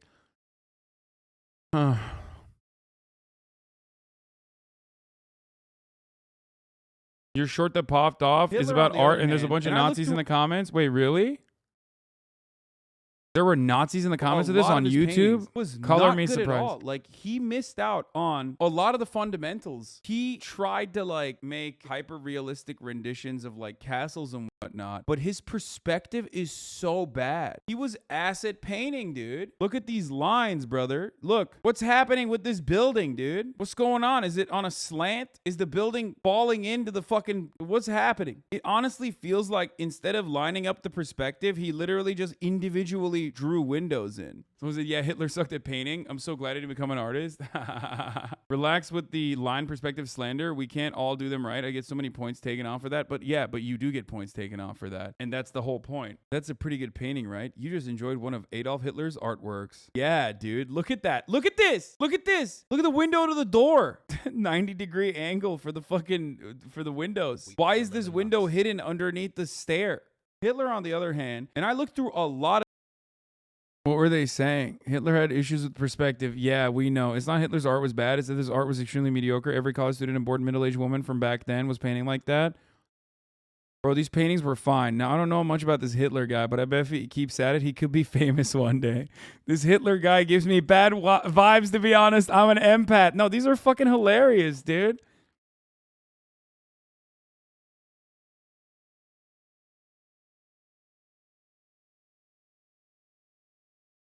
Calm down, dude. You might make the artist go unhinged. Hasan needs to learn how to separate the art from the artist. I bet that if he wasn't told those were Hitler's paintings, he would think of them as poorly as he says he does. He wouldn't think of them as poorly as he says he does. Why does HasanAbi seem like one of those guys who's trying to heavily critique something he knows nothing about, in particular like throwing in jargon he heard once in passing? Everything I said is correct about Hitler's art. Probably the replies. Oh, they probably are defending Hitler in the replies. Anyway, this conversation, y'all know, okay, what sports weebs are like on Twitter. You know what stand-em looks like for sports teams. You know what stand-em looks like for weebs. You know what stands look like for a variety of different nerdy shit. But let me tell you something. You have not seen art Twitter yet, okay? I'm not touching that. I don't want to go there because if I click on art Twitter conversations, we are literally entering one click away from furry porn and lolly porn territory, okay? So I'm not going to do that.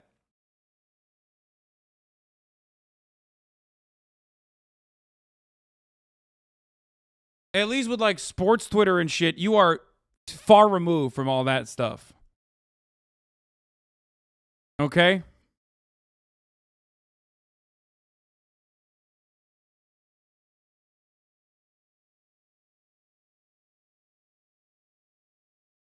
I come from art Twitter where everyone is wrong and they all suck. Sounds like you've been there already. Absolutely not. My cousin was completely canceled by art YouTube, the worst Tumblr artist ever. Creepshow art. Bro, I don't know what that is, but I don't want to click it. This one is worth it. I can't believe this is still up. Lamau. Oh, dude. Well, that was good. Yeah, there you go. So bad. I'm so bad. I wasn't a good painter. I was never a good painter.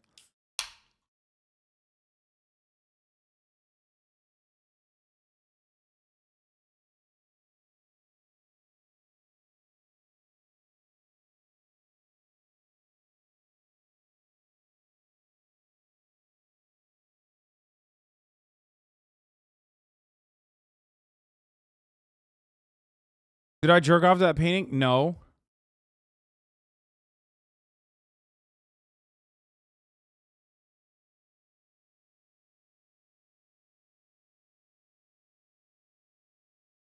I come from film Twitter. Stay far away. Trust me, it's not going to be hard.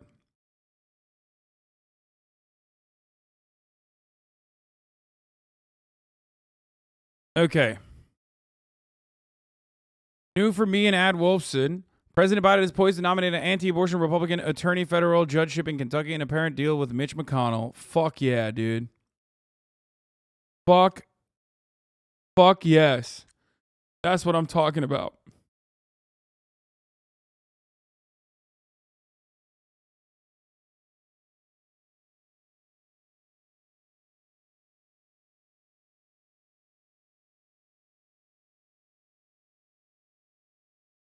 Wait, you painted out? What the fuck? You're so bougie. Son, I love it. Talented boy. Painting is bougie?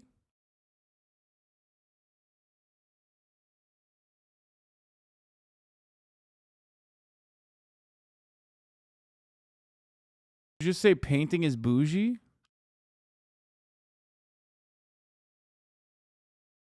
Kind of, yeah. What? What the fuck? Dude, what is...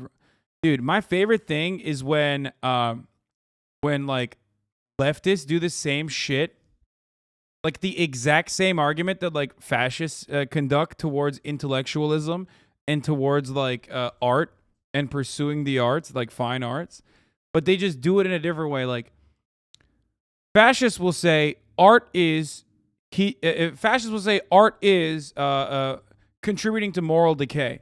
It's degenerate and it's contributing to moral decay. The fucking dumbass MLs who don't understand Marxist-Leninism or even Marxist principles in general will turn around and say the exact same shit, but instead of saying like cultural and moral decay, they will turn around and say it's bourgeois hedonistic bourgeois decadence. You're doing the same shit, dumbass. Ever seen a painting of Stalin? Yeah, dude. Fucking the USSR was goated on the stack with art. They did incredible agitated propaganda in the form of art, as a matter of fact. There's beautiful paintings everywhere. The fuck do you mean?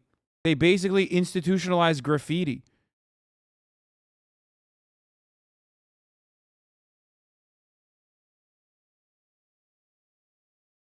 Have you seen like a train station, dude?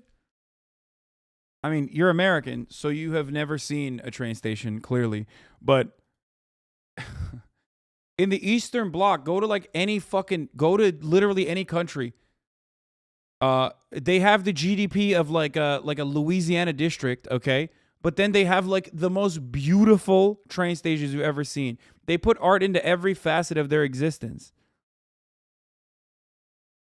Which is another thing that people also routinely get wrong. Like the dumbass, like, oh, I hate the professional managerial class. Like, oh, I hate like education. I hate like, grad students. Like all that fucking, all those idiots on Twitter.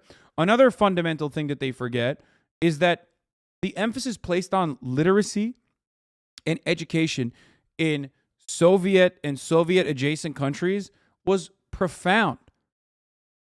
Like they literally, we now have a wing of leftists on fucking Twitter and shit that routinely shit on like academics and whatnot and PhD students and whatever.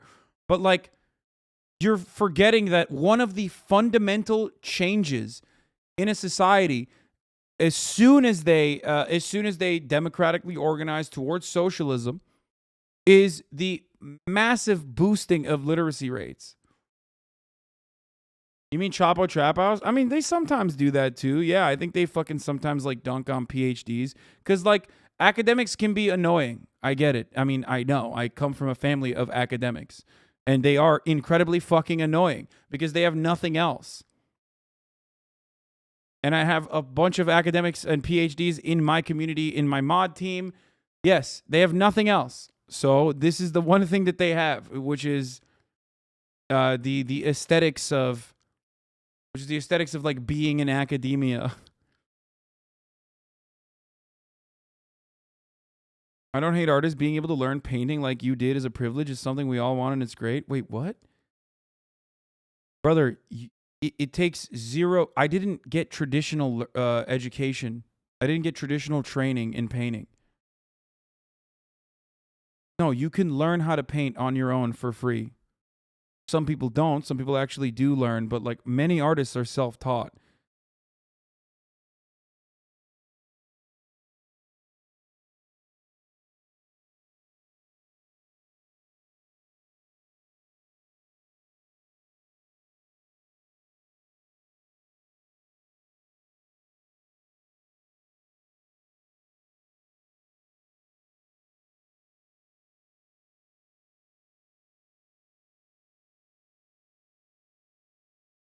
Anyway, let's continue with this though. Congratulations to the Brandon team. We already talked about Dana Bosch.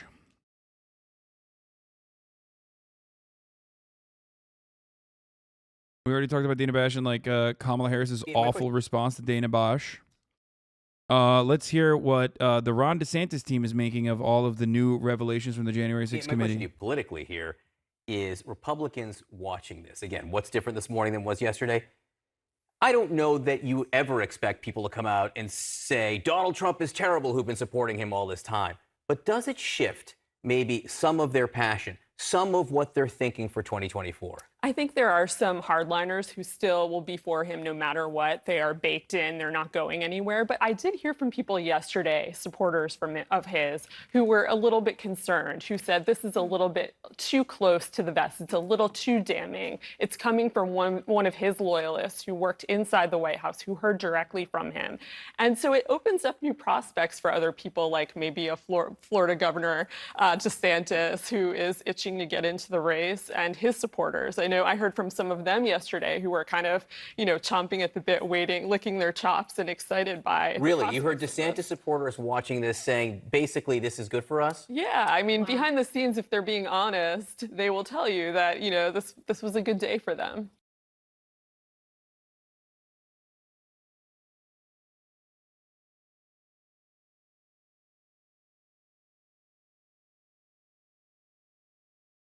DeSantis can beat Trump? I think so. We'll see. I think you guys know my take on this. I think DeSantis is more dangerous than Donald Trump. Because he's the only one who's been able to capture the Trump energy, but he's also like a better legislator and like an actual, like someone who has motivation and the attention grabbing behavior of the Trump base.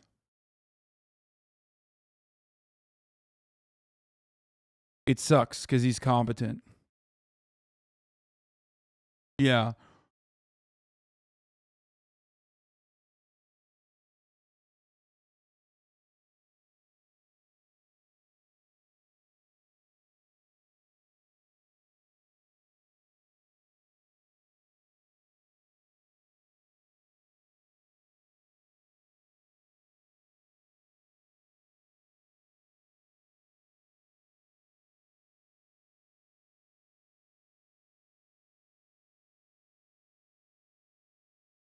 Hold on, I'm tweeting something.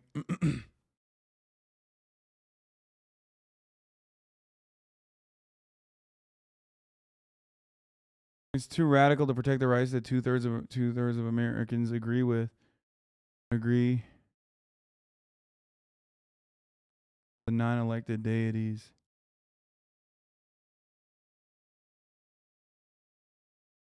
Look at this. New from Alex Thompson at Huffington Post. Joe Brandon from an hour ago. New fucking Democratic malpractice just dropped.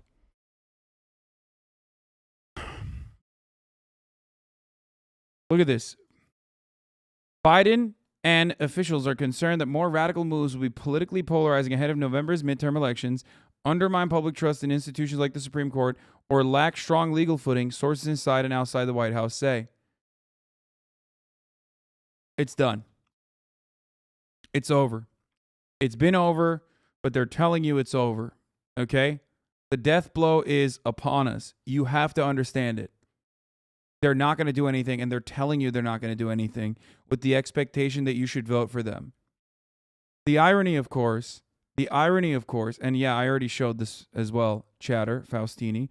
Yes, President Biden is also poised to nominate an anti-abortion Republican attorney for federal judgeship in Kentucky in an apparent deal with Mitch McConnell, an anti-abortion Republican.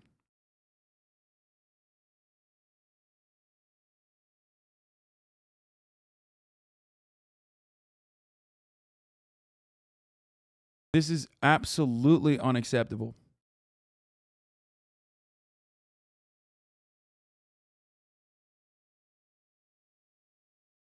The worst part is they're basically saying it could be any of those three. Even if it's legal, they'll just say it's not popular. Even if it's popular, they'll just say it's not legal.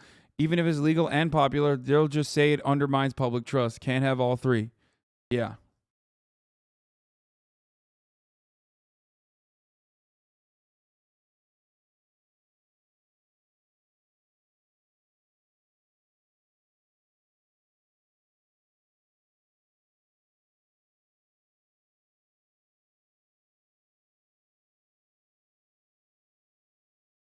In his speech after the rollback of Roe v. Wade decision on Friday, President Joe Biden slammed the extreme ideology of conservative-leaning Supreme Court, but said then there are few things he could do by executive order to protect women's reproductive rights.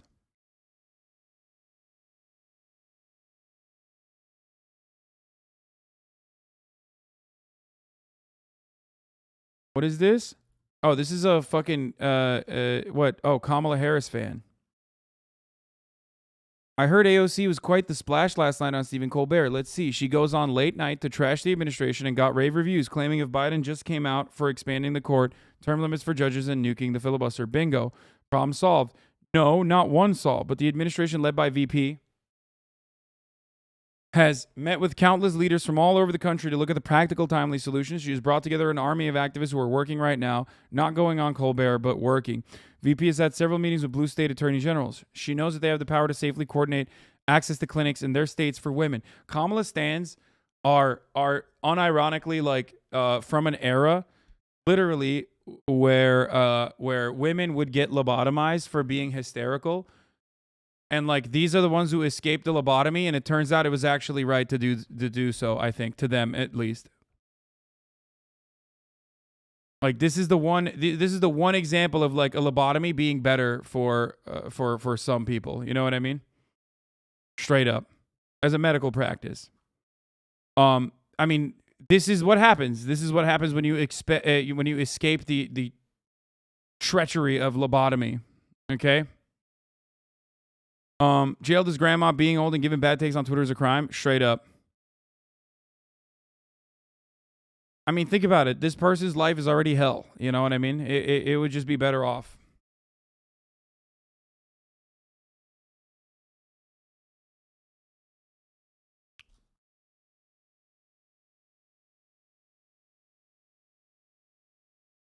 I don't know what to say. I don't want to even read the rest of this.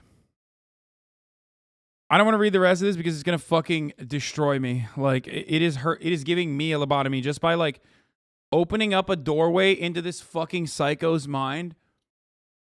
Opening up a doorway and peeking inside this psycho's mind is giving me a lobotomy, okay? If I keep reading it, I'm going to be violating terms of service.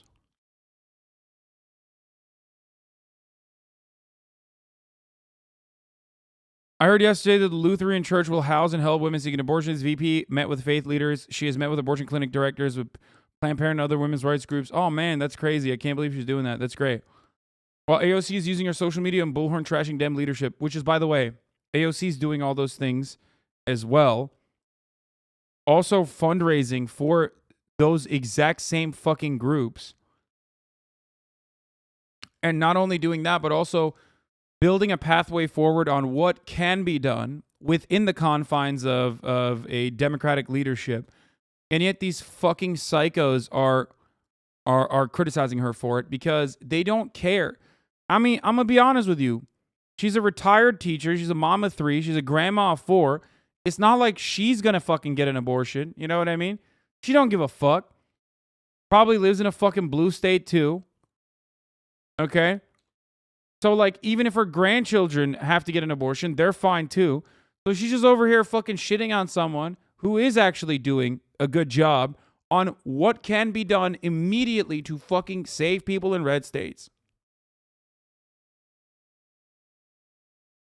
I can't. Oh, she keeps going on and on and on. One more thing. I find it interesting that Colbert Late Show let AOC simply trash the Biden admin, Harris admin after the testimony we heard from today from the January 6th meetings. If Democrats can't stand together now at this dangerous time, we will lose our democratic freedoms. Count on it. What do you mean we will lose our democratic freedoms? You fucking dumbass. We are losing our democratic freedoms. And you are literally saying that the VP that openly stated that she's not going to do anything about the situation is actually fine. And the one fucking congressional representative who's out there fucking busting her ass to build a pathway forward on how to protect some of those democratic civil liberties that were afforded to women until, Supreme Court decided no more, is doing the wrong thing. You are advocating against progress.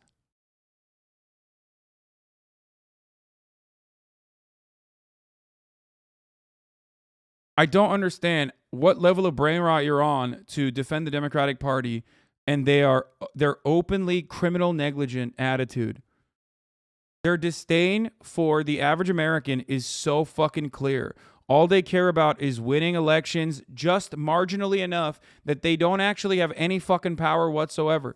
There is nothing more comfortable than a Democrat in a seat where they can't do anything. They want to put their asses on the seats, but they don't want to actually legislate. It's the best thing for them. They look forward to gridlock Congress. After all, when they do have an opportunity to control both the Senate and the House of Representatives, they gridlock Congress from within. Come on, tell me I'm wrong, motherfucker. Tell me I'm wrong.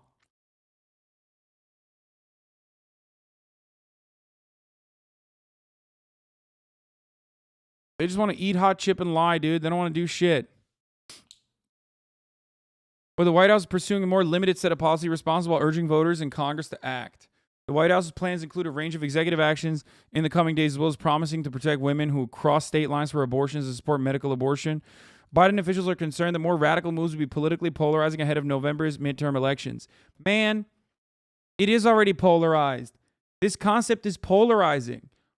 When you have 75% of the fucking country that believe that a constitutional right deserves to be protected, and then the Supreme Court decides against it, and then all these fucking red states act on that desire, that violent desire to harm millions of women, tens of millions of women, and 74% of the country was like, what the fuck? That's the radical part. Defending against said actions is not the radical part, okay? Undermining fundamental civil liberties is the radical action there. And you have to do what is right. You have to fight back against that. Because if you don't fight back against that, then there's nothing. Like, you are showing once again that you are just feckless institutionalists who actually sit idly by and watch institutions crumble apart because you ultimately aren't even a fucking real institutionalist. You're just a coward who wants to fucking have a position of prominence. That's it. You want a $174,000 congressional salary. You want to be able to do insider trading without any fucking scrutiny whatsoever. And you want to keep fundraising off of the horrifying shit that the Republicans do to your Democratic base. I cannot believe it. It is so disastrous. What they're doing is always, what they're doing is bad politics and bad policy.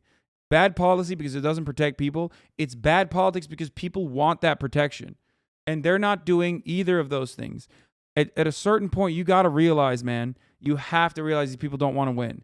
They don't want to win. They just want to have asses on seats, enough asses on seats, while still having zero power whatsoever. Because every time we come out and say, do something, Democrats, they just want to throw their hands up and be like, well, the Republicans control Senate. Well, the Republicans control the House of Representatives. Sorry, can't do anything about that. This is why I tell you, yelling at Republicans is fine, and you should do it. But you should yell at Democrats. You need to yell at Democrats. You need to have Democrats listen to you if you are a constituent of certain Democrats. There are sympathetic ones out there. You need to tell them what they need to do to the rest of the fucking caucus. And you need to yell at the Democrats in positions of power like Nancy Pelosi and demand more. What is the reason? Why are we living in this societal formation? Why are we acting like we live under a democratic organization of society if there is no semblance of democracy? There's no theoretical democracy even at this point.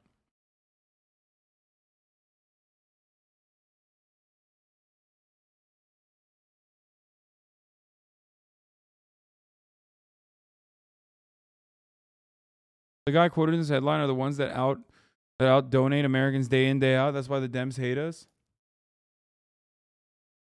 The existence of this headline is about the strongest argument for socialized medicine I can think of. Goldman Sachs asks in biotech research report, is curing patients a sustainable business model? Yeah.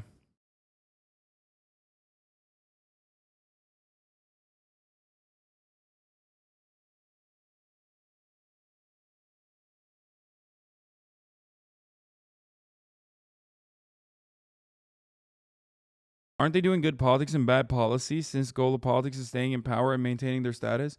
No, they're doing bad politics too.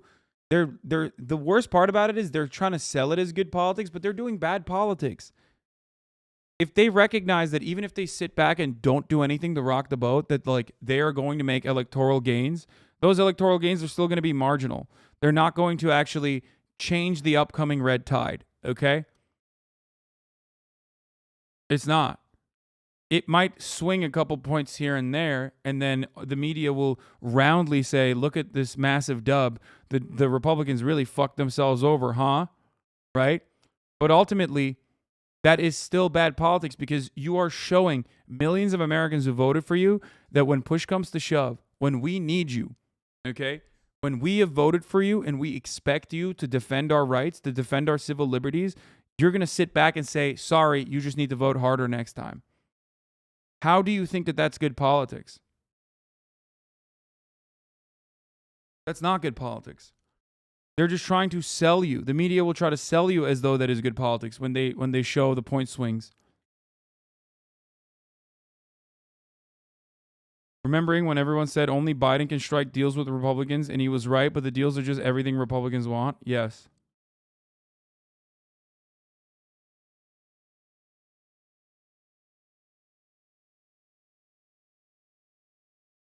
Yeah. That tweet is true. Republicans are the school shooter in Uvalde, and the Democrats are the cowardly cops. It's true.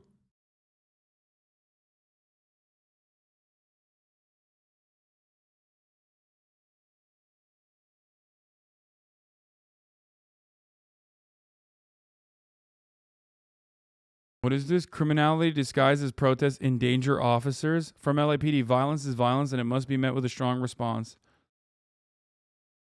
Where are the condemnations from politicians to calls to end these attacks? The LAPD Protective League issued the following statement. They're sick and tired of being violently targeted by criminals using the First Amendment as a shield. Oh my God. Oh my God, that's literally because...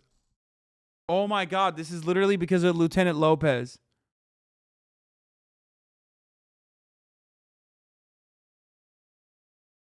Oh my God. Oh my God, dude. Look forward to the California legislature quickly and swiftly passing a bill that makes it illegal to call cops pigs, short, manlet, pussy, bitch, bacon, and numerous other things. They're going to make it like illegal. They're going to make it so that like a cop actually can execute you on the spot to defend himself against the meanie bobini words that you throw their way.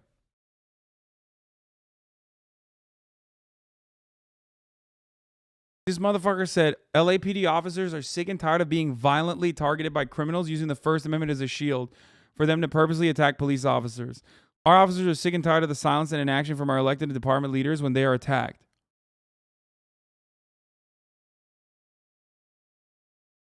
Okay. I want to go back to Ron DeSantis, though, because Ron DeSantis is celebrating the like what's going on, the commotion. And the reason why I want to talk about Ron DeSantis real quick, and I've told you guys before, Ron DeSantis is fucking awful, and I do think he's worse than Donald Trump. But let's hear what the number one political commentator, not of my generation, but perhaps of all generations, Joe Rogan, has to say. Yeah, so all this stuff is happening while we have a dead man as a president. Yeah. You know, it's just Are you throwing out any it's not fun. Any support towards anyone, or are you going to hold off and because I know, didn't Elon Musk come out recently for DeSantis? Yeah, I think Ron DeSantis would work as a good president. I mean, what he's done for Florida has been admirable. Look, I feel like I'm doing breaking news right now. Yeah. That wasn't even on purpose. I feel like what he did for Florida, a lot of people gave him a lot. This motherfucker had Bernie on, bro.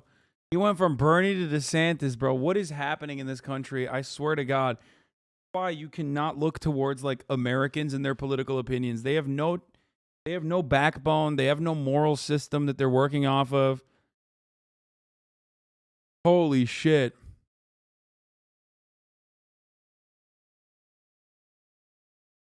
Joe talked about Roe v. Wade with Gina Carano. Oh, fuck me. Oh, God.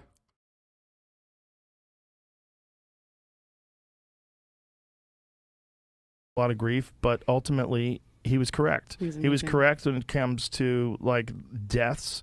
He was correct when it comes to protecting our vulnerable populations. He was correct in terms of distribution of monoclonal antibodies, and he was furious when the government tried to pull those. They were trying to pull very effective treatments. You know, he is not perfect. He's a human being, but what he's done is stand up for freedoms. And people think that so there's some weird gaslighting shit that went on where people equated freedom and saying the word freedom to like right-wing bigotry and hate. It is so strange. No one did that, Joe. Joe's talking about a dude that made it legal to run over protesters. Yeah.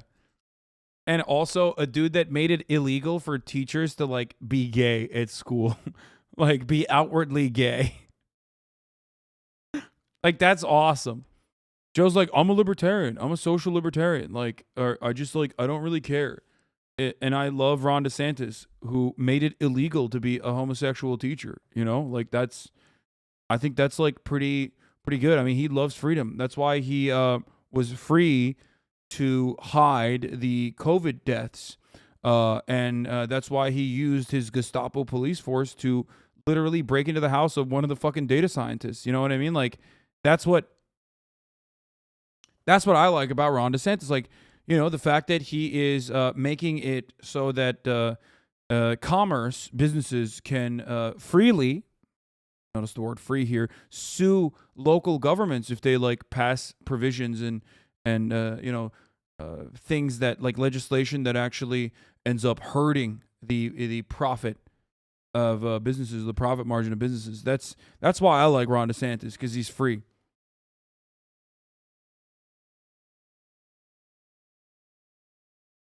That's crazy. Yeah. You know what else is free? Watching the top of the hour ad break for free. But you know what else is even better than that? Not watching the top of the hour ad break by subscribing for $5.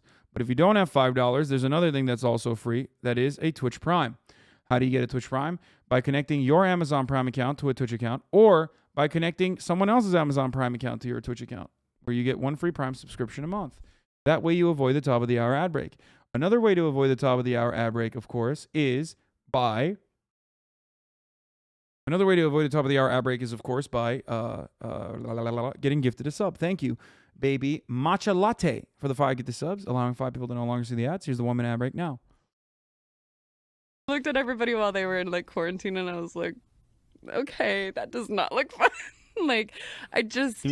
Dozens of international law allows companies to sue governments for loss of profit. Yes, I've talked about this many times, and it is fucking horrifying.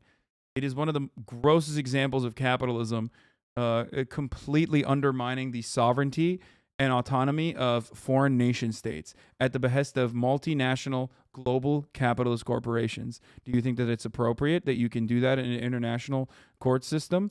No, I don't think so. As a matter of fact, this is one of the many reasonable criticisms towards these kinds of fucking psychotic trade agreements that America loves putting forward.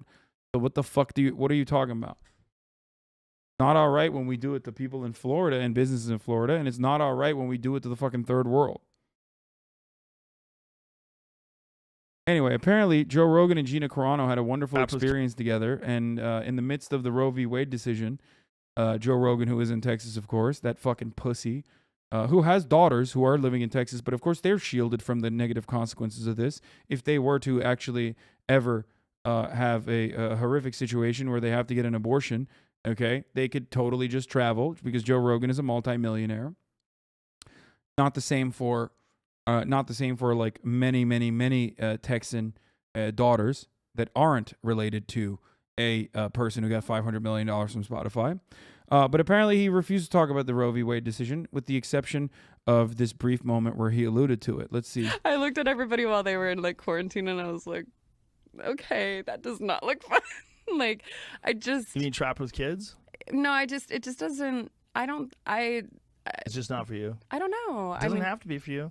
I'm not trying to pressure you into having kids. I mean, I feel like there's going to be a lot of kids that need adopting. That's true too. And yeah. I'm very, like, my heart would be so grateful to do that. But Bro, what? Broodmares, broodmares, broodmares. Straight up. Republican women are just like so brain broken. She doesn't realize like that she's basically saying like the primary functioning for women, primary mode of function for women is just being fucking baby incubators.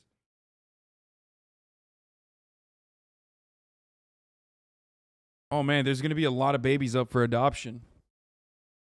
It's crazy. Gonna be a lot of babies up for adoption. I should probably adopt one, you know? I do. That's beautiful. I got a little bit of a young spirit. I want to travel still. You know what the crazy thing is? Like, Amber Lee Frost on Chapa was talking about this, but like so many fucking Republican women have gotten abortions. Like, abortion is not a fucking partisan take. It's not a partisan provision. It's a medical process, okay? And of course, so many Republican women in red states have gotten fucking abortions, okay? That's part of the reason why 70% of the country is like, yeah, you should protect Roe v. Wade. And I know for a motherfucking fact that if Gina Carano hasn't gotten an abortion yet, okay, she 1,000,000% would if she didn't want to have the kid. There is no way in which Gina Carano sits around and fucking carries a pregnancy to term. Why? She has money. She won't openly admit it. She won't admit it out in public. She might even come out against abortions like she is here.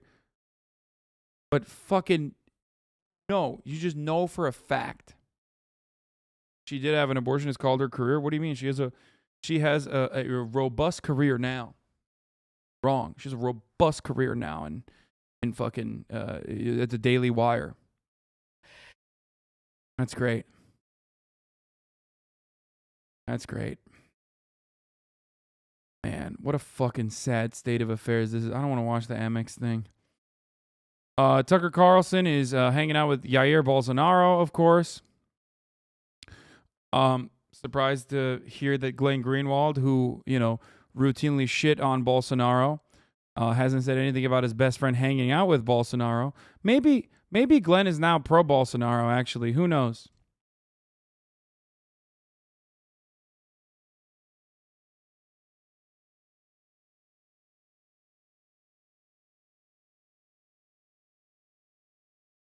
You know?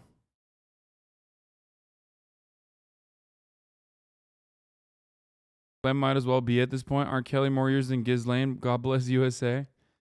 Bro, okay. R. Kelly had direct involvement in a lot of stuff, and so did Ghislaine Maxwell.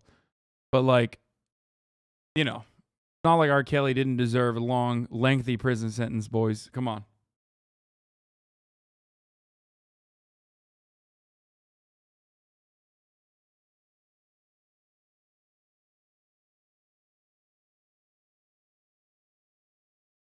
All right, let's get back to some fun lib shit a little bit. I'm just kidding. Yeah, I'm going to the wedding and I'm IRL streaming it.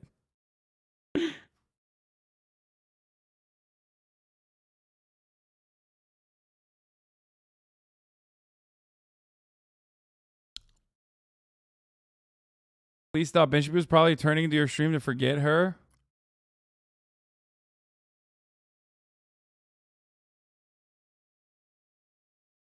All right, folks. President Biden Many of you have been trying to get me to cover this story.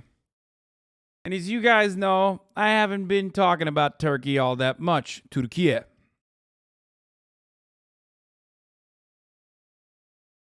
But of course, as the Turks say, masadayız, which means we are at the table. Now, once again, Western nations are selling the Kurds short. Surprise, surprise. But I think it's largely symbolic in any case. But the Turks have agreed to allow Sweden and Finland into the NATO alliance. Originally, Recep Tayyip Erdogan had a lot of negative opinions on said matters, but he wanted to get something out of it, which is actually a smart tactical decision, let's be real. But what he wanted to get out of it was, I guess, well, let's see. Let's see what they wanted to get out of it. And other leaders are welcoming Sweden and Finland to the Western Military Alliance. Nancy Cordes is in Madrid traveling with the president with a look at the significance of that. It's extradition, for the record, but breakthrough. Nancy, good morning. Good morning, Vlad. You know, it isn't just that Sweden and Finland are two large, resource-rich nations now joining NATO. It's the message that it sends to Russian President Vladimir Putin that his efforts to destabilize NATO backfired. NATO's 30 member countries are poised to add 2 more. The move will more than double the length of NATO's border with Russia. And I'm pleased to announce that we now have an agreement. Sweden and Finland applied for NATO membership last month. For the record, I do not give a fuck. Okay? I do not give a fuck how much you love Vladimir Putin or how based of a fucking Marxist-Leninist anti-imperialist you are. If you do not think that this agreement and this expansion of NATO borders on Russia is not almost entirely the fault of Vladimir Putin, I don't know what to tell you. Okay? He did this. You reap what you fucking sow. Okay? Suka blyat. You 100% reap what you fucking sow. Not only, like, it is the worst thing he could have done. He invaded Ukraine. And not only did he invade Ukraine and show how brutal he was going to be in land wars, okay? All of the other nations in that region. Okay, he legitimized every fucking NATO general's up until that moment unrealistic fears, okay? And also did it in such a fucking horrible way where he undermined the power of his own military, where other countries now see the Russian military not as a force to be reckoned with, but as a military that can't even take down a nation state that did not have a standing military until like fucking until like 8 years ago. Okay? So if you don't fear Russia, why the fuck would you, and if Russian forces are spread too thin, why the fuck wouldn't you join NATO? Feel me? So it was such an erroneous and, of course, violent tactical misstep that, like, anyone who's even on the side of Russia in this equation, if they don't recognize that, I don't know what to tell them. Okay?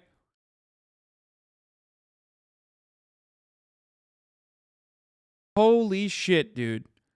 Holy shit.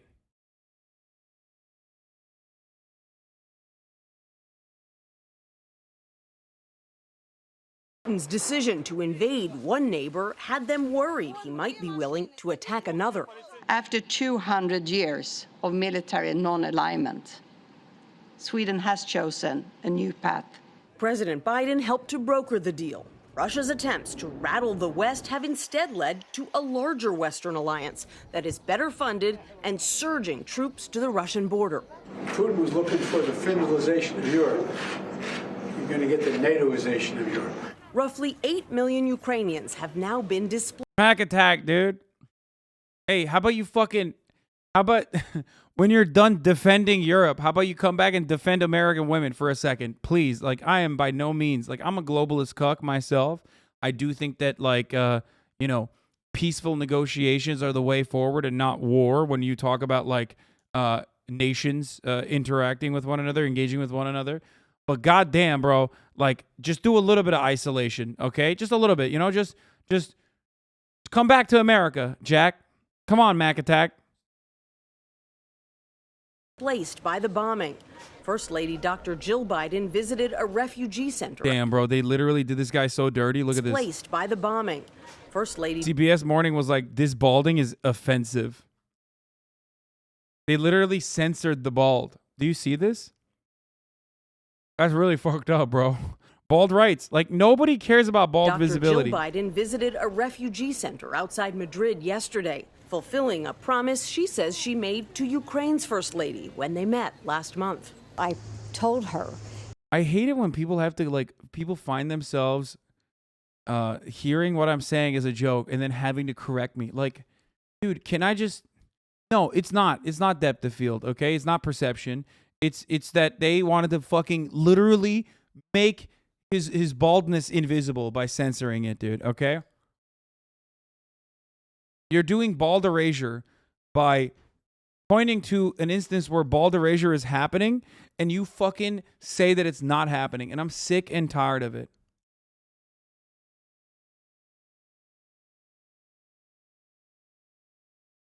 Remember when your mom died and left you $1 in her will? Wait, is this true?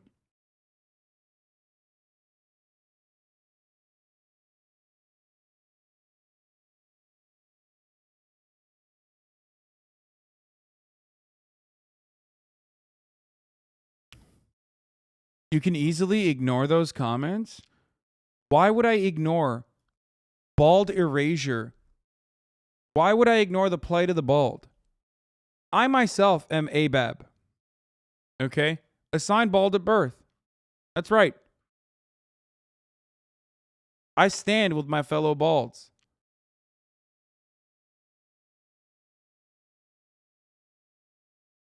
They did bald erasure to Lenin? Yeah, see? There you go. Once again. What do you think the B in LGBT stands for? Some people will dare say that the B stands for bisexual. No. It stands for bald. So on Pride Month, I say, rise up, my fellow balds. Rise the fuck up. Don't take this shit from anybody else.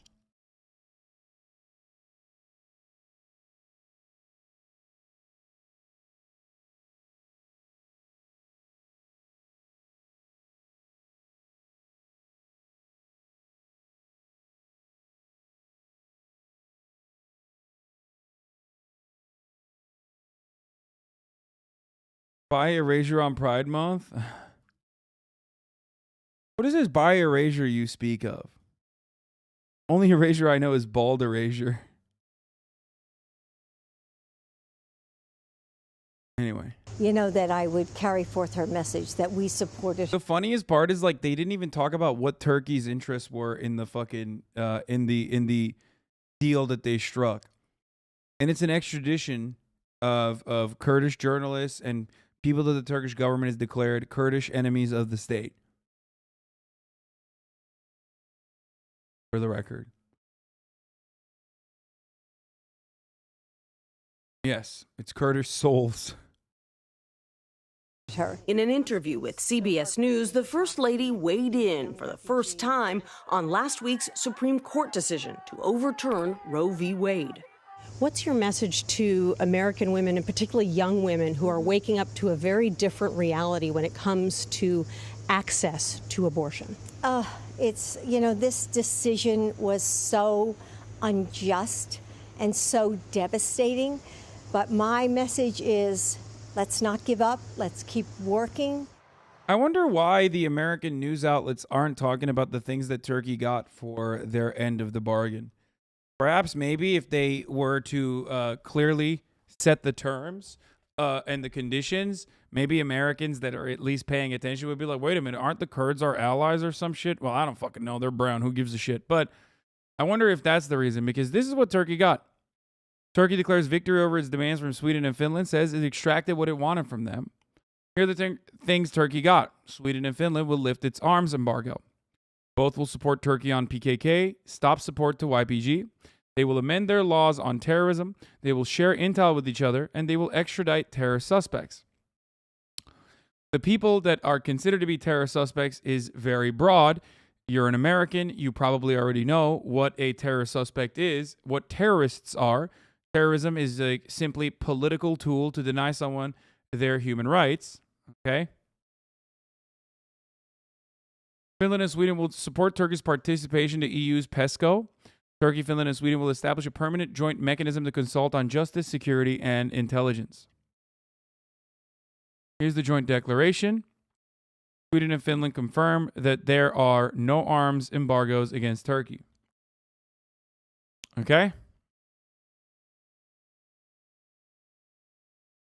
They are getting Finland and Sweden to confirm that the PKK is a prescribed terrorist organization, which is normal. They already were. Like NATO already considered PKK to be a prescribed terrorist organization.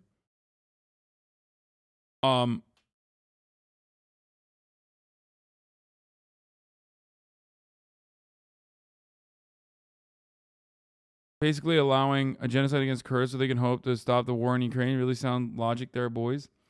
No, a genocide against Kurdish people is already happening. What the fuck do you mean? That's not new. What? The Turkish military has been fucking ripping Kurds to shreds in the northern Syrian corridor, which they maintain control over, and inside of Turkish borders already. That's not new. This also shuts off one of the networks of support for Turkey, or for Kurds that are getting help from, or getting protection in the form of like a lack of extradition treaties in places like Sweden and in places like Finland. How does Turkey have this much power over NATO? My brother, Turkey is NATO, and NATO is Turkey. Okay? What is this? Nazi asshole terrorist organization?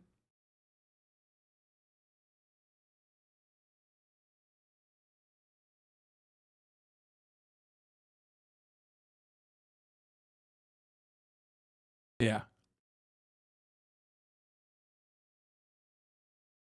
It's a meme that Kurdish people get fucked by the USA and West. I mean, yeah. It's not a meme, though. It is the truth.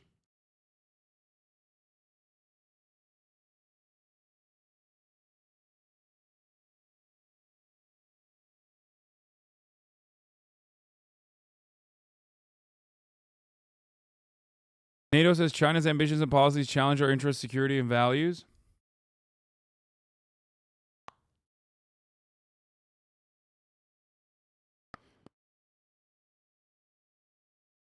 Sweden's threw Kurds under the bus for fucking NATO that they don't even want to join. Sock them party, by the way. Turkey, for those of you who are wondering why does Turkey have this much power? Well, let me tell you. Because in order for other countries to join NATO, prominent nations within NATO have to agree. I say prominent nations within NATO because there are other countries in NATO that would say no, but you know, they'll get fucking steamrolled. But you need approval from all nations technically. And there are ones that you can easily command, motivate to do, you know, to vote in the way that you want them to. And there are others who don't. Germany and France are two examples of this. They are the two main reasons why Ukraine was never going to join NATO. Okay, because of their relationship with Russia.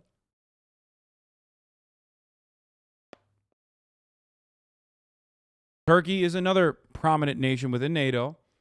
It has a very unique position in NATO. It's the only NATO nation that has been in like literal fucking outright war with other NATO nations. Straight up.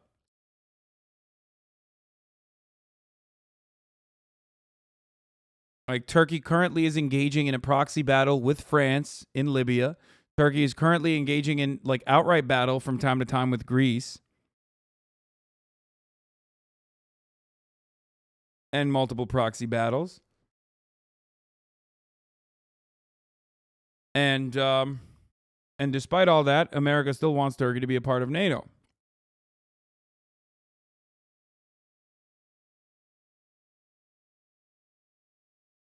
Because it has a very powerful military. And originally had missile bases directed towards the USSR. Remember the Cuban Missile Crisis? It would have been called the Turkish Missile Crisis. But it wasn't. Because history is written by the victors, and America won the Cold War. All right?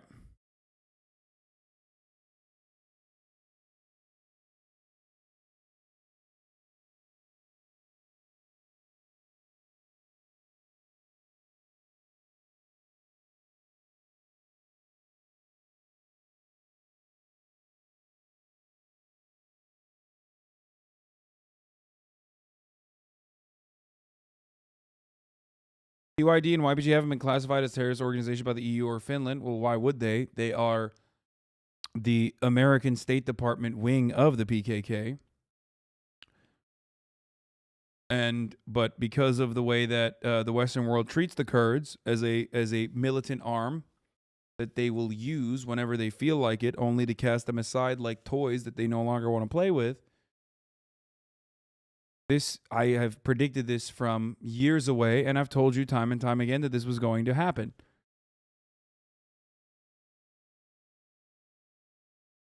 How will Kurds recover? I mean, how will Kurds recover? This is the life of Kurds. This is all Kurds know. 35 million Kurdish people live in diaspora. It's the largest ethnic group in the Middle East without a nation state. But that is precisely what Kurds are used to. No matter what happens. No matter what happens, the only way a nation state for Kurdish people will be built in the Middle East is if it is an Israel-style development, okay, which would be disastrous, or one that is built alongside the other regional leaders, whether it be Iran or whether it be Turkey and Iran. Okay? However, that would never happen because Western leadership would never allow that to happen. So, Kurds are always in a constant state of limbo, being used by the Western interests, and they will continue to be used forever. Ironic, of course, because we are having a conversation around Ukraine, a established nation state that is currently being used for their own personal and genuine and legitimate reasons for emancipation, and the Western nation states are using their genuine interest in emancipation to weaponize them against a foreign adversary.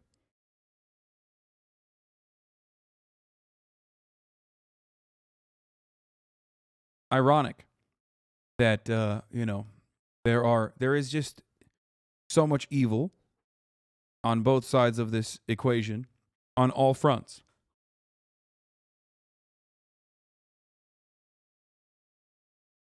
So yeah, that is the case.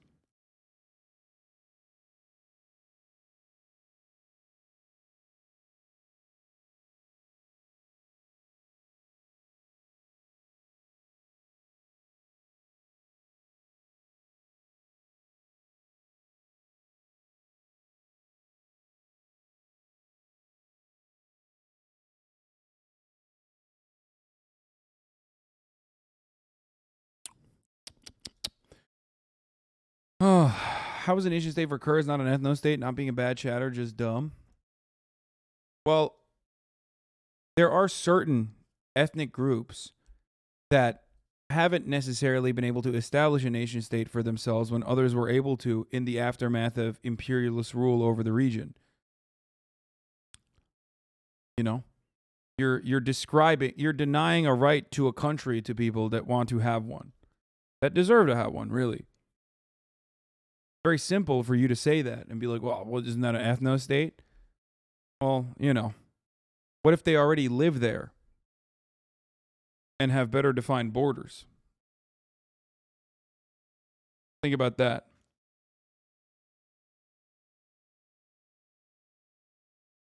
This is why I talk about nationalist movements and the difference between fascist nationalism and emancipatory nationalist movements. If you already have an established nation state and you are engaging in nationalism, that can be very damaging and that can be very scary. If you are still suppressed by colonial rule, if you have an imperial power, okay, that is still, undermining your authority, then that kind of nationalism can be emancipatory.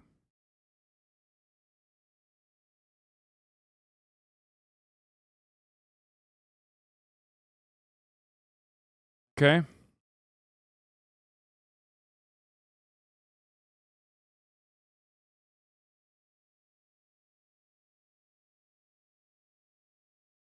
Oh, this is Noam Chomsky talking about Kurds and Turkish barbarism against them. An interesting clip reference in Nick's great article of Noam Chomsky criticizing U.S. military assistance. helping Ankara commit mass atrocities in Turkey's southeast.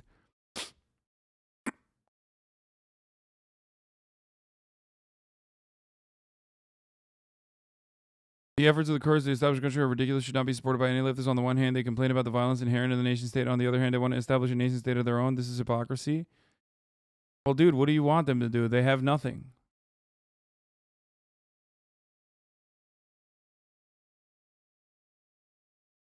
You want them to just die? Well, I guess that is kind of what you want them, right? I mean, this is not like Quebec. They have nothing. All that has been carved out for Kurds is like a piece of Iraq. That's why sometimes you'll see like fucking NATO simping Kurds in this chat. Ironic, because like those same institutions will sell Kurds down the river as they have time and time again. They don't give a shit.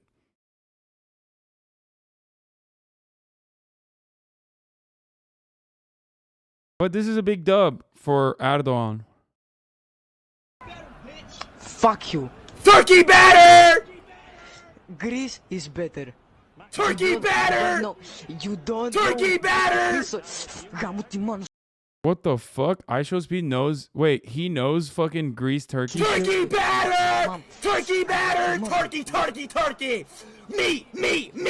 Turkey! Turkey's better! Turkey better! Turkey! Turkey! Turkey! Turkey! Turkey's better! Turkey way better! I love Turkey! I love November 28th! I love it! You're from... Yes, fuck you, Turkey. What? Turkey! Turkey! Turkey! Turkey better! Turkey better! Turkey better! Turkey, turkey!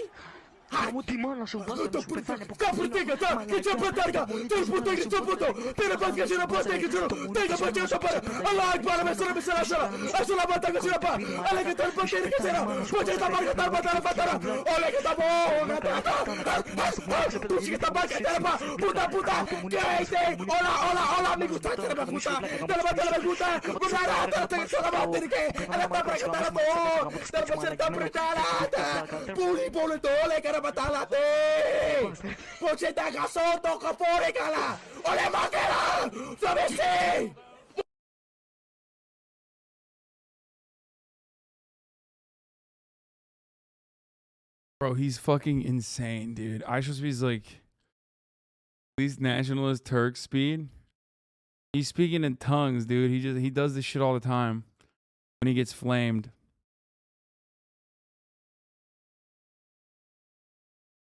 Every single person just got cursed. But by the way, this is why I always say don't touch Balkan posting. Don't touch the Balkans. Never talk about the Balkans. Never engage in Balkan posting. You will only lose. You will never win. Don't get it twisted. Don't touch the Balkans. Okay? Wait, what? Yo, what's good? You're from Israel? Yeah. Can you say אפילו יותר טוב? Affiliate Tito. Hey, how about אפילו יותר טוב. What do that mean? Even better. Go follow Master Ronald on YouTube. Hey, bro. Master Rod. Hey, bro, free Palestine, my man, all right? אפילו יותר טוב. Damn it. Master Rod זה בשבילך יא גבר. What?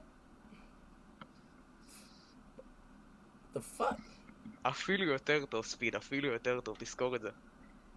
What's he saying?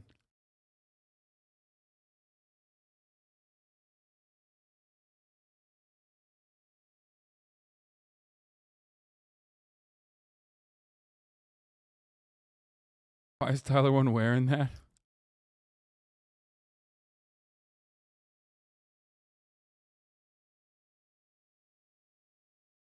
That is stronger than you? Bro, I'm from Israel. oh, you from Israel? Hey, free Palestine, bitch! No, free Palestine. What are you saying? What do you mean? What are you saying? Bro, what do you mean by free Palestine? You know, we just want to make peace together, you know. What? Oh, hell nah. Free Palestine, nigga. What the fuck? Nah, bruh. You know, we need to make peace in the love. You know, it's no free Palestine, no free. Free Palestine! Nah. Free Palestine! Speed, shut the fuck up! You shut up and free Palestine, motherfucker! No. Freedom! He said, "You shut up and free Palestine, motherfucker."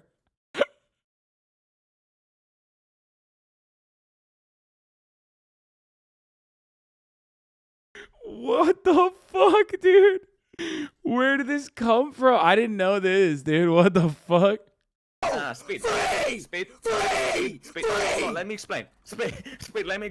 Where are you from? That man on Fortnite can single-handedly free Palestine.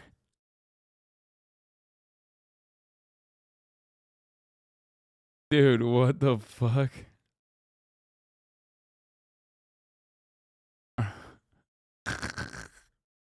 From? Where did this come from, bro? What is happening, dude? I don't even... He is banned from Twitch for, like, saying the most psychotic shit.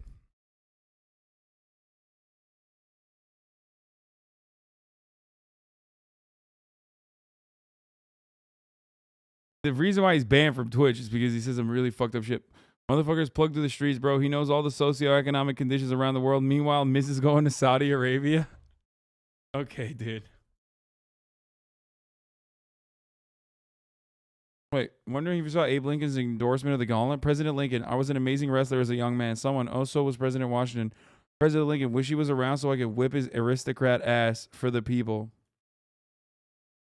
Lincoln took pride in his wrestling skills. When during his presidency, he was told that George Washington won fame as a wrestler. He said, if George was loafing around here now, I should be glad to have a tussle with him.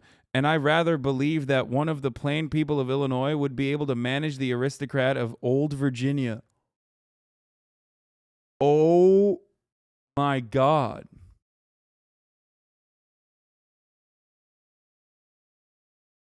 Oh my God.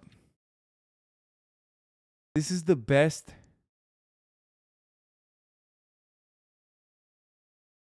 Bro, that is so sick.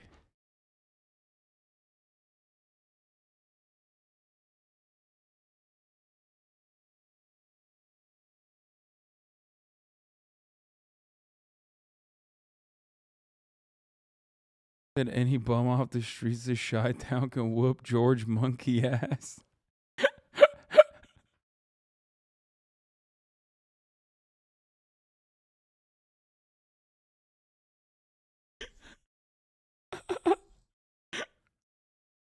Oh my God, dude. Oh, that's awesome.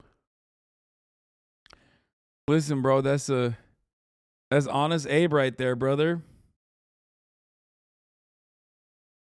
What is this? Amy Klobuchar? They leave me breathless. I can't help feeling we could have had it all. To announce my candidacy for President of the United States, I'm Amy Klobuchar, and I will beat Donald Trump.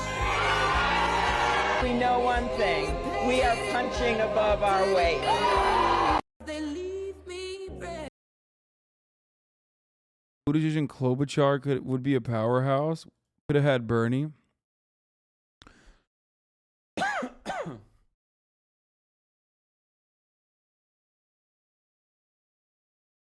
Bro, this is a fake ass Amy Klobuchar stand. Let me tell you something. This is a fake ass Amy Klob stand. Real Globetrotters fucking know that one of the more iconic moments in Klobuchar's presidency was when she talked about how her hair would fare in a blizzard. That's where she actually won the hearts of America. Like, every American wanted to vote for her. And then, you know, Bernie Sanders, the misogynistic pig, destroyed her chances too. He just hated women. Hasan, sorry, but I got to tell you that today you are really funny. Dude, thank you. That's very nice of you to say. I try my best.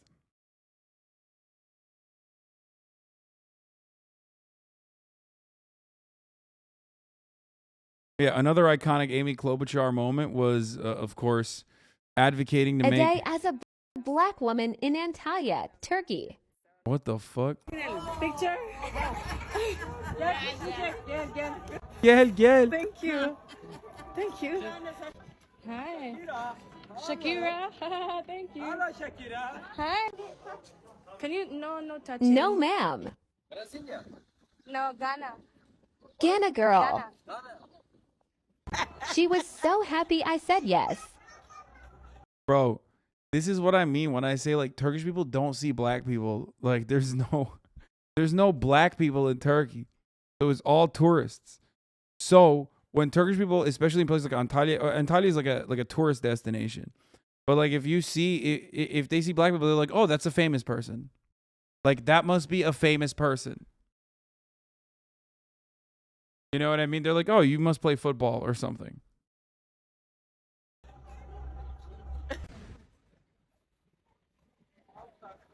Those aren't Turkish people. Those were. Oh my God, that dude literally had the HasanAbi hairline, bro.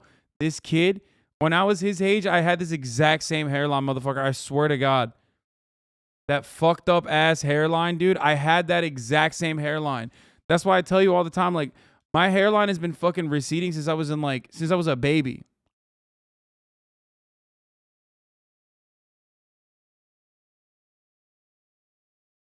Bro, I had a one head and that shit kept receding until now it got to a point where it's like a 5 head. You know what I mean? No longer a 4 head, but a 5 head kind of.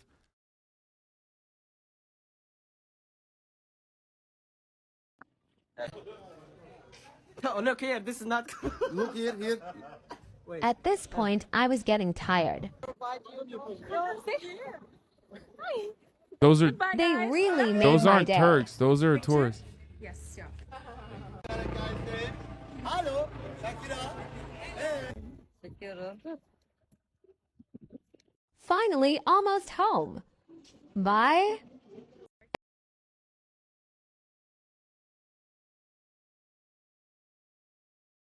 Hi guys, all is fine. I travel all over the world and I know a genuine compliment when I get one. Turkish people are curious, that's all. Shakira ain't even black. Yeah, but like he's Turkish, so he doesn't fucking know.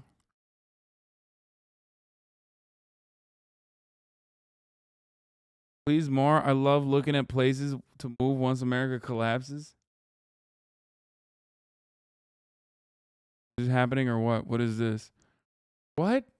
What is this fucking fake propaganda, dude? What the fuck you, dude?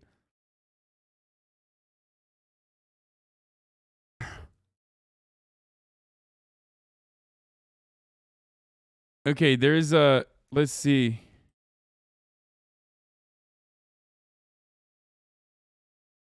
Okay. At the time, Mr. Carlson was locked in an increasingly bitter inheritance battle. His mother had died a few years earlier in France, apparently without a will, leaving her sons and her second husband, Michael Vaughn, to divide up her estate. Alongside her paintings and jewelry were dregs of the Miller ranching fortune, a share of mineral rights sprinkled over 68,000 acres of inland central California, and valued at around $37,000. Damn, bro, mineral rights are fucking cheap as hell. What the hell? The orderly disposal of the estate was interrupted in the fall of 2013, according to court records of California, when one of Mr. Vaughn's daughters from a prior marriage discovered a handwritten will that left everything to him. It also included a one-sentence codicil. I leave my sons Tucker, Swanson, McNear, Carlson, which, by the way, that's the truth Tucker doesn't want you to know. His name is literally Swanson McNear, motherfucker. Like, when Tucker Carlson LARPs as a working class person by hamming up the white supremacist shit, remember that his middle name is literally Swanson McNear. And his brother's name is even worse, Buckley Swanson Peck Carlson. Dude, that's an automatic disqualifier, brother. That is the whitest, waspiest, fucking royalty-ass name you can have in America. You know what I mean? That's some straight slave owner, you know, colonial Williamsburg-ass name right there, dude. What the fuck? That's some shit. That's a name that you have when you could trace your fucking lineage all the way back to the colonies, okay? Like, I want to say more words I can't say. Like the C word, for example. That's like the most That's the most like delicious, salty snack that everybody likes to consume. Okay.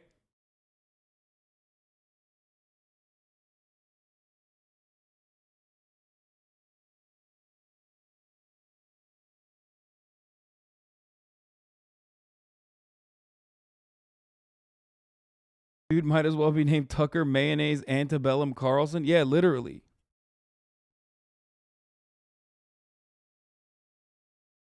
Salty snack that goes well with tea.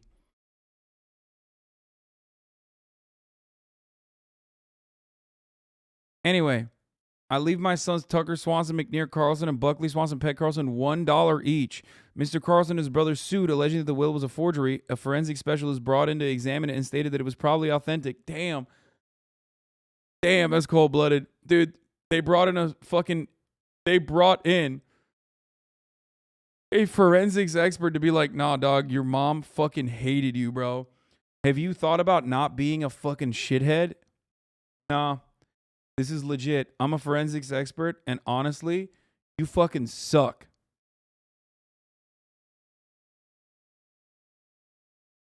Mr. Carlson's uncle asserted that the discovery of his sister's will occurred only after a new well on the family California property began pumping out hundreds of barrels of oil. In court filings, the Vaughns now valued the estate of minerals assets at $2.6 million.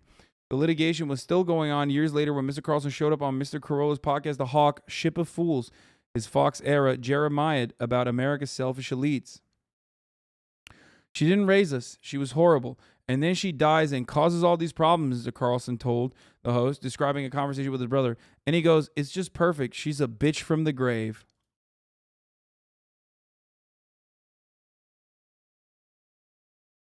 That's awesome.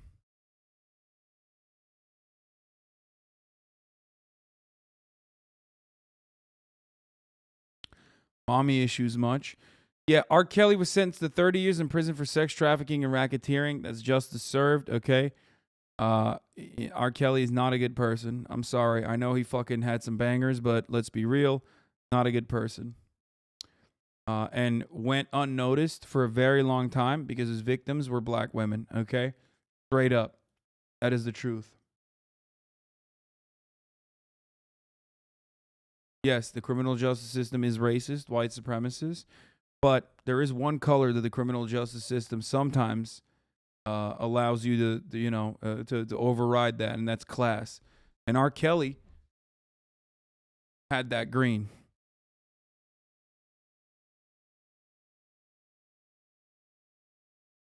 Let's be real, his music really isn't that great. Okay, well now you're being fucking ridiculous. Okay? Now you're being ridiculous. No, his music was fucking great. What are you talking about? It was actually really good. What the fuck? Like, come on. Come the fuck on. Okay, guys, we can criticize R. Kelly without having to lie. Like, hello?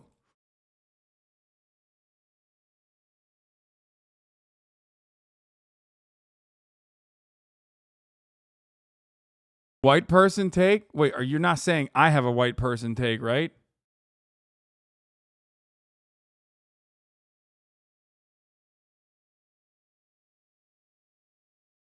Oh, yeah.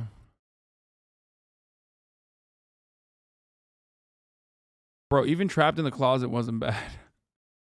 Like...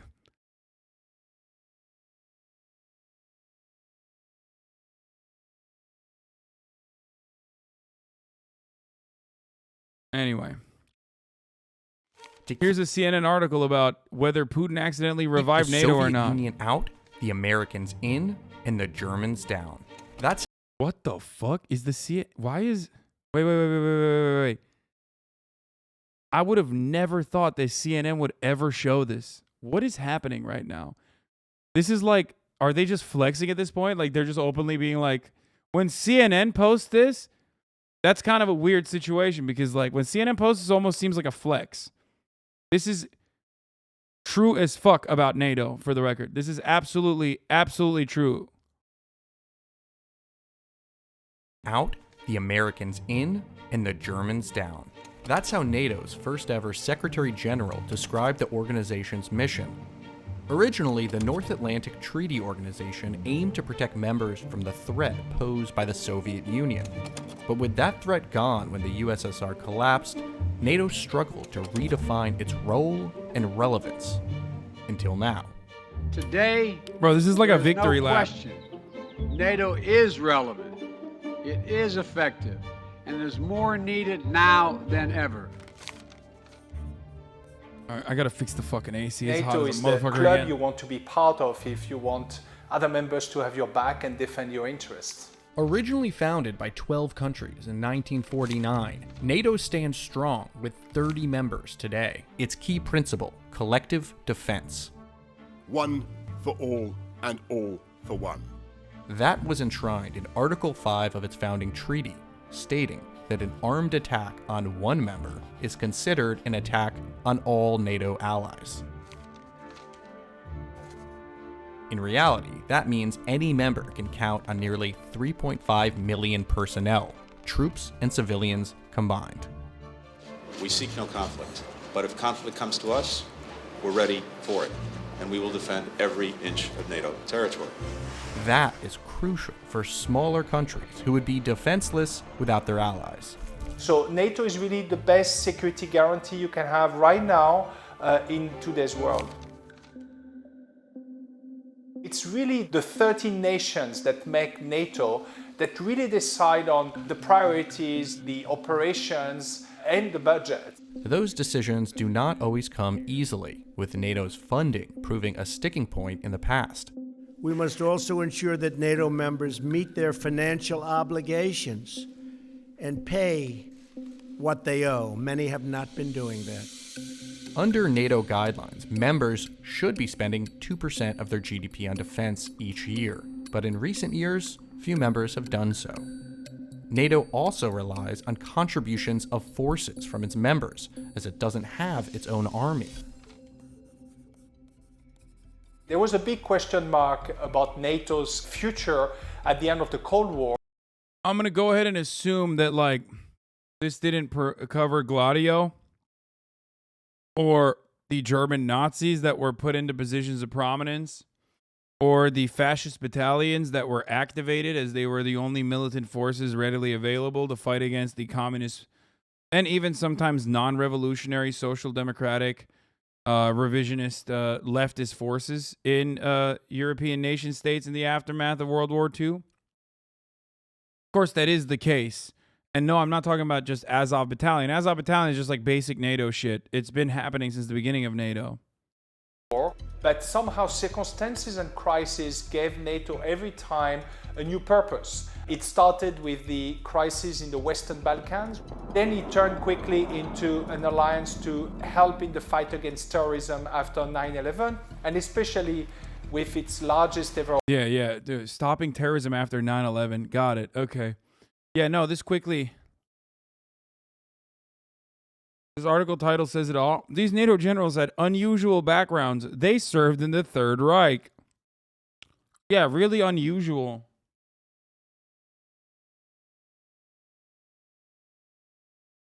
What?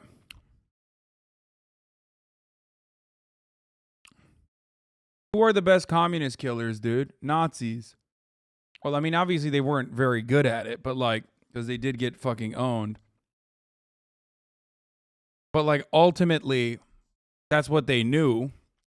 So it's not unusual for NATO to, NATO, an administration created with the express purpose of, purging communism and communist influence from Europe, is of course going to have the communist killers. Operation in Afghanistan. NATO evolved and expanded with new tasks ranging from members. One of the funniest things I saw randomly when I was looking into like the NATO, the recent talks that were happening around NATO is that they had a fucking panel. Dude, look at the audacity of the West, dude. Truly barbaric. Here in the West, we like to fancy ourselves. We like to fancy ourselves as like, above everything. We're like, arbiters of democracy. And one of the grossest and most hypocritical examples of said barbarism was having a panel of Afghan women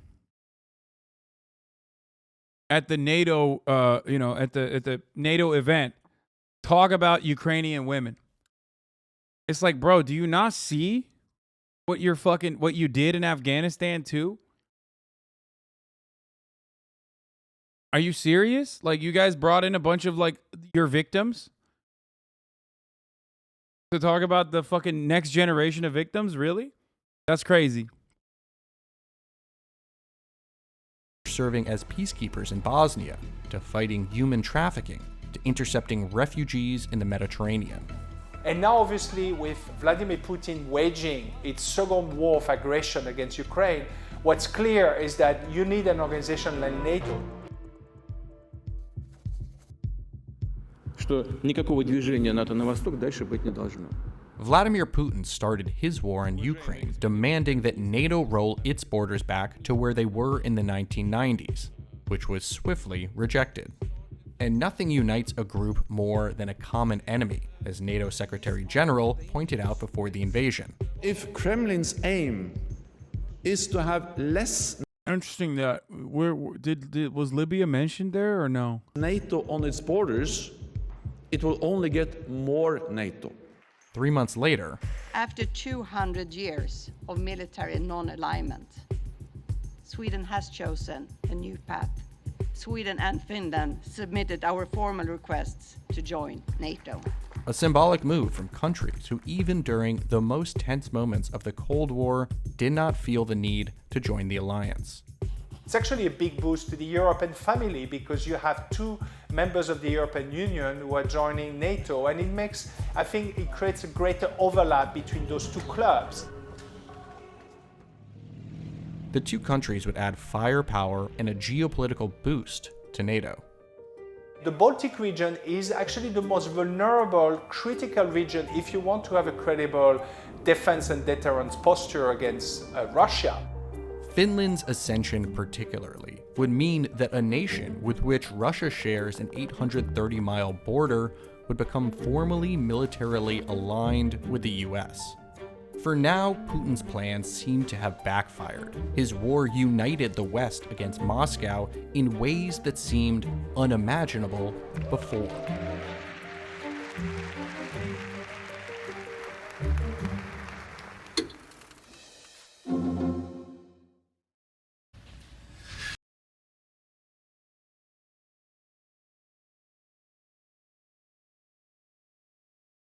Wow. Take a look at let's take a look at this one.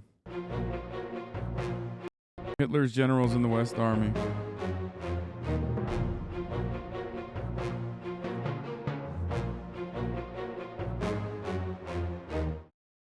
In 1945, Germany's armed forces were disbanded. The central government ceased to exist, and Germany as a nation-state was technically dissolved, leaving the nation divided into 4 Allied occupation zones and governed by those same nations. Germany would eventually be divided into 2 states. The British, American, and French occupation zones were unified as the Federal Republic of Germany, or West Germany, in 1949, when it was permitted to have its own government. The Soviet zone became the German Democratic Republic, or East Germany, also in 1949, which was a one-party communist satellite state. Both new nations moved cautiously towards reacquiring military forces. The idea of West Germany having armed forces was very controversial so soon after the horrors of World War II. The French, in particular, strongly objected to a fresh German standing army once more on its border, after having been invaded by the Germans in 1870, 1914, and 1940. But France was the junior Allied power, with the majority of occupation forces being provided by the United States and Britain. And occupation had changed to protection, as the Western Allies and Western European nations would group themselves into a defense bloc called NATO, the North Atlantic Treaty Organization, designed to protect against a Soviet invasion of Western Europe that would have been concentrated through Western Germany. It was felt to be both reasonable and sensible that West Germany rearm, so that it could help defend itself and Europe from the threat Stalin. Bro, this motherfucker's saying, is NATO so bad? As I'm literally looking at an example of like the Third Reich generals joining fucking NATO. As I'm pulling examples of how the United States supported anti-left terror in Italy. This is NATO. This is NATO's doing.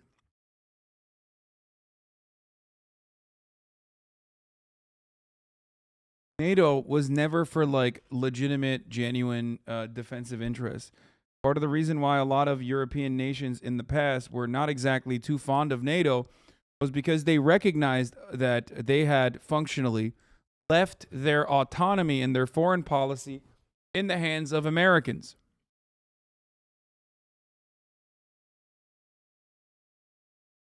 Especially during the era of nuclear proliferation, it seemed like established nation states were not too fond of America making decisions, especially that would compromise their security in an all-out nuclear war. Thank you, Jay Woozer, for the 5 gifted subs. Well, actually, 10 gifted subs total, which, of course, countries like France if countries like France had different perspectives on NATO involvement until later on in their history. The one on changing perspective, however, is the top of the hour ad break sometimes comes at 5:08, 8 minutes after the top of the hour. But no matter what happens, very weird way segue for the ad break. God damn it, dude. Fuck you. It's sloppy. It's not always good. Once I reach 6 hours, I no longer have my same pizzazz, okay?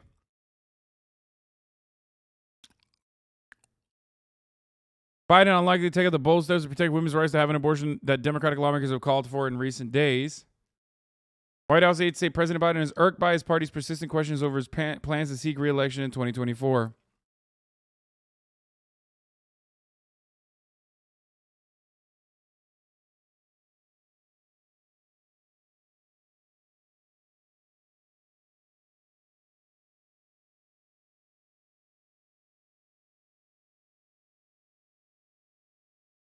How about you re-elect the top of the hour ad break, okay? How about you elect to no longer see the ads at the top of the fucking hour? And the only way that you can do that is by subscribing for $5 or for free with a Twitch Prime. Okay? Twitch Prime is free as long as you connect your Amazon Prime account to your Twitch account, where you get 1 free Prime subscription a month. Use it on your favorite streamer. Or you can get gifted a sub if you're lucky, if you're a good boy. Here's the woman ad right now.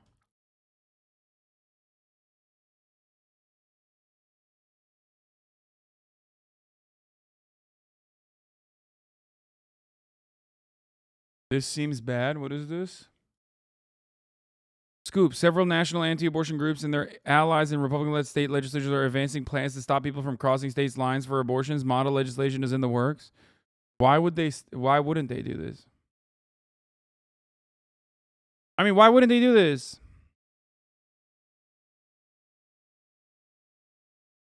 Who's going to stop them? Are the Democrats going to stop them? No. Isn't that funny? Democrats wanted to propose like legislation to restrict freedom of movement during time of COVID in order to temper a pandemic that was like eviscerating, especially the unvaxxed population. And people were like, no, that's my bodily autonomy. You can't make me get a vaccine. But when it comes down to it, they're going to probably do that to stop people from getting medical procedures. Okay? When it comes down to it, they're going to stop people from being able to get abortions, which is awesome.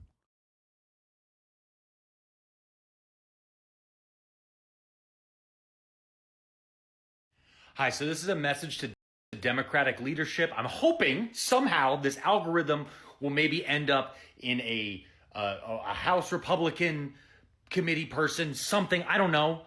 There's somewhere out there, there's a senator's granddaughter whose algorithm this will end up in. Can you do us a favor if you are related to a Democratic fucking leader somewhere in this fucking country? Can you reach out to them and tell them it's fucking bad? It's bad. It's fucking bad. Right?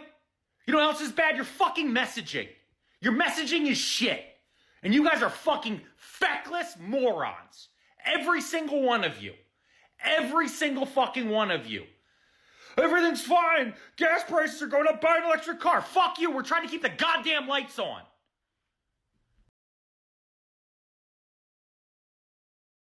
As a test, a reporter posted on Facebook, if you send me your address, I will mail you abortion pills. The post was removed within 1 minute. When the reporter made the same post but changed the phrase abortion pills to gun, the post was left up. Hell yeah. Hell yeah, boys. Hell yeah. That's America, baby. That's America. This guy's a lib, but at least he's like angry at the right things. To fucking survive out here. We've been screaming at you for years. It's getting worse. And the Republicans are planning on making it worse for everyone. Everyone. Every fucking one. What's your plan? Oh, we can't tell you the plan because then Republicans will stop it. They told us their fucking plan for 50 straight fucking years. Their plan was to pack the fucking court, to steal fucking elections, to change the fucking censuses, to make sure they could gerrymander fucking districts. Yeah, me and Asmongold did the fusion dance, and this is what came out. To get 5 illegitimate seats on the Supreme Court so they could overturn Roe v. Wade. So they could overturn gay marriage. So they could overturn every fucking right that we thought we've had for the last fucking 50 goddamn years. And what do you guys do? Read a poem, Nancy Pelosi? You read a fucking poem? I'm sorry, was your brain too addled from trying to get your husband out of a goddamn DUI and maybe, just maybe stop for like this dude literally is a HasanAbi head. Never mind. He follows me on Twitter. half a fucking second to do insider trading that you keep legal so you can read a fucking poem? And the rest of you bitches standing in front of the fucking Capitol Hill singing God Bless America? Not the fucking time. It's not fucking karaoke night, bitches. You know what I've heard today? I've heard the fucking president come out and say something, somebody should do something, and I got 16 fucking fundraising emails. I don't have the fucking money. None of us have the fucking money, Democrats. Yeah, and yeah, I'm yelling at you. This Republican's doing this. Yeah, but you ain't doing shit. If a guy has a gun to my head, and I'm saying, hey, tackle the guy with a gun to my head, and you're like, oh, maybe if you give me $15, then you're part of it, dipshit. Grow a fucking pair. Hi, so this is a message to Democrats. Good take.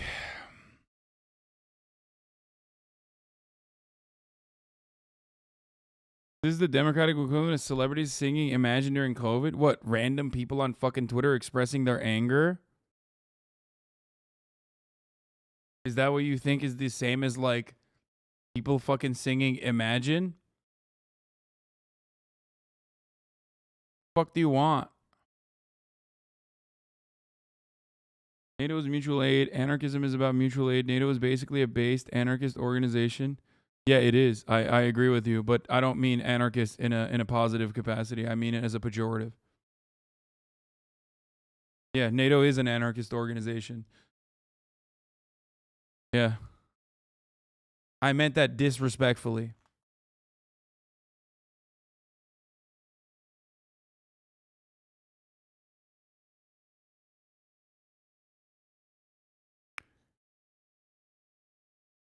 I think you meant Congress singing God Bless America. Oh, yeah.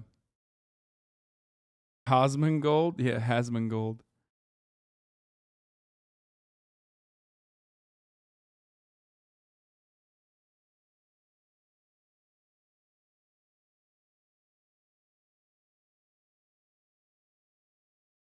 I hate it when you troll anarchists.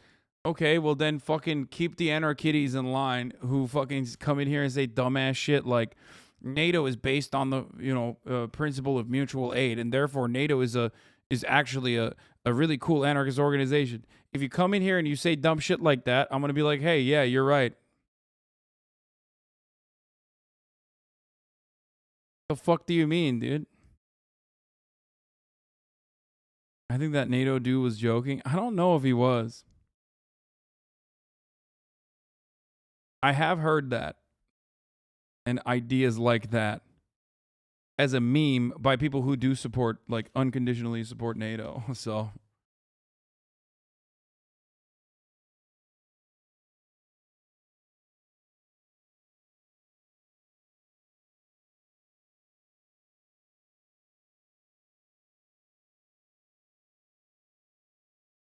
Anyway.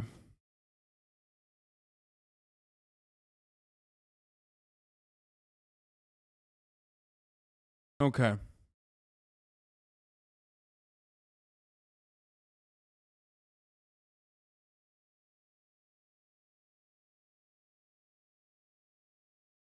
I'm not gonna watch that NATO video. It's too boring. And I'm done with the news portion. Done 6 fucking hours, dude.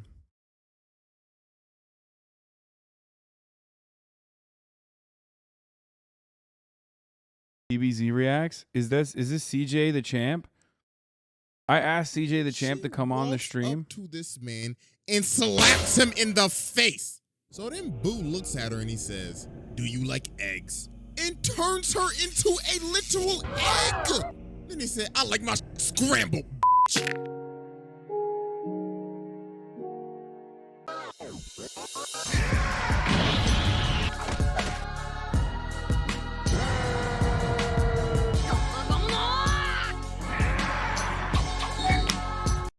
Oh, I asked him to come on the broadcast. I was like, bro, I love what you do. You know, I DM'd him and I told him to come on the broadcast, but he like, yeah, for sure. And then he never actually responded, but. Menaces. Truly terrifying creatures. The rarest breed of the anime character in today's society. Their ignorance, disrespect, and disregard for human life is just unmatched. That is why we made a roundtable for these rare breeds of menaces.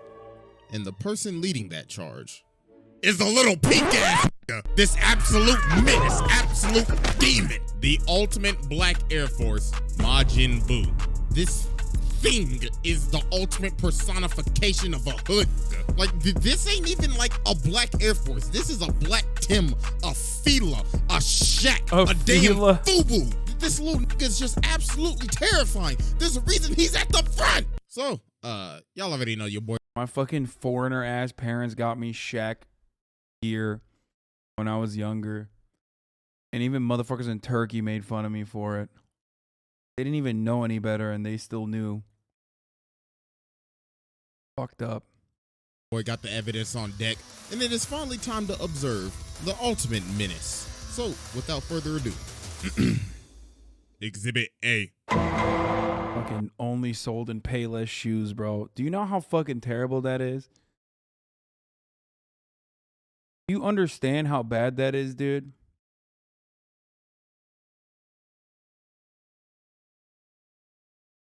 The worst.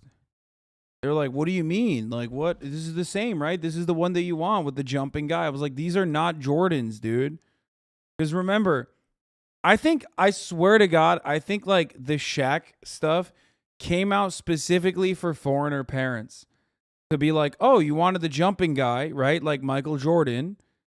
But it was like a different jumping guy. It was fucking Shaq.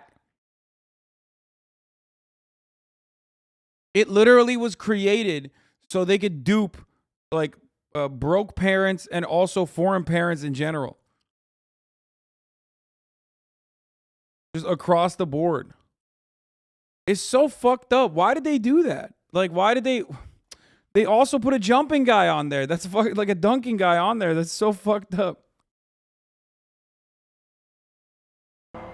All right, ladies and gentlemen. So as we know, Majin Buu has multiple various forms. And with each form, he gets even worse to just outright what the f***. So obviously, we have to start from the beginning. So I present to you Exhibit A, Fat Buu. So as we know, Goku and Vegeta are fighting right now, and that's giving all the energy for Buu to wake up. So when Buu hatches out his shell and everybody sees him, everybody's looking like, you telling me this fat ass Captain D's Patrick Star Kirby looking motherfucker is the terror of the universe? You gotta be kidding, right? Like, look at him, he's waddling. So Dabor is looking at Bobby like, really, my boy, you was really hyping all this up? What a pity. So then Buu looks over at him and he's like, boy, I know you ain't talking with that receding ass hairline. Like, god damn, your look worse than Vegeta's. So then Buu starts steaming. And then he smiles at him and he swings and gouges out his eyes. Look at him, he like, nah, boo boo, shut your stupid ass up. This man just laid out the Demon King with a kick. Look at Gohan, he like, ain't no way, boy. I just had a whole 3-episode fight with this man and he just kicked him like a rag doll. Ah, hell no. Time to go. So why they flying? Buden already caught up. Like, oh, Yo, where y'all think y'all going? The fun just getting started. Look at Supreme Kai. He like, oh my God, I'm about to die. Man straight up clapped his face. He just started beating the brakes off his ass. Then this man comes from the top rope like the Big Show and sits on his ass. His ribs, his organs, his spine. Oh, that man is done. So then Gohan comes in and tries to stop him, but Boo said, get your bum ass out my sight. Home run. God, send my boy flying. So then Deborah comes back and tries to lay the hands on him again, but he literally turns this man into a cookie, and he straight up devours this in one bite. Oh, nah, bro. This man literally just turned the Demon King into a damn gingerbread man and devoured him in one bite. BBC had Vegeta pulls up, but come on, y'all. It's Vegeta. I ain't even gonna lie to y'all. Vegeta's my favorite character, and I already knew he was gonna get his ass beat. So he wraps him up and traps him. And look at him skipping. He's like, hippity-doo-dah, I'm about to whoop that ass. Yippee! Here we go. Boom! Straight up booted mans. Then he comes from the top rope again and God damn! This bro just started pounding him. Meek. And that done, bro. GG. So Vegeta's like, well then, if I can't beat him, might as well just blow myself up then. Trunks, love you, kid, but to be honest with you, you were an accident. And that man Vegeta just straight up blew himself up, and he took Boo with him. Or so we thought. This man really rebuilt himself, and he is still kicking, bro. So after this, Boo just goes on a complete rampage. They went to this one city, so he's like, all right, everybody bring that up. So then he's like, all right, what I want to eat, cake or candy? Candy. So he turns everybody in that city into candy. The man started inhaling them like Kirby. And this man just really gobbled up this entire town in the amount of seconds. Then he decided to spit it out.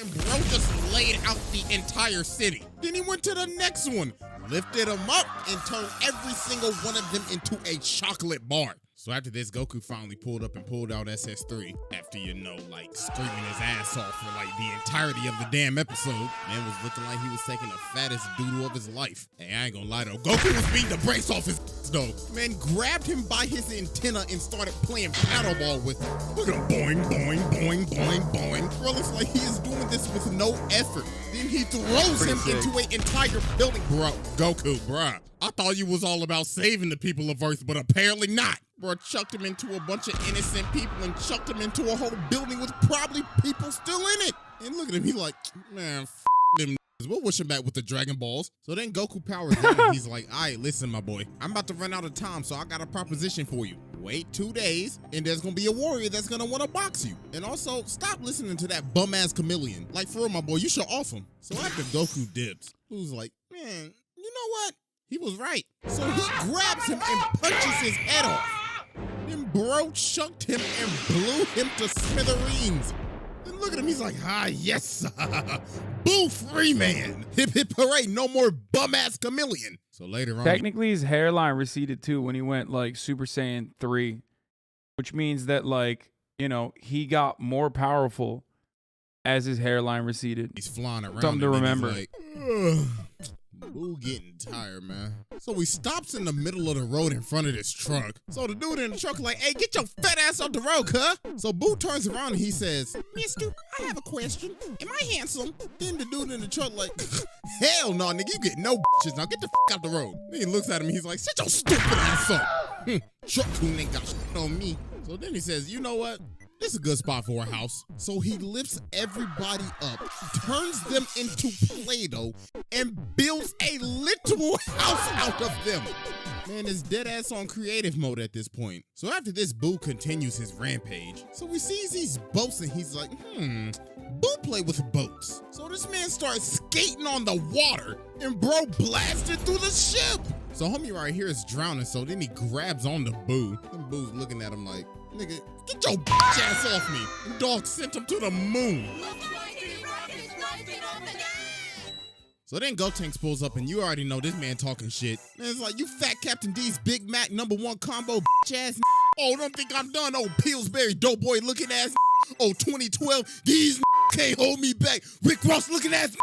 But y'all already know Boo was not having that disrespect. So we just started beating the brakes off his little ass. Man was like, stop playing with me. Then he picks him up, he's like, oh yeah, you was talking about that good a second ago. And now look at you, beat the up.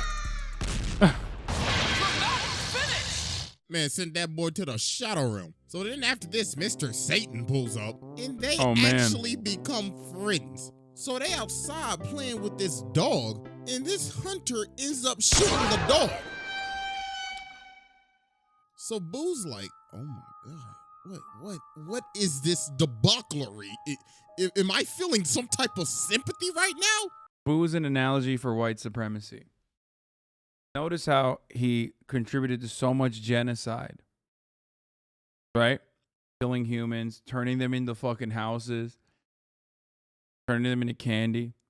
But then the moment that his dog is harmed by another hunter, all of a sudden, he flips the lid. Absurd. So after this, Boo starts steaming again. And then he shoots out this cloud. And in that cloud is another Boo, but he's skinny and he's gray. Then he walks up to him and he's like, hey, nigga, did I just catch you feeling some type of sympathy? We don't do that, bitch. So he starts punishing this man, beating the absolute brakes off of him. So Boo shoots his beam at him, but bro blows it away and it hits him and he turns into chocolate. And bruh just ate him. And then he starts to transform. So yeah, that was Exhibit A, and it's time to move on to Exhibit B. All right, ladies and gentlemen, I now present to you Exhibit B, Super Boo. So as we can see, Boo has turned into Super Boo. And this is where he got shredded. Just started to get Clenbuterol Boo. So the first thing that this man does is jump in homie's mouth. Pause! No, like for real, like this is like actually disgusting. I'm not showing this. But anyways, though, he ends up blasting off to the lookout. So when he gets to the lookout, he's like, all right, listen up. I was promised a fight 2 days ago that there's gonna be some strong ass, so produce that ass. Come on now, chop chop, don't be shy. So Piccolo ends up making a grave mistake. So Goten and Trunks aren't ready to fight, so he ends up saying, there's plenty of other people on Earth that you can kill for your amusement while you wait. So Boo's like, all right, bet. So he starts walking around the lookout and he's surveying how many humans are left alive right now. So after he's done, he lifts up his hand and uses human extinction attack. And he straight up deletes the entire human population.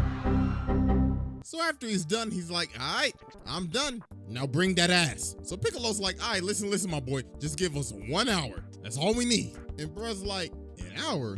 Hell no. So then Fidel starts talking. She's like, it's just an hour. I hope you're not scared or you're a chicken. Then Boo looks at her. He's like, shut your stupid ass up with that Cell Soccer Gohan cut you got going on right now. Matter of fact, I should just kill you. So then Piccolo's like, yo, just chill out, bro, and just wait the hour. So about 5 minutes later, while Boo's waiting, Chi-Chi does one of the dumbest things I have ever seen. She walks up to this man and slaps him in the face. So then Boo looks at her and he says, do you like eggs? And turns her into a literal egg. Then he said, I like my scrambled, God, he literally turned her into an egg and stomped her like a roach. I mean, he did also genocide the entire human race. Oh my God. So about half the time passes now and Boo's like, you know what? I'm done with this waiting. Bring that ass now. Piccolo was like, bro, it's only been 30 minutes. Bro's like, I'm done with this shit. If I don't get this fade right now, I'm deleting all y'all. So Piccolo takes him to the hyperbolic time chamber so he can fight Gotenks. So he's back there and he's like, really? These little goofy ass niggas? All right, bet then. So they start to do the fusion dance, but Boo blitzes Trunks and socks him. So Trunks is like, yo, bro, chill. How you gonna attack a that's transforming, bro? That's anime rule number 1. You just committed taboo. So when they finally fuse, Boo's like, oh, it's you. All right, I ran your fade once, but I guess I'll do it again. So yeah, bro, Boo was just bullying him again. Bro straight up juggled Mans and sent him all the way back to the door. Like, look at Mans, bro. He's just chilling, living his best life. So Y'all seriously still talking about January 6th? How about the massive inflation problem that we have right now? The only inflation problem is this dick that was inflated inside of your mom last night. Oh, fucking got him. Cumstered and dumpstered. Shut the fuck up. We're watching anime. Suck my dick. Just like your mom did last night. After this, Piccolo ends up destroying the hyperbolic time chamber. So he's like, haha, now nobody can get out of here. So Boo's like, ain't no way, boy. Boy, ain't no way, boy. If I'm stuck in here, I ain't getting no more candy. Oh, now this just won't do. So this man literally screamed a hole and teared open the dimension. So bruh just straight up slithered away. So he comes back outside and starts looking at everybody. And then he says, Chocolate? Chocolate! Chocolate!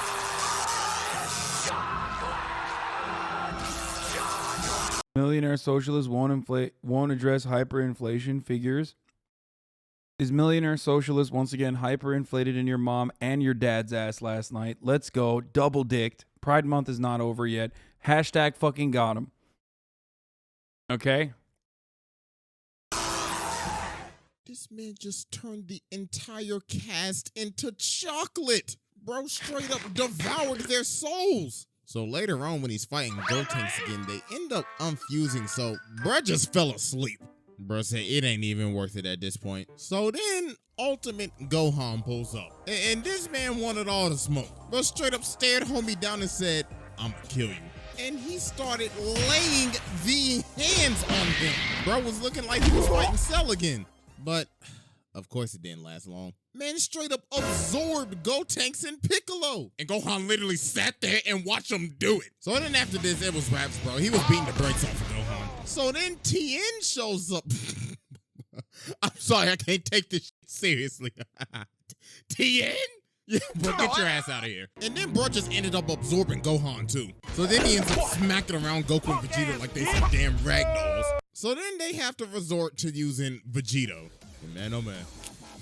This was a undeniable ass whooping. Vegeta was smacking him up like it wasn't even funny. So after Goku and Vegeta beat the brakes off of Buu and rescue everybody that he's absorbed, he starts to transform again. And dear God, it's time for Exhibit C. So without further ado, Exhibit C. Alright, ladies and gentlemen, we have finally reached the climax. And Lord have mercy, may God help us all. Exhibit C consists of Kid Buu. So as we can see, Buu is transforming right now from this really big buff form. And Supreme Kai is losing his mind right now. He's like, oh my God.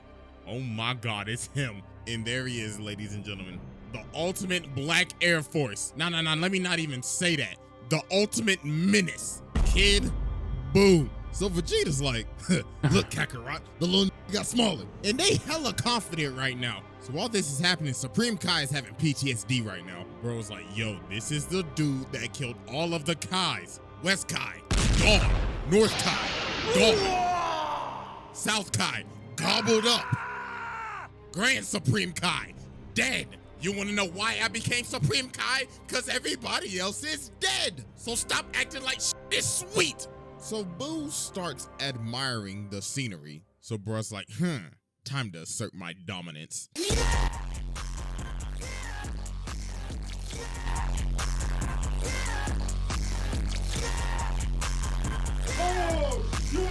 Then right after he's done, he shoots a ki blast immediately. So Vegeta stops it from hitting. And Goku's like, yo, this nigga was about to blow up the planet. So then Vegeta's like, hey, yo, try that again, nigga. I wish you would. So Buu turns around and looks at him. He's like, all right then. So he starts charging up a ginormous one. So Goku's like, yo, chill. But Buu just smiles. Bro said, bye-bye. We'll fix it up with the Dragon Balls. This man really just showed up, blew up the planet for no reason at all, and didn't even say a word. You know, villains always be saying, I'm gonna destroy Earth. Frieza, fail. Well, I mean, he did do it in Resurrection F though, but he did it like a though. Cell, I'm gonna blow up the Earth, and there's nothing you can do. Fail. Boo. Bro didn't even say a word.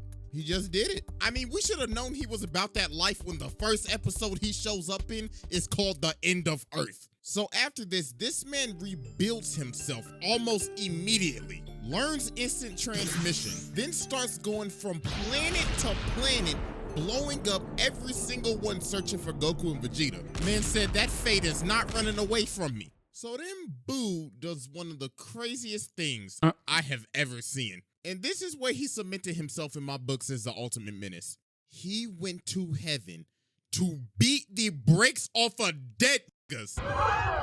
I beg your pardon? He went to go get more smoke from the dead ops. Look at Krillin and Yamcha. They like, oh my God, bro. Ain't no way this is happening right now. Boo said, that rest in peace.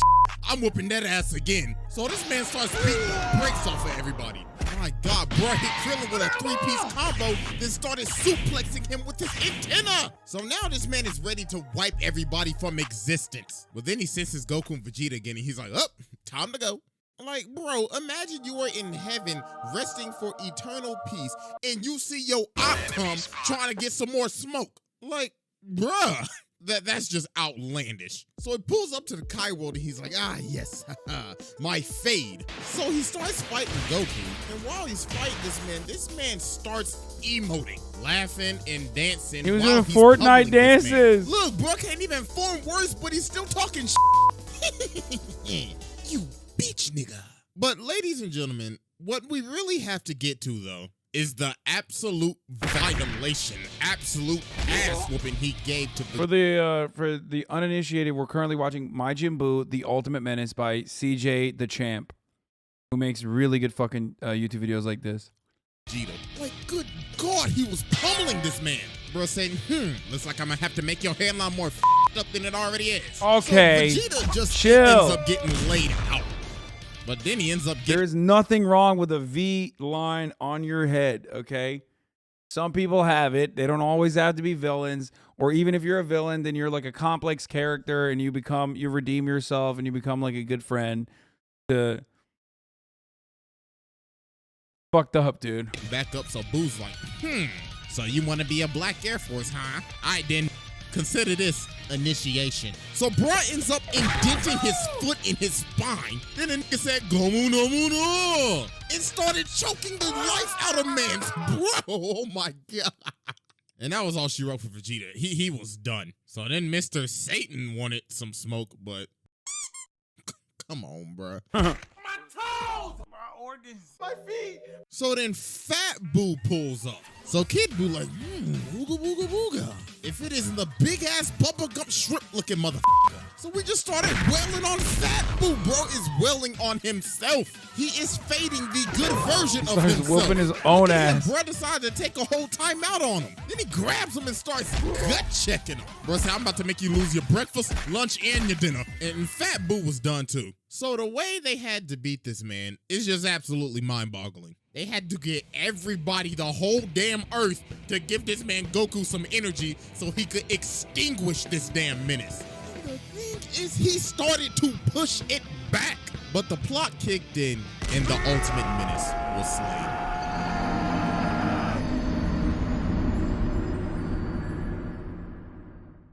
And ladies and gentlemen, that is why Lil Homie sits in the front. Like, some of the stuff he was doing was just unexplainable. He faded the entire cast, blew up the earth on the first episode he showed up in. My favorite CJ the Champ video still is the Baki one though, the Air Force One energy for the Beast. He did his ops in heaven, as well as deleting the entire human population. Dog. So yeah, that's basically it. So hope y'all enjoyed. Make sure to follow your boy on IG and Twitter. I'll have the poll up for the next video the day after this is uploaded. And I'm out of here.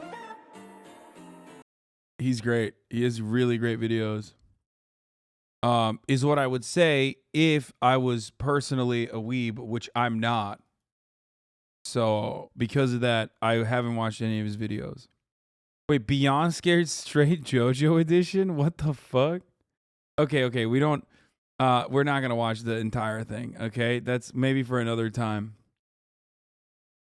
But yeah, subscribe to him. If you need the weeb allegations by going to Anime Expo this week, yeah, I the thing is, like, hold on one second.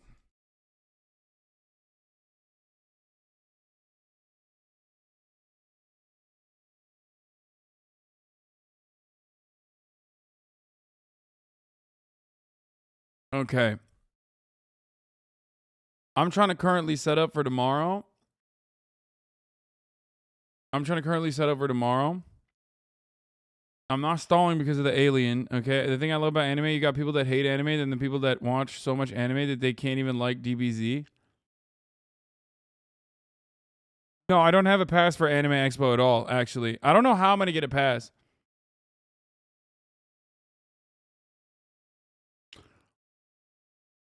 People are claiming that I'm scared. People are claiming that I'm scared of alien isolation. It's not true. Bullshit. Bullshit. Once again, horrible fucking made up narrative.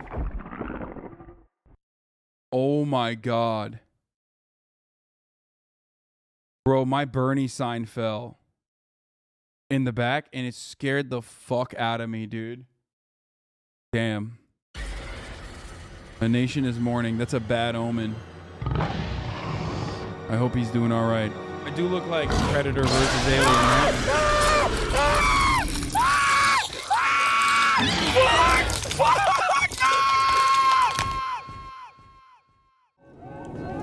Wait, can I just run? I can just run, right? Oh, flammo! Wrong way. Wrong way! What the flammo? No! Ah!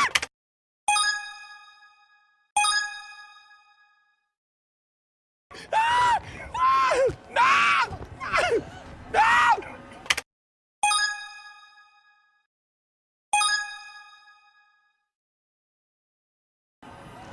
Yeah, it's fake. It's all fake. All of it's fake.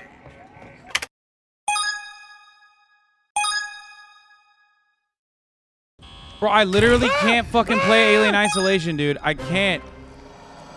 No! Can it see me? What? Ah! Wait, what just happened?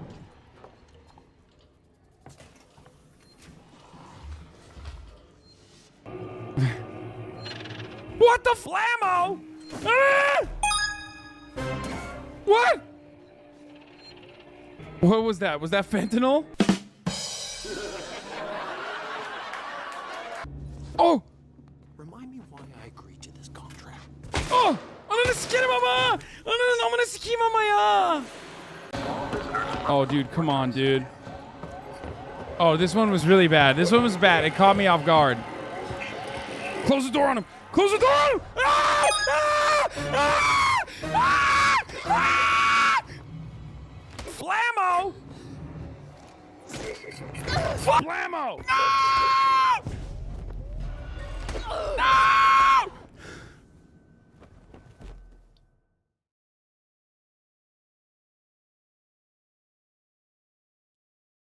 The channel was Blammo, but people are saying they can't find it. Blammo! Last bar's coming up, but you'll miss it. Don't be sour, because we're approaching the ad break at the top of the... Okay, dude. So why can't you play this? It's just like my acting skills are really fucking good. And people think I'm being like actually scared.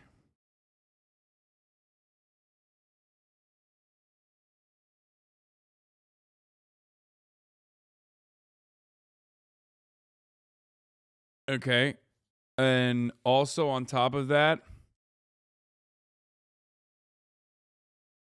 just be worse at acting. Like I'll try to be worse at acting. Cause like obviously it's not real, right? Hold on.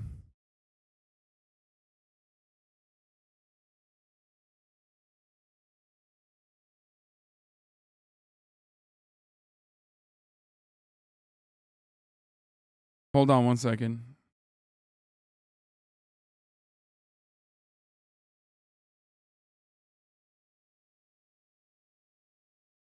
I'm imagining getting all my pixels law. You reacted the same in Leviathans and Subnautica. Dude, have you talked about this? Bro, I probably have, okay? Yeah, I talk about it tomorrow. It's actually hard to watch because your terrible acting comes off as disingenuous. Yeah, yeah. What if a song simply debates the xenomorph? That's a good one. Okay, I'm gonna play a little bit of the game, okay? I just... Bro, listen. Here's the problem. This is not a joke. I literally fucking lose my voice, dude. I lose my voice. I yell so much I fucking lose my voice, chat. Just act less. Yeah, I can't. I would if I could, okay? But acting is inside of me, okay? It is not just my passion. It's a way of life.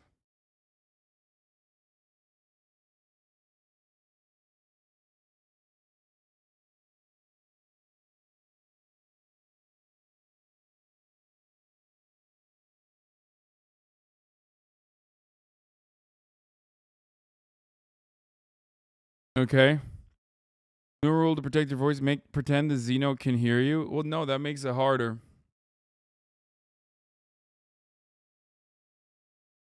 I will try to play Alien without screaming and losing my voice.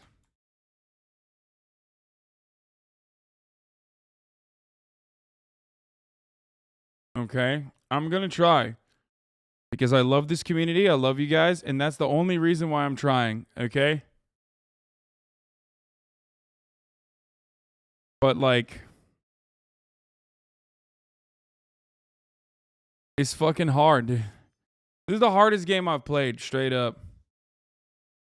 That's not a joke. Like... This has been too much.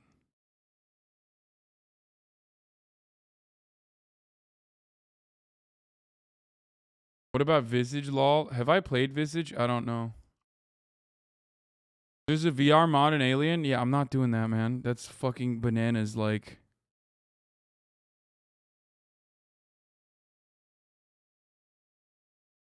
That seems insane.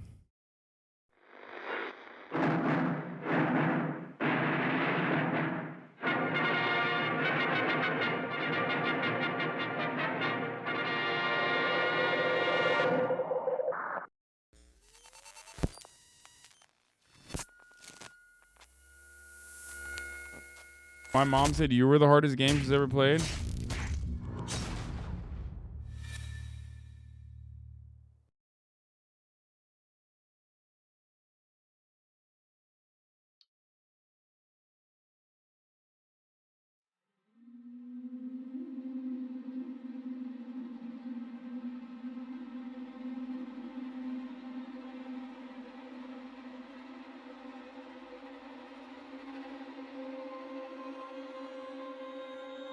Would you try to survive on the ship or just die? Bro, what I would try is completely insignificant.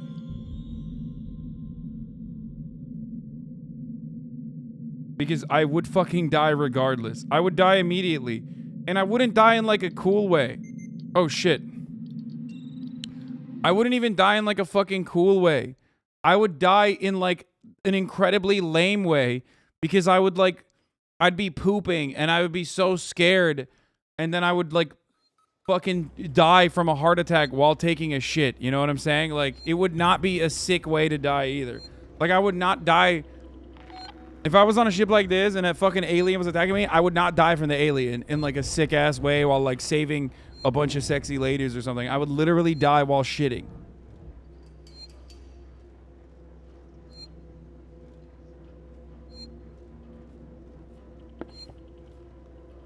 I would have to, like, fear poop. You know what I mean?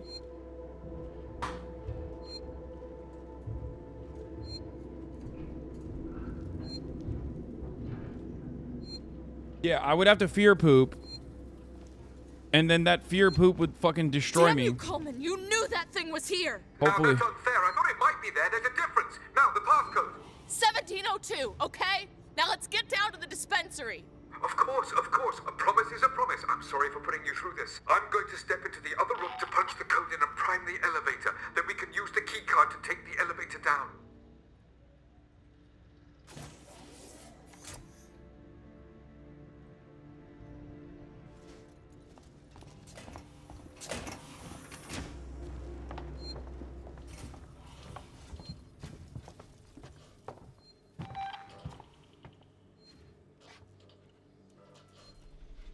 There.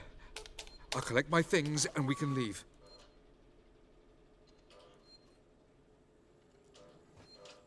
Wait, what happened? Wait, the alien didn't get him? Oh, it did.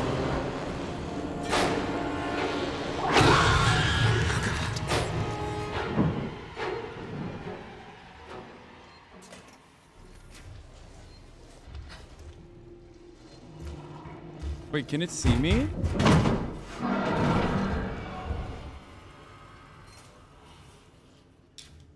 Yeah, that bug was weird. Okay.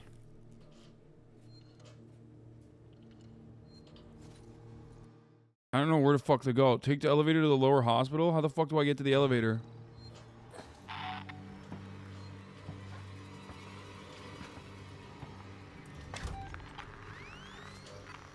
Oh, he's not even here.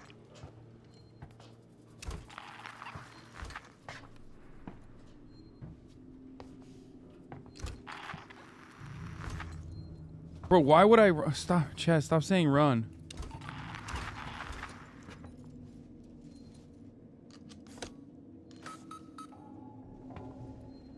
Find the toilet? Yeah.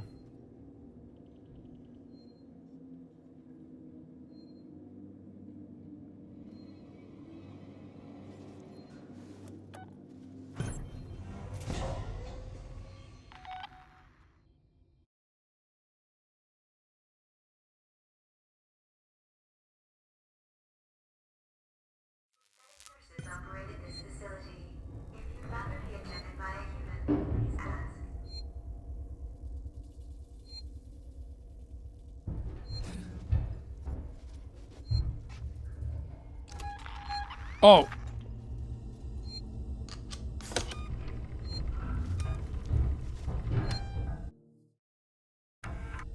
Did I say no?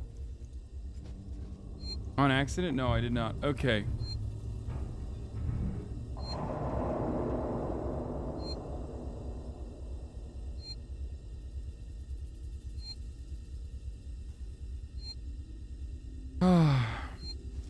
You don't find the toilet? It finds you. Wait. Bro, it's literally in the vents right above me.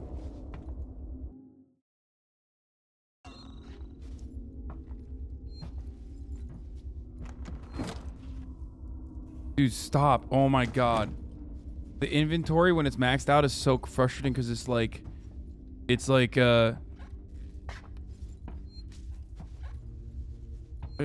like locks you in. You can't move. Oh, what the fuck? A stun baton? No way. Can I use it on the alien? Please tell me this is unlimited ammo. Blammo. Oh no, it says 1. Oh shit. Wait, this door is locked. What the fuck?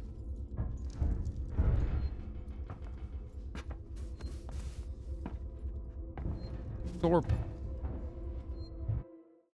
What?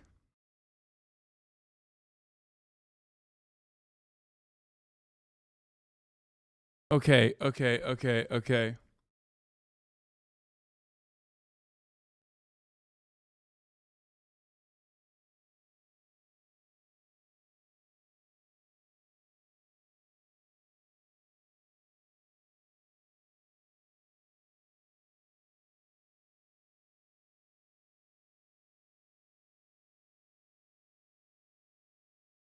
Prime recipes to free up room to pick up mats. That's what I've been doing, but I can't. Hold on.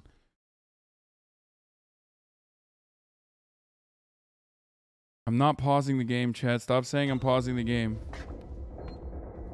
I guess that's the only door that was available.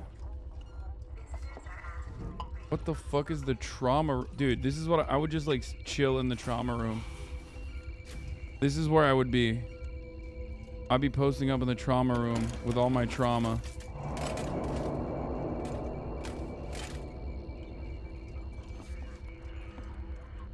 An item maxed. Calling to make the angry alien more angry. I can't make it more angry. Fanker, I need to talk to you. I've got the body up there, up here. That's part of a Marshall investigation. Female, late 30s, chest wound. I have no idea how long Marshall waits. We want to keep her up here, but this is a highly sensitive situation. I'm going to need your discretion. I also need you to trust me on this one. Come see me in my office. Lingard.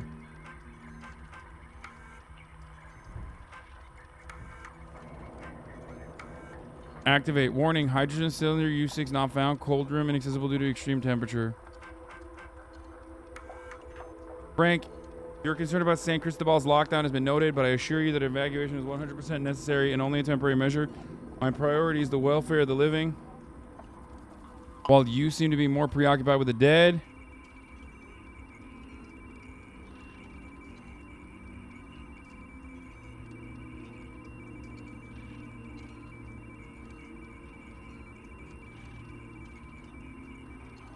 If you're worried about power fluctuations, morgue temperature, and the condition of the corpses, just adjust the coolant delivery system. Just got out of here ASAP. The one time he likes reading Pepela. Okay, I'm unmuting the fucking TTS, you fucking bitches.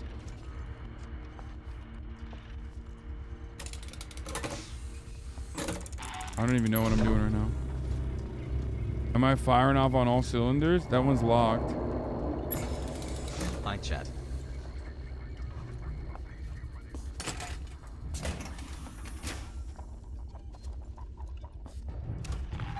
Oh!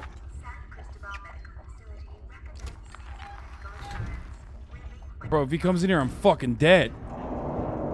He's gonna come in here. I'm so dead. Playing an alien isolation game, about to close it out, and my bra-less xenomorph brings me a sandwich at the top of the hour with chips as I cry about how scared I am that. So how is your Where to day go? going? Hi, chat.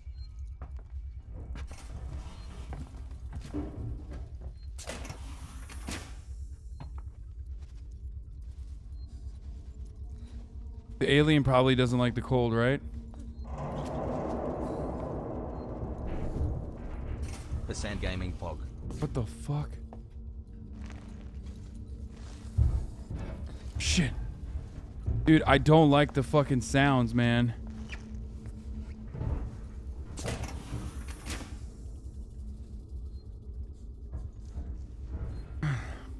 "26-month paradoxical relationship going strong hassle." Chat, you don't understand. The alien doesn't like the cold. Stop misgendering the alien. Bro, are you fucking kidding me? Are you joking? You must be joking. Well, this is awkward. There ain't no way, bro. There ain't no fucking way right now.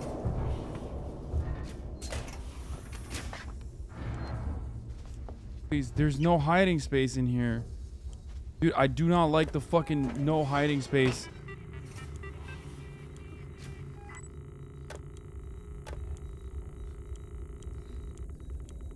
Oh, dude, no shot. Samuels, there's a Dr. Lingard, senior medical officer. Should be able to find out where they're holy keeping shit everything behind in her you. office. Good luck, Ripley. Hurry if you can. No, I'm gonna take my fucking sweet ass time, dumbass.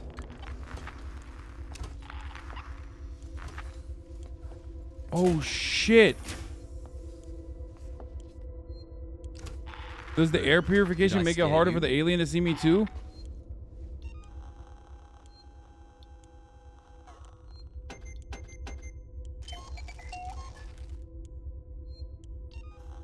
Said if you can, rude ass. Man, does it seem like I can? Behind you.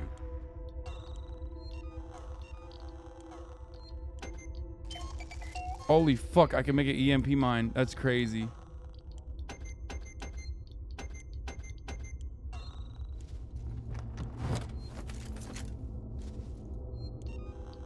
Chat, has anyone stopped to consider the alien maybe just wants a friend?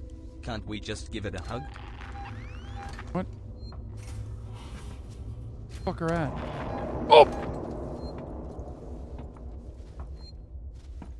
Bro, no shot, bro. No shot. No shot. Chat, Ain't no you're looking way. Cute today, smile.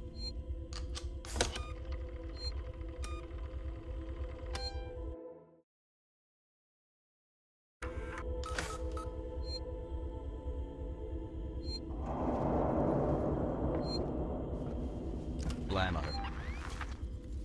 Dude, I can't go in those vents, dude. He's in there, isn't he?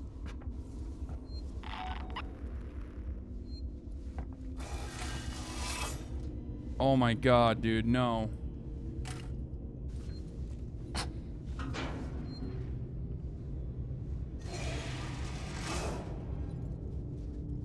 Doesn't he fucking chill in the vents? No, no, no, no, no. No. Oh my god. What is the noise? I finally got COVID for the first time, lol. I feel like I'm so loud. I feel like I literally fucking hear him.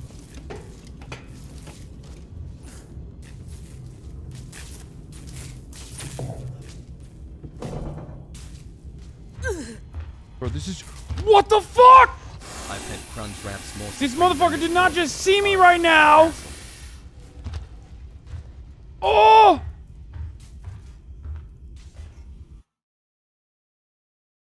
What just happened?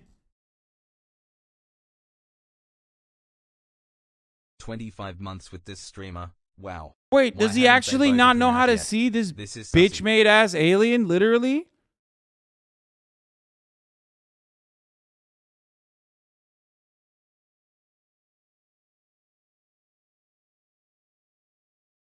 Chat, this is what happens when you have It open doesn't have borders and eyes, BLS. so it can't see the top of the hour ad break is right upon us because he has no idea that at the top of the hour is here. Oh my god. At the top of the hour, every hour, there's a 6-second ad break, and the alien doesn't have fucking eyes, so we can't see it, but it doesn't matter because the top of the hour ad break comes for all. Now, however, if the alien did want to, hypothetically, let's say, in a video game or in the real life, avoid said top of the hour ad breaks, all the alien would have to do is subscribe for $5 or for free with the Twitch Prime by connecting their Amazon Prime account to their Twitch account, where they get one free DeSantis Prime is your subscription a punishment month. for not finishing Subnautica. You deserve the hell that is coming your way. Good luck.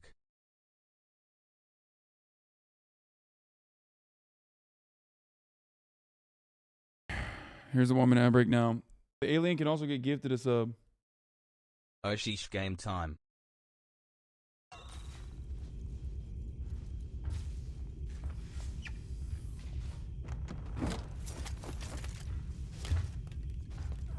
I'm just like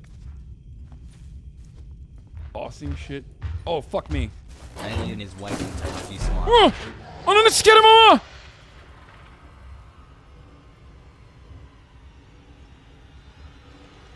Oh no, he did not see me. He did not see me. He has no idea I'm in here, right? No, he doesn't know. Yeah, get the fuck out of here, bitch maid. Turn the lights off, Hasan. Peepo smile. Dumbass.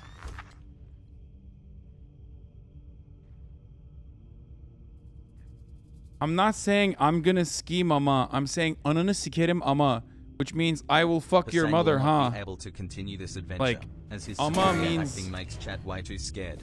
But- Peepos. Like I'm saying, but I will fuck your mom. Dude, what the fuck is he doing?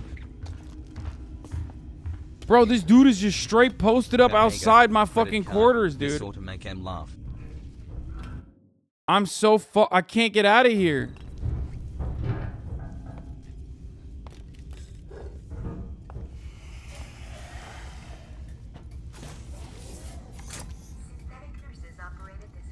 Zero out of 10.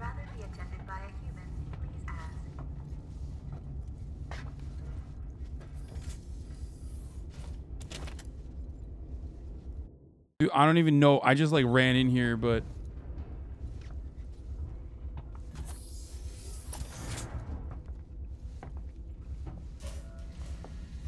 brother, I feel like I'm gonna open up one of these doors and it's I'm going the wrong way, am I not?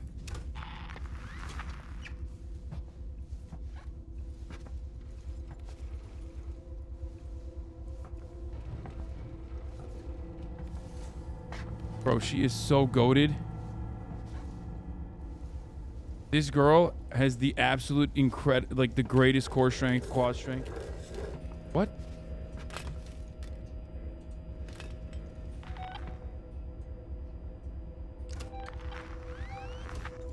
No ad for me, BB.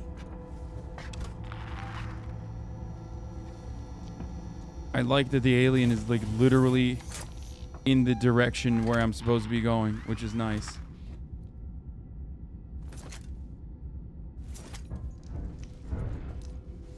Fuck. 6 months strong. Have a great week, chat.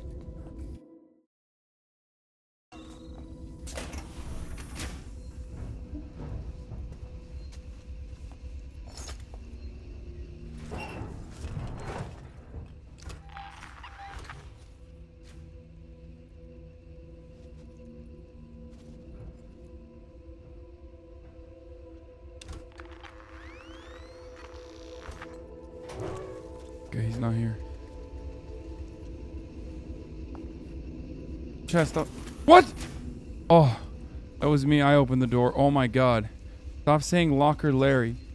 You would be the same in this situation. Don't act like you would not be in the same in this situation. You play the game like I do. Message for Lingard on her return. I've prepped the patients in the trauma ward for transportation as best as I can before Waits locks the place down. I'm going upstairs to the psychic ward to make sure there are no stragglers. The dispensary is now empty. Everything St. Cristobal has to offer in terms of first aid and medicine is now with you or else on the station. I'm hoping you'll bring back good news, Morley. Foster C is dead. Don't know who that is. No audio. Report Lingard. Report statement recorded on the 13th of November. Wait, what? This is Lingard, Senior Medical Officer at Sevastopol Station. I want to state for the record. I have been placed under duress with regards to my patient Zero. And Ransom, Season's head of operations, he made certain threats for my career and my certification. I want that on record. God help me. That woman needed help. I didn't know what type of parasite she had encountered, but it had planted something inside her. I am so 11 sorry. months. Nice. I had no way of knowing what would happen. What?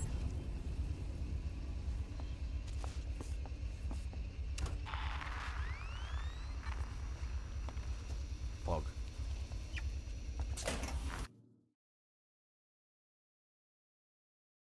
Where? Search the Taylor's injured. Search through San Cristobal for a trauma kit and return to the train station with it. Okay, I gotta pee first.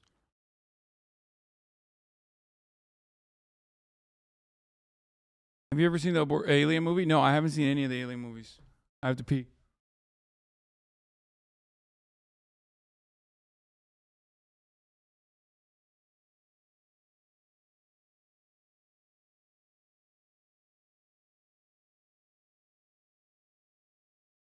Boo.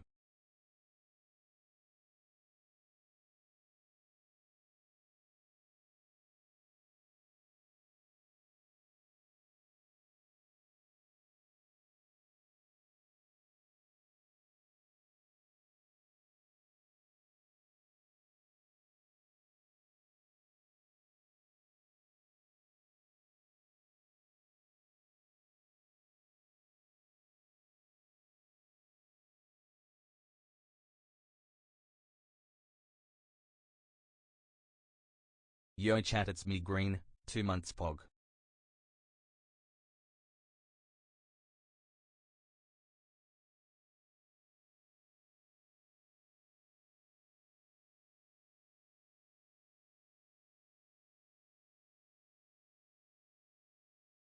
About to be 5 months soon.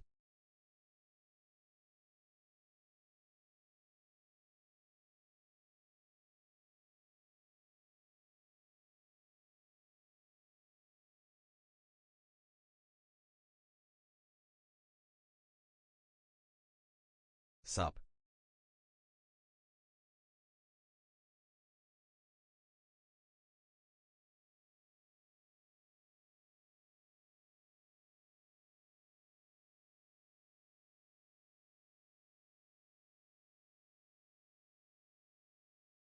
Amanaska Mama.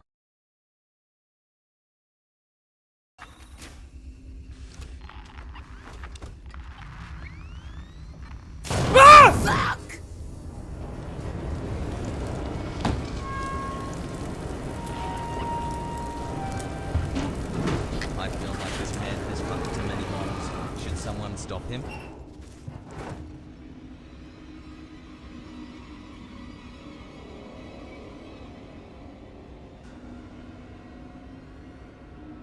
Good thing I peed, bro. I swear to God, I would have fucking peed my pants.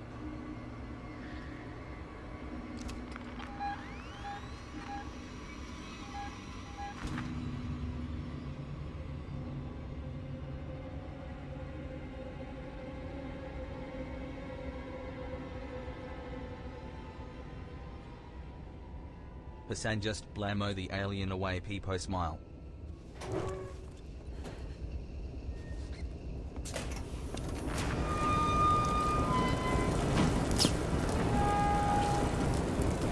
I'm not hiding from the fire. I'm hiding from the alien.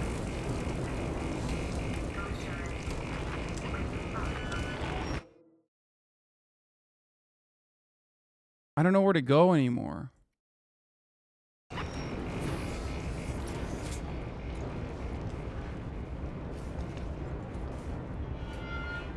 If the alien looked like MTMG, it'd still smash, respectfully. Oh my god, oh my god, oh my god, oh my god. No, no, no, no, no. He's right behind me. No, no, no, no, no, no, no, no, no, no. Wait, is that it? Shit, it's empty. Hassle, hassle, hassle, hassle, hassle, hassle. Ah!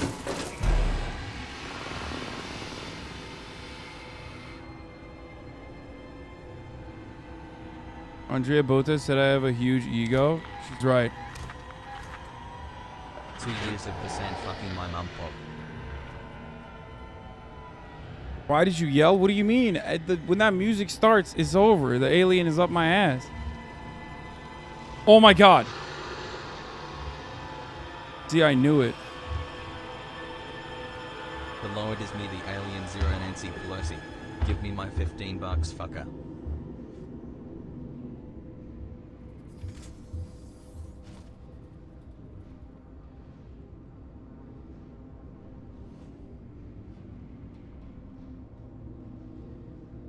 Flog.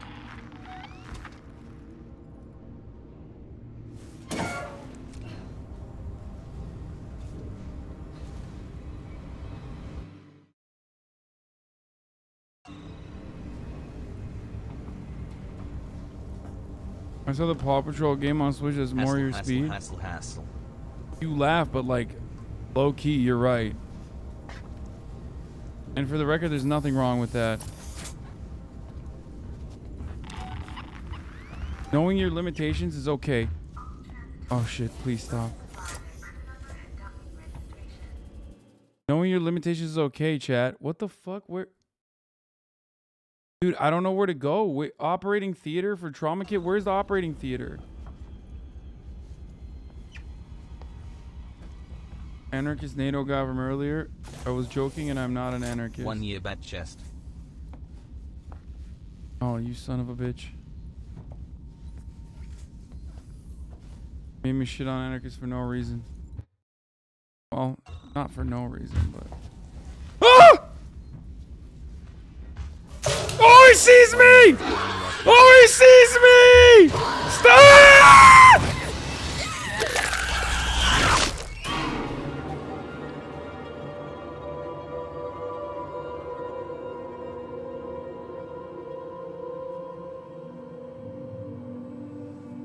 Hope chat is having a nice day.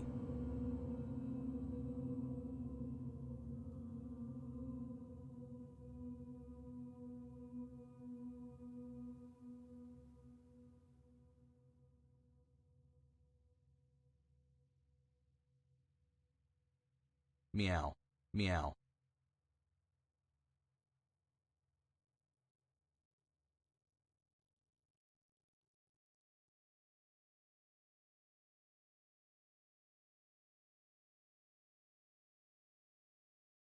I don't like this.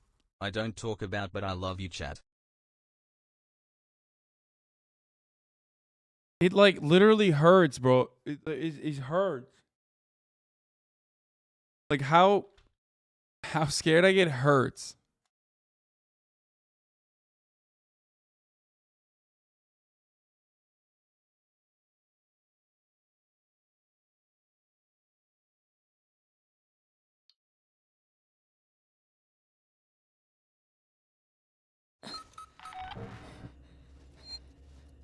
Wait, no.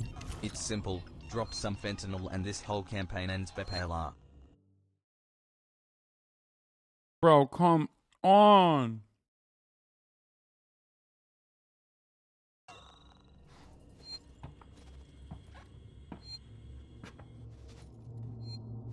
Never scared.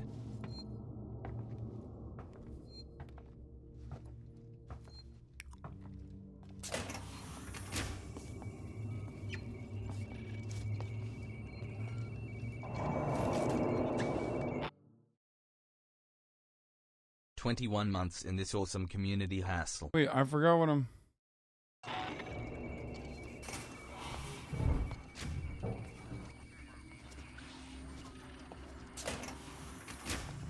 Fuck, I gotta go back in the vent.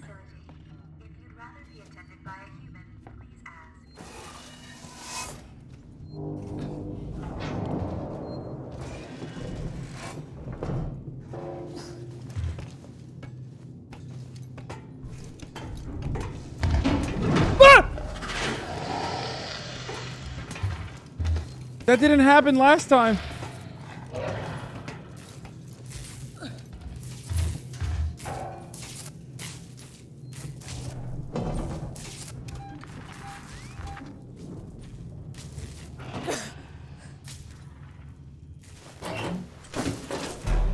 I saw there's a Paw Patrol game on Switch. That might be more your speed.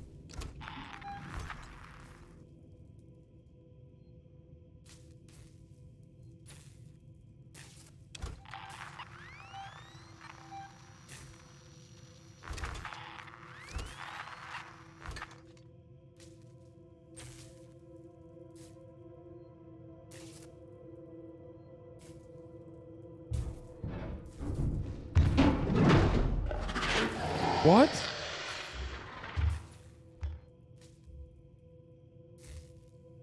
What the fuck was that?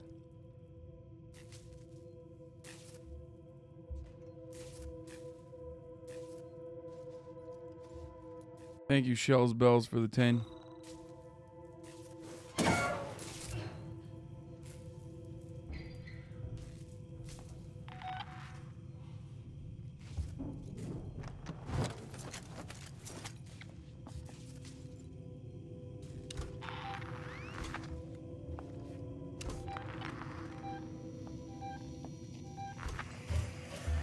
The Aussie Shit. got you stun mopped. Shit, get in.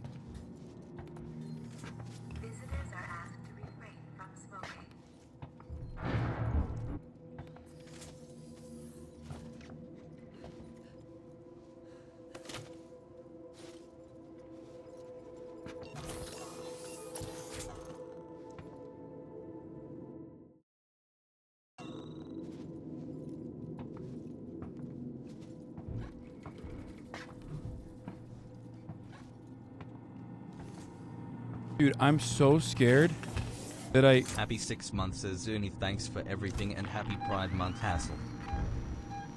That I completely forgot what the layout of this entire fucking area looked like. Like, I forgot which way I'm supposed to go and shit. You're doing good, smile.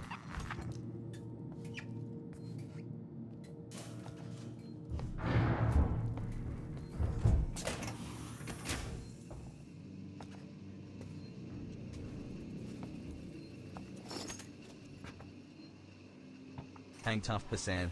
This level is notoriously scary and challenging. You got this. Dude, that's what everyone says about every fucking level, though.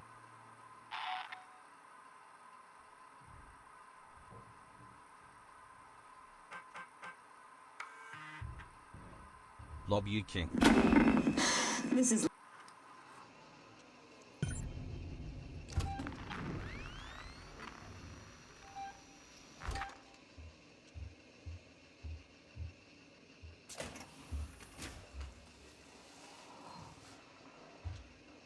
I check, this is Leonard Leo. I want to thank Hasan for perfectly acting as a communist. Just kidding. When Huey screams because Robin catched the wrong train.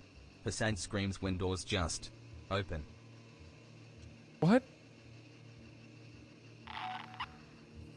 San Cristobal Medical Facility recommends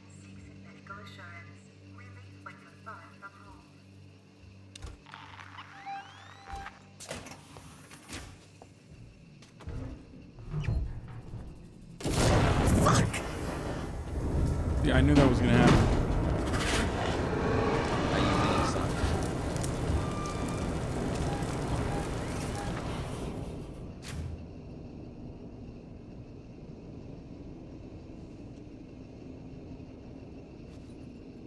Stop crouching all the time? Why the fuck would I stop crouching all the time, dude? You're not afraid of the aliens. You're not afraid of the androids or even the fire.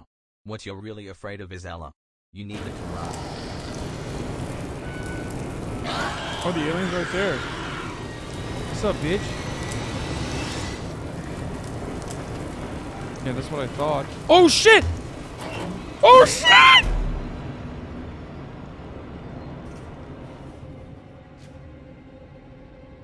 Bro, he fucking came out of the other side so quick, bro.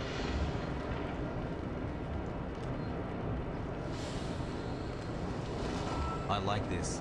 Keep it going. Bro, he done came out of the other side like it was nothing, dude.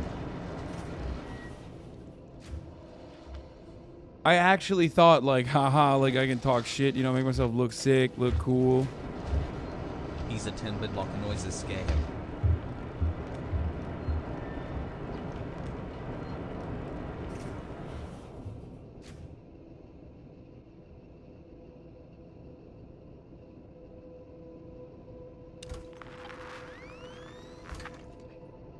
Hey, I can't tell. Does this fake video game made of pixels scare you or something?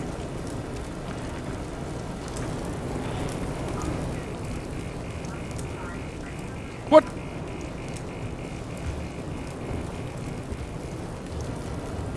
That motherfucking door opened. Wait, what? Are there two aliens? Bro, what the fuck's happening right now?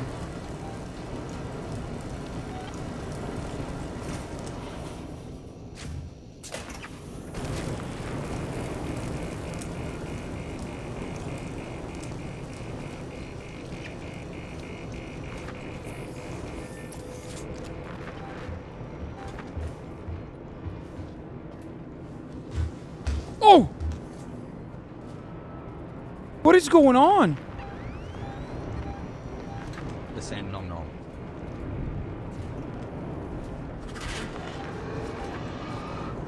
No. No. No.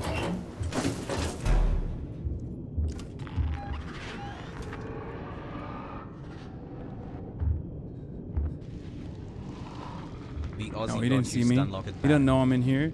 He has no idea I'm in here, bro. He has no idea. Yeah, fuck off, dude. Okay, this part is really fucking creepy, dude. I don't understand what to do here.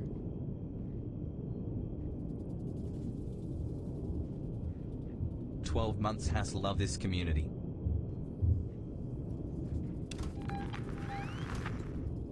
Dude, he's fucking spawn camping. He's straight up camping out there, dude. Look. You're one of the best actors I've ever seen. The alien learns their behaviors, by the way.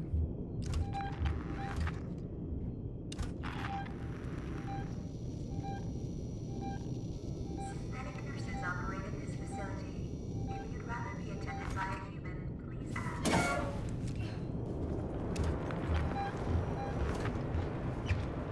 Dude, oh, I'm dead. I'm dead. I'm dead. Well, dude, fucking eat me, dude. Yeah, it's fine.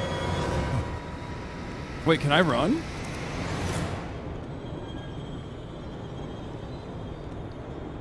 I don't know what to do there. I don't know what to do there. That's stupid, though.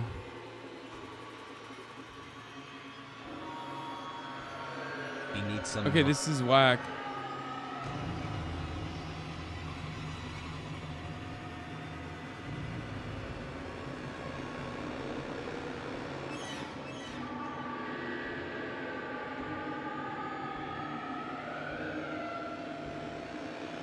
I love leaving house.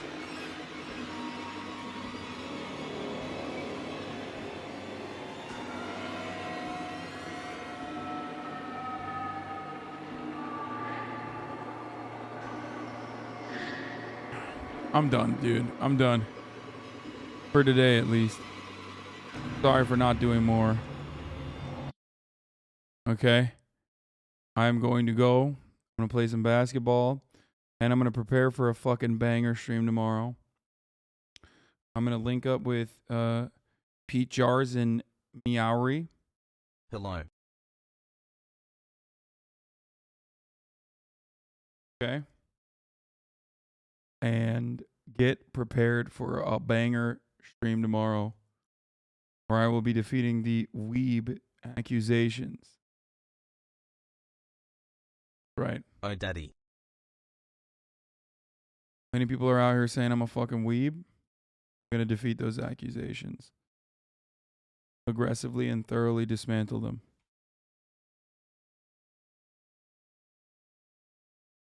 No way, Janelyn Meowry on my birthday. You're too thoughtful. Anime Sekiro Mama. Oh, 100%. We're doing Janelyn, Meowry, and Peach Jars.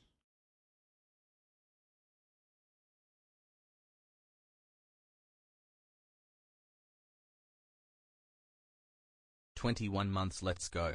Are you cosplaying? We might. We'll see.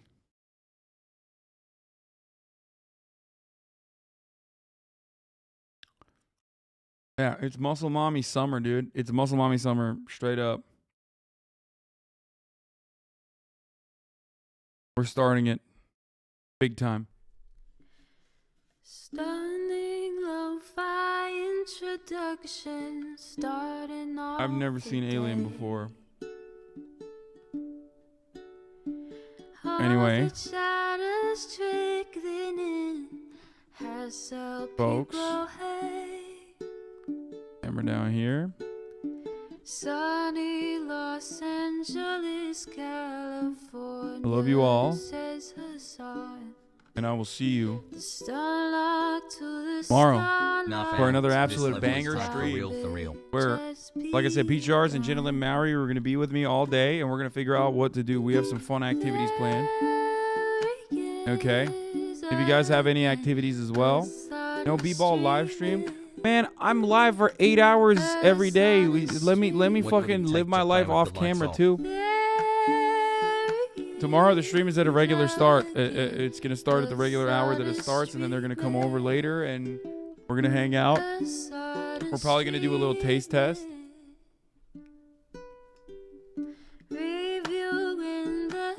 NT Gonzo, I have an activity for you. Fuck me. No thanks. I'm good on that. Anyway, love you guys. And I'll see you tomorrow, you fucking weirdos. Peace. At HasanAbi, 2 pregnant women fist fighting is actually a mecha battle. The whole left at your fingertips, Annie at your door. H3 crowded debate, the Young Turks online show. 3 full fucking years of this, plenty more to go. 90 Day Not scared. Not at all. Fiancé talks of champagne bourgeoisie. A Trump rally live reaction on mass riot at DC. I'm not meaning. Did anyone tell you this game has an AI that changes the alien's behavior based on your specific playstyle? Hasan is streaming. There he is again. The sun is streaming. Hasan is streaming. Reading live stream fair comments. Austin show chat advice. And all the ways the right wing pipeline. I just shit myself, smile.